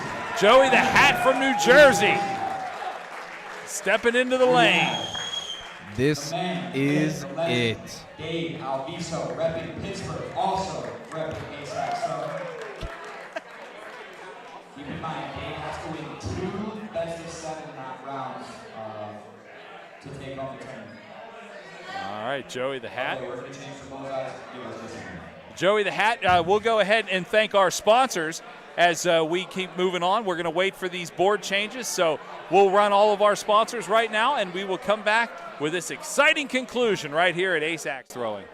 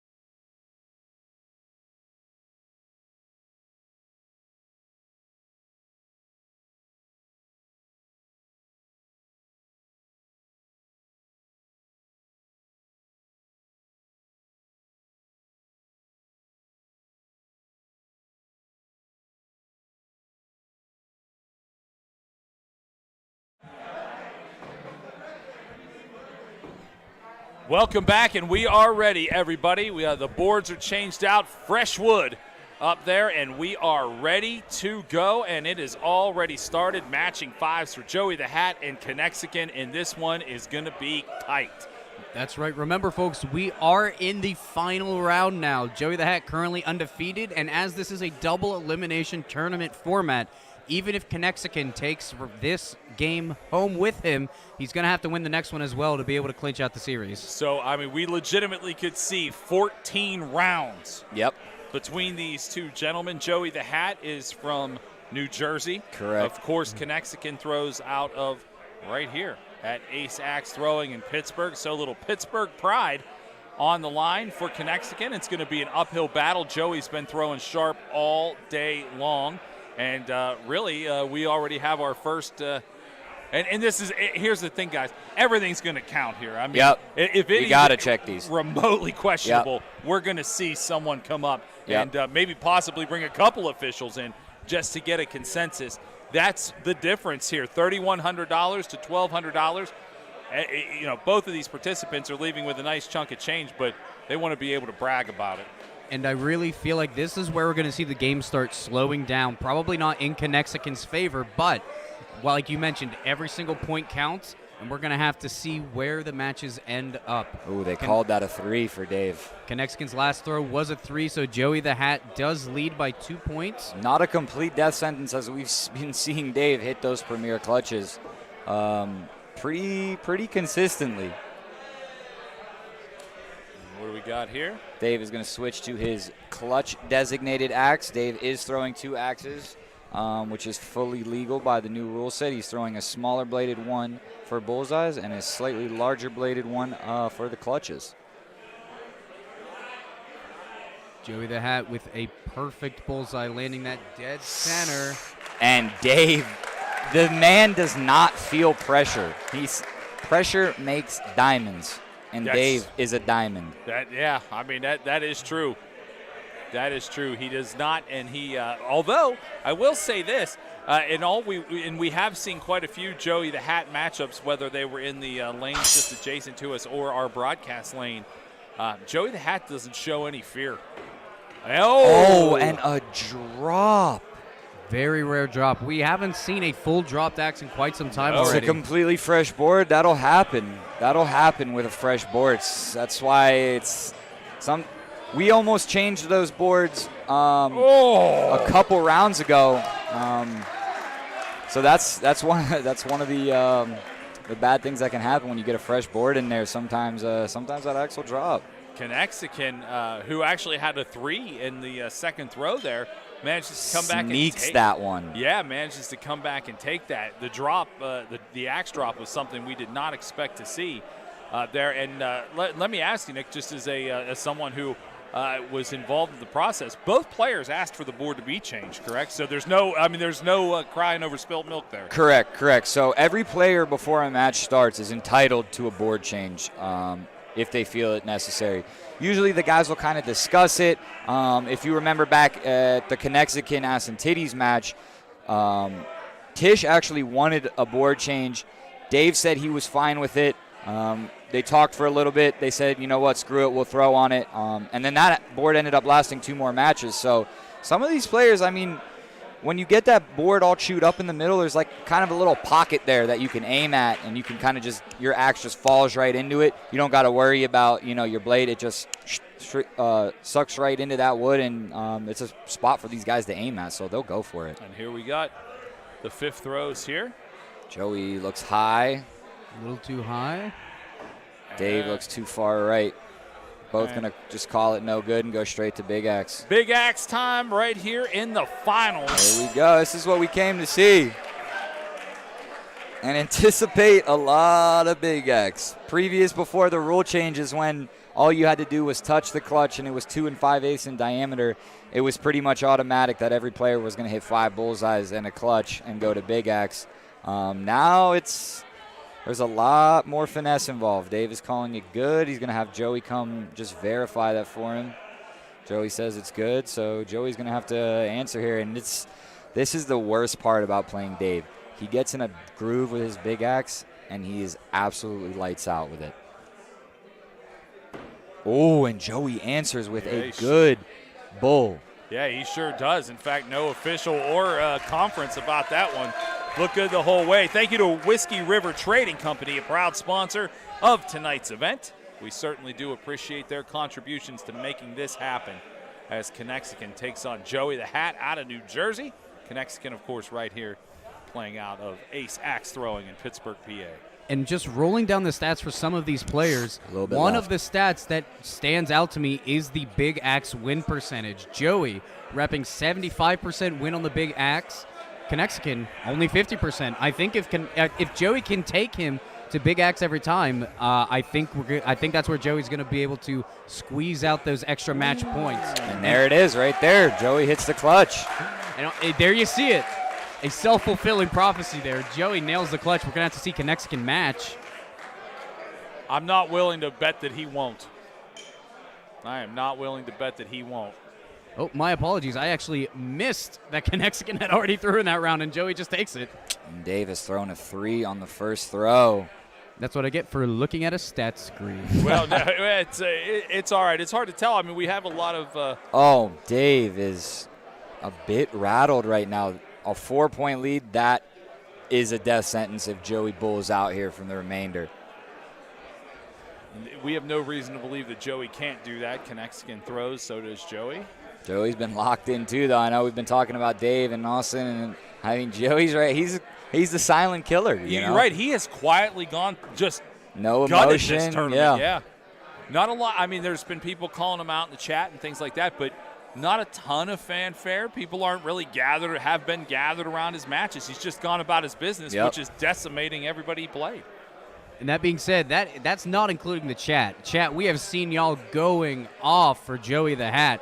We're glad that we finally get to see him here in this finals game performing so excellently. And with that being said, Joey is going to take another round off of Connexican going into round 4. Oh, Joey looks a little high. Connexican peeking over, and he's going to call it good. Yeah, he'll give the thumbs up. Both players coming into the match with a bullseye. Connexican's getting his flow back. Yep.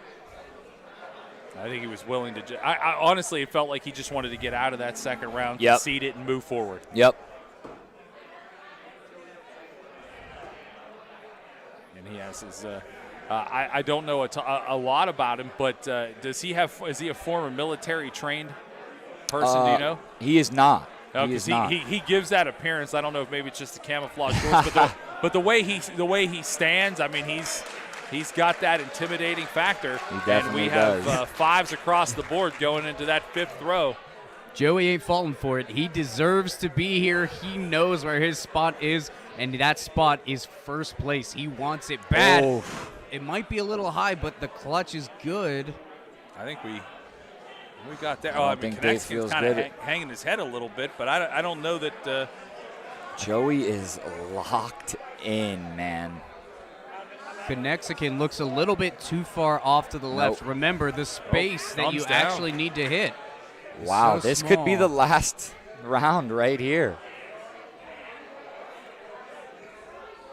Unless Joey towed his a little too much. From the eye, it looks good. It is good.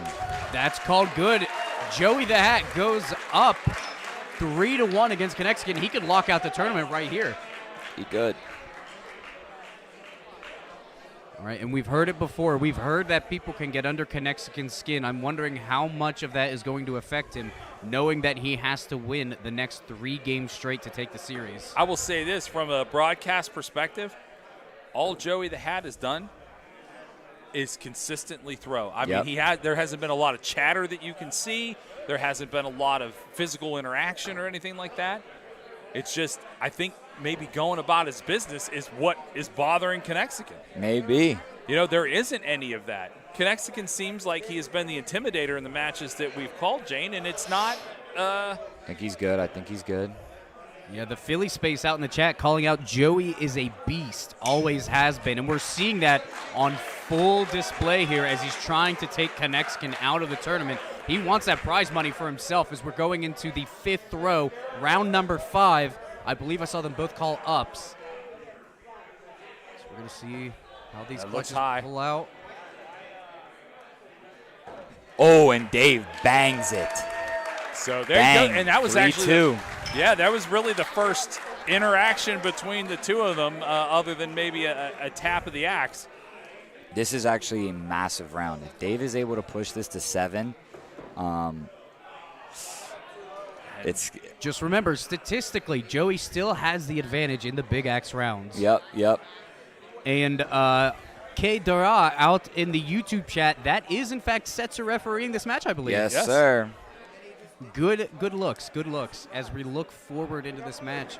Currently going to throw number 3. More bullseyes all around. Joey is hitting the exact same spot. His axe is hitting at the exact same angle. It is something else to see. Hats off to Joey. Yeah, we have seen a lot of players having to modify their throws for this tournament. However, Joey's been practicing. It's working for him. Yes. He is landing the same There we spot. go. Another big clutch throw here. All right.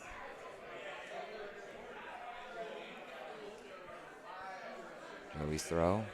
Oof. It looks good. Yeah, Joey's throw looks good. And Dave's looks high. Little high. This could be the tournament right see. here. Let's see. Definitely going to have to pull out the measuring for this one. No doubt. Connexicans walking. Oh, hands on the back of the I head. don't He think may know. he's happy. He may know. Versus Joey's is called good. Joey's is good. If Setzer refers this one as not good, this could be the tournament right here.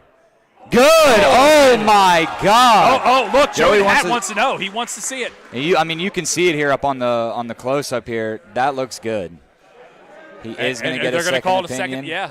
Remember, Smart folks, call by Joey. Smart call. 1 3/4 inches. That's how much of that blade you need to get. You can see the calipers closed up right there.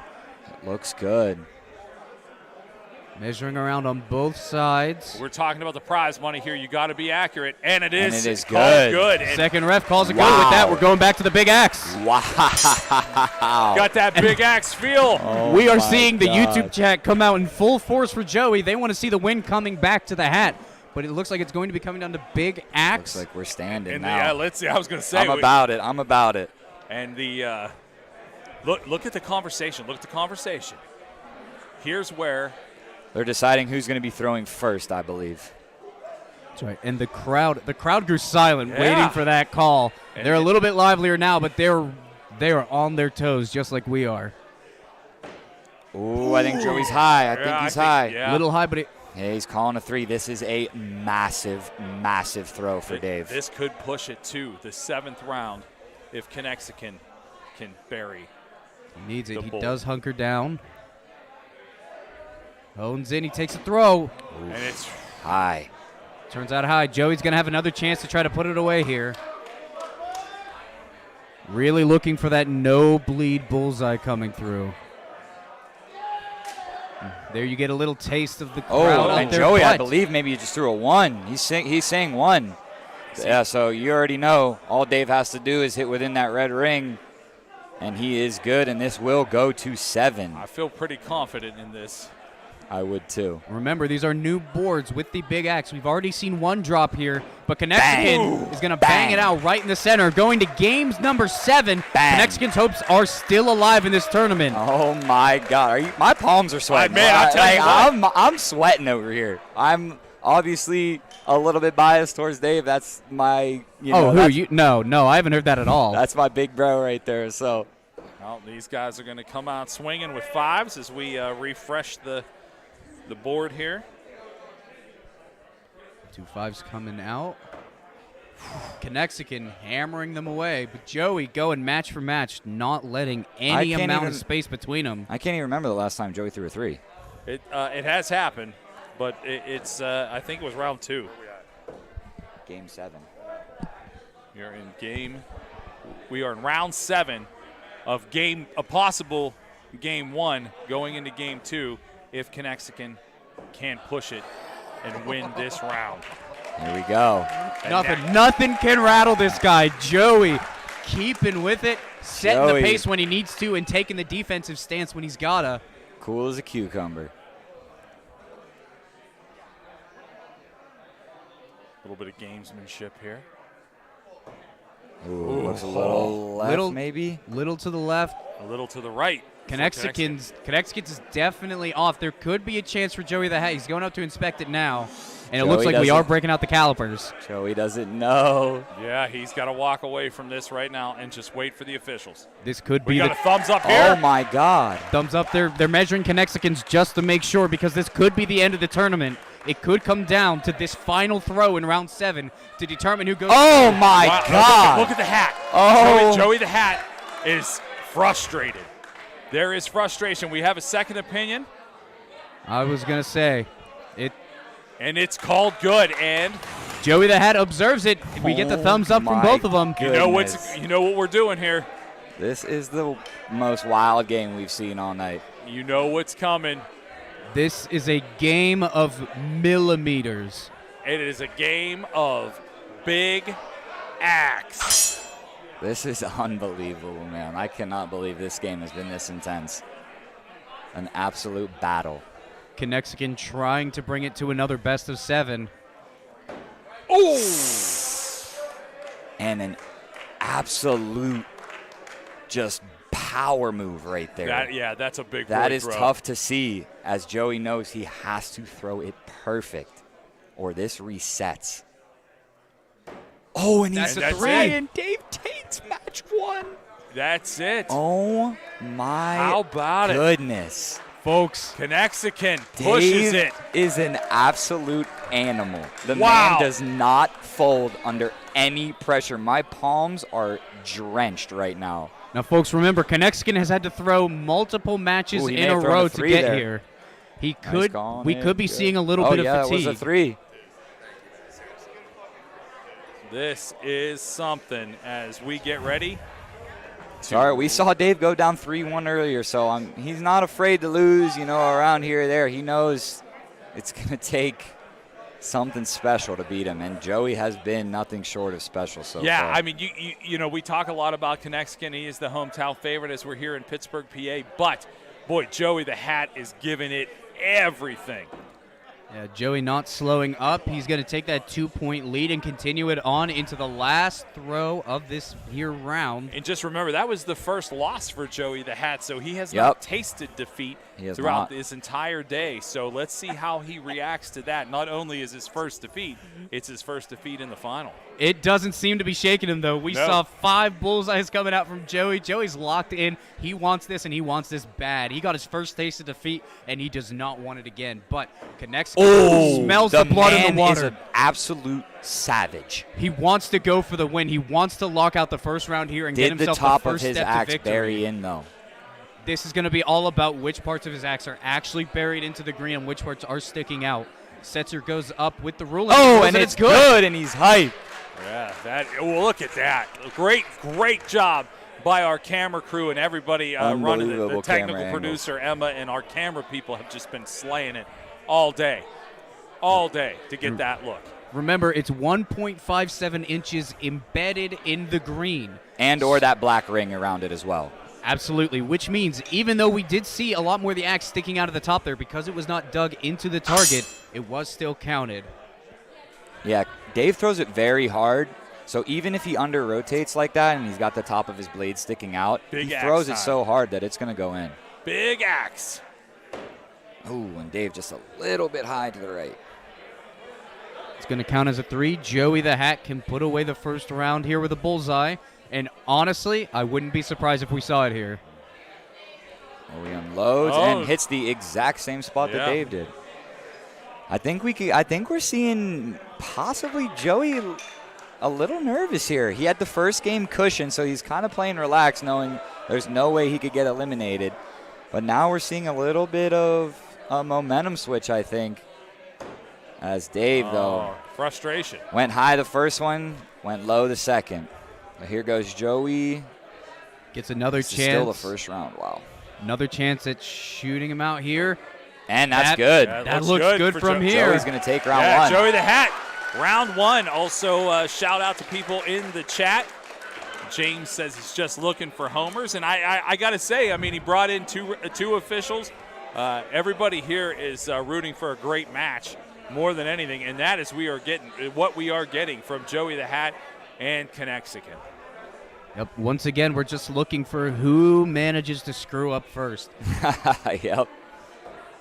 Both of these players have shown they can lock, load, and put the axe exactly where they want to. It's all about who makes that first misstep. That first time you over-rotate just in the slightest, that can be the advantage that your opponent's looking for to take away the game. But both players not seeming to be shaken by the immense amount of pressure that they're currently under. It's the final game of the U.S. Championship. It's weird. I think we feel the pressure more than they seem Oh to be my showing God. it. You guys have no idea how nervous, excited, I am right now. And We've seen him call for ups. Connexkin switches out to the other axe. Joey the Hat lines up.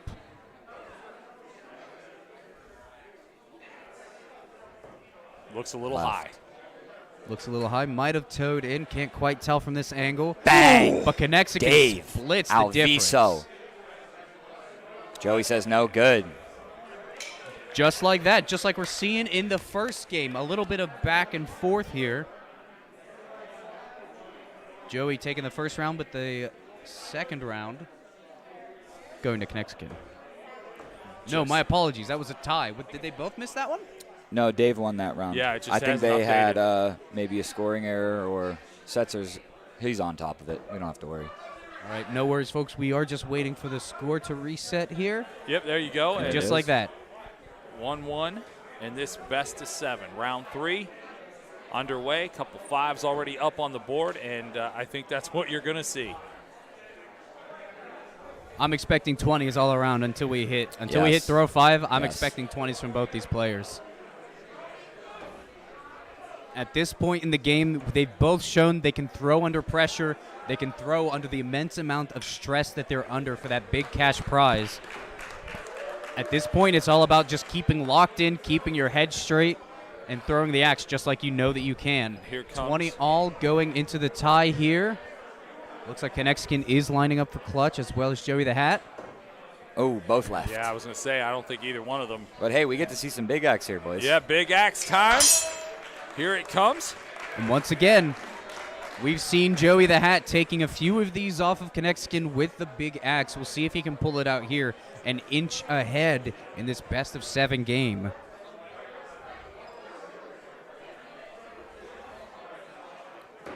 And Joey's high to the right. Big throw for Dave. Listen to the crowd buzzing, too, man. Everyone is locked into this match. This is absolutely awesome. All eyes are on the target as Connexkin lines up. Ooh, He's good. He's Yep. good. It towed in a little bit. No. Oh, no. Oh, no. Yeah, he walked into the thumbs down. Looked like he was pretty confident walking in and then turned around and gave himself the 3. Looking like he might have been able to tow that in, but not quite so. Joey takes his shot. Also a little low, a little bit of that blade sticking out. Leaving the door open for Dave, which is something you never want to do. The new no bleed really hindering players here. Yep, it's so tough, man. Yep. Hitting a bullseye without no bleed is tough. Let alone, you got to think these blades on these big axes are, 3.5 to 4 inches long. The bullseye's only 7 inches, so you got to think there's only a couple inches on each side that you even have. Joey high. Yeah. You're really looking to see if you can get the toe in here. If you can get the rotation down for the toe ins, that's how you know you're set. The less axe that's embedded in that wood, Correct. the better your chances of getting the higher scores here. You're 100% right, Colby. Connexkin lining up here. Bang, bam, bang, and you can see the Tiger fist pump. The man is hyped. And I didn't know tigers had fists. Tiger Woods, that is. Yeah. Oh, my apologies. Oh. Colby isn't a big sports guy, so we won't blame him for that. I'm big into axe throwing, and that's why I'm big into the next round here. Tony the Tiger also has fists, just to point out.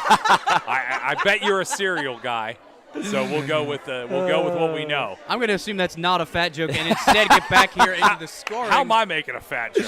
I invented it. Putting up more and fives. a 3 from Joey. Oh my Yeah. goodness. Yeah, This is huge for Dave. Dave up 2-1 here in round 4. That being said, we have seen the comeback. Both players scoring away a few more fives. We're really looking at what kind of advantage anybody can get going into throw number 5. Dave absolutely can smell victory. He is locked in. Dave up by 2. He's going to stay down, force Joey to have to hit that clutch. Bang. There you go. Joey has the opportunity. He goes up, point.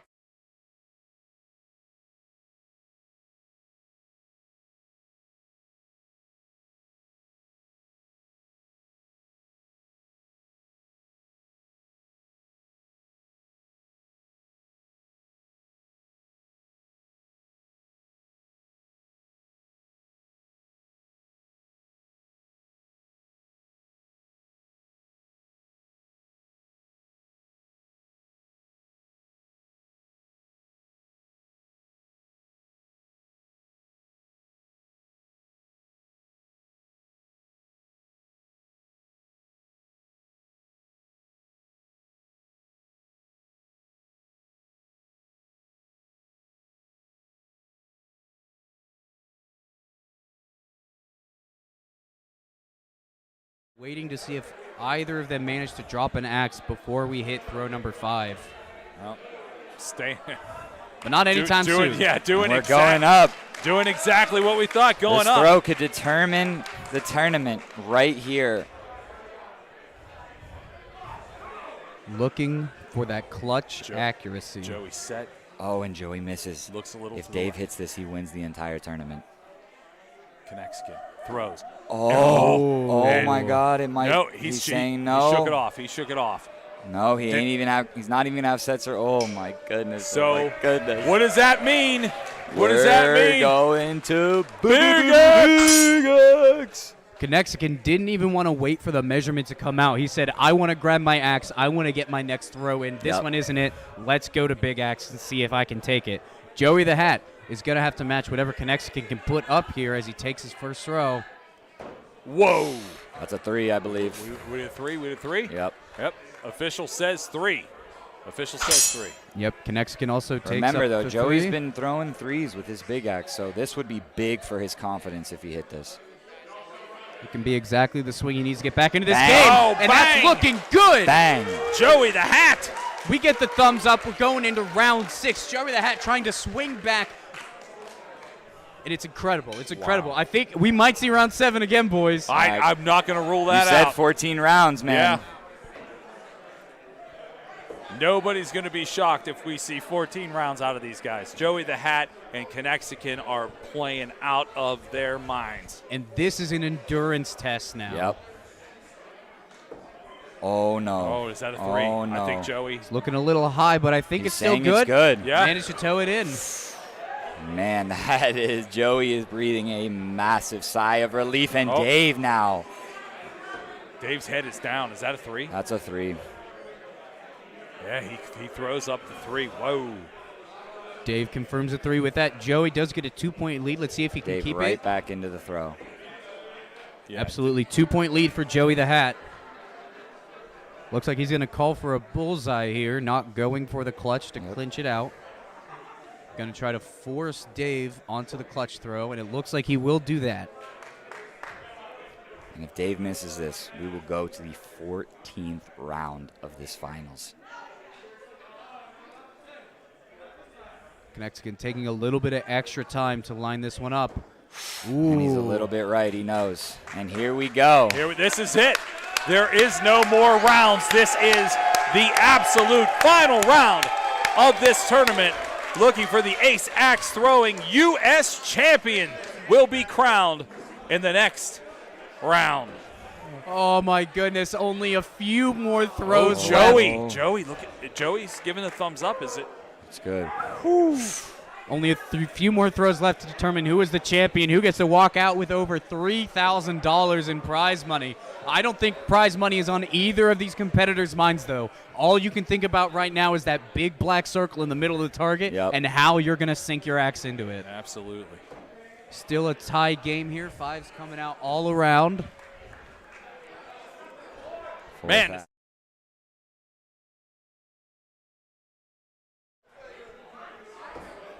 Dave Both players just Joey. hammering in the bullseye. We're going to throw number Here we 5. go. Are we going to see them is call it. the up? What are they going to call? They're going. Oh, they're going up. Don't you worry. He's grabbing his clutch axe. This could be it. This could be it. As Connexican steps up to the line. Joey as well.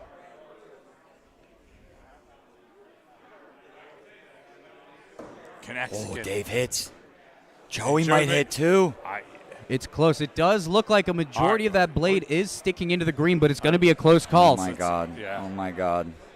This could. All right, looks like we have a ref on either side here. We're calling Connexicans is good. And they're both good. We're going to Big Axe. Big Axe. Double Premier League clutch in round Dave is 7 gonna once ask for again. a quick second opinion. And Setzer will confirm it is good. Oh, my God. This is everything. boys. This is it. This is unfreaking believable. This is going the distance. We're here in overtime getting the big axes. Both players looking to bull in here at the start, but at this point, one bad throw is your tournament right out the window. Oh, here one you go. bad throw means you're getting second place, and the other competitor is going to walk home with $3,000. Here we go. Joey the Hat's taking the first throw. I think it's a 3. Yeah, I think it's a 3. Yes, Dave he calls a 3. Alviso. That was incredibly close. A little bit of extra rotation. That would have been a full bullseye. A bull ends it here. Taking a little bit of extra time. Connexican normally one to just chuck that axe as soon as he gets it. He's honing in here. Looking for that throw. And he's high. He's high. All right, we will go back to it. Nick can hardly stand to look. Big axe throw number 2 coming in. The crowd is on its feet, gathered around, and ready to explode. Joey takes his throw. Ooh. He's going to go 3. So here, another opportunity for Dave. We've seen Joey get so close with every single bullseye, just a little bit bleeding out of the top there. And there it is! The win! Connexican takes it home. $3,100 and the U.S. champion, And Connexican. You can see the relief coming out on Connexican. You can see he's joined up there by Applegate. Joined up there by his other competitors. Unbelievable. Unbelievable. That was such an incredible series. We saw so many back-to-back Premier League clutches. Oh. What a performance! Joey the Hat. Joey the Hat still walking away with $1,200 in prize money. Quite a tidy sum for himself there. Absolutely. These guys, I mean, round 14. Essentially, they went 14 rounds in 2 matches into 2 big axe throws. That was everything you could want. Absolutely. We got to see Premier League clutches. We got to see big axe multiple times. We got to see the amount of times that we saw 3 in the last game. I think looking at the past scores, I only see 2. I see 2 3-pointers thrown that entire time if you exclude the big axe rounds. The consistency. And there you do see Connexican walking out with emotional. slab. Emotional. Speech. What an incredible tournament we had. So many good competitors from all over the United States. This is surreal. And I feel like we've been putting up with the year of not being able to do any of this amazing shit with our friends.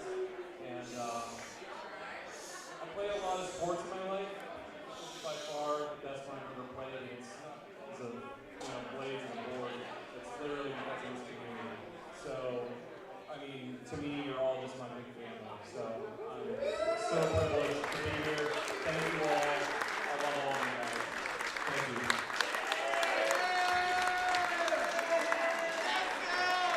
you. DJ PDC giving the shout outs to Slab. One more time for Dave, guys. What an absolute battle. An incredible back and forth. We saw Connexican have to battle his way through the B bracket just to make it here. to take down Joey the Hat in 2 games. And what a run back it was. It really was. After that loss, that early loss for Connexicon, I mean, he walked away in disgust, and for him to have the fortitude to continue to push forward and then get himself into the finals, come back in round 1 of the finals to push this second one, and then to close it out, the second big axe throw in round 7, essentially round 14, is just phenomenal. But let's not make a mistake. Joey the Hat gave him all he could handle and then some. Joey the Hat smoothly made his way into that finals match. We saw so many excellent throws, very few dropped axes. Other than the one big axe throw on that new fresh board, I don't think we saw Joey drop a 0 all game until that point. And, honestly, what else could you expect? As we do see some of the tournament organizers bringing out the prizes, we're going to be heading into the awards ceremony very quickly. But once again, we want to give a shout-out to all of the wonderful players that we saw. So much national talent all meeting in one place. We've had people from Minnesota. We got people from California. We got people all the way down from Florida. From every corner of this beautiful country, we got to see some of the top talent all over come and throw axes right here in historic Homestead down here in Pittsburgh. And we even had a Canadian participant who moved here in advance, to be able to be a part of this event. And it is just certainly a special thing to see so many people and all the people that stuck around to see how this ended. That's a pretty special thing. It looks like, I can't tell for sure, but it looks like Austin Daddy has also joined Nick and Connexicon there at the in front of our broadcast lane to enjoy. Obviously, Daddy has a history with Connexicon. Not only did they take on one another, but Connexicon is sort of his teacher, the mentor for him. So joy all around. Yeah, the Padawan did not get to take down the sensei, but we saw an excellent showing from both of them. And now we're going to see the awards ceremony. Austin picking up, Daddy will pick up $700. That's right, and a fairly new player to the tournament roster. He's only been throwing professionally for, I believe Slab said a year, maybe only a little bit more. I think he told us 8 months when we talked to him. So I'm so excited to see Daddy continue on going into more tournaments and seeing him perfect his craft. I think in a few years he is going to be more of a force to be reckoned with than he currently is. Second place, absolute battler, Joey the Hat. Joey the Hat coming up to collect his $1,200 and second place trophy. Very proud of him. Joey the Hat, a strong showing all the way through the winner's bracket, not dropping a match up until that final one against Connexicon. He dropped one round. I mean, you think about it, going back and forth. I mean, they pushed each other to the limit. I mean, beyond the limit, really. And it was just something to see. He's got nothing to hang his head over at all. Uh-oh. Oh, Joey has fire ammo check. We're seeing some pyrotechnics come out. Ace Cup, Dave Connexicon Alviso. Everybody at home, a round of applause for Connexicon here, taking home first place. That giant $3,100 check you see up there, and that nice bottle of champagne. Gotta feel good for Connexicon being able to win on his home turf here. Absolutely. Look at him. Very excited. Very excited. And what would a celebration be? It looks like What would a celebration be without a little champagne shower? And just to finish off the night, an extra little douse of champagne, just like we love to see. It's not as delicious as the new Jim Beam Orange, but here it goes. Maybe a little bit better for spraying. Everybody trying to get out of the splash zone. Nobody wants to get hit with that cork. Hey! Let's go! There he is, out of the trophy. Congratulations to Dave Connexicon on his first place finish here at the Ace Axe U.S. Championship. Remember, kids, don't get peer pressured into drinking. No, absolutely not, but certainly bask in the moment that is a championship. All right. And it looks like Nick is going to be just giving out some final announcements, but we are going to be wrapping up our broadcast here. Let's see if we can get the Connexicon on to join us. We're going to get pumped up. Let's go. I'm out. Let's see if we can bring him over and get him on the air before we go off the air. Oh, the mics are off.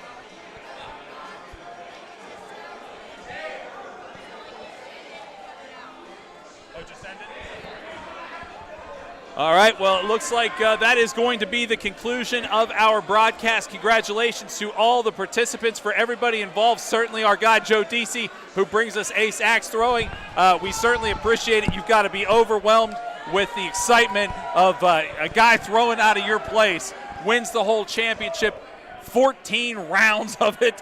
What an amazing opportunity for, let's call it the Ace Axe Throwing U.S. Championships, because I have a feeling you want to do this again. It might be the first, but it's not the last. There he is. That's my guy. I mean, the amount of support we got on this is unreal, and just thank you literally to the sponsors, obviously the whole announcing crew, everyone that's here. I just gave Dave a big, gigantic hug, and I just said, you just fought a war. He did. He did. I mean, that was the last 3 matches I watched. Like, my hands are sweating. Oh, absolutely. Everybody was on the edge of their seat. The players were feeling the tension, too. And I think that's where you saw it come through in some of those wobbly throws. But we saw some intense competition out there today. Just unreal. And honestly, I'm proud of everyone that threw in this tournament. And absolutely. And the first time I talked to you guys, I said, Dave and Daddy, they have been putting in the work. This isn't something that they just did overnight. These guys are here every day, 1 hour, 2 hour, 3 hours at a time. And they all got real jobs as well. So, I think the credit is due to them. They're putting in the time. Well, we certainly appreciate the opportunity. So great to see the competitors here and celebrating with everybody as we are going to wrap it up here from Ace Axe Throwing. For Joe and for Nick, for the entire broadcast team, certainly for Emma, who put in a ton of work. We appreciate the effort of all, and have a great evening. And hopefully we will see you back here again next year for the 2nd annual Ace Axe Throwing U.S. Championships. Good evening, everybody.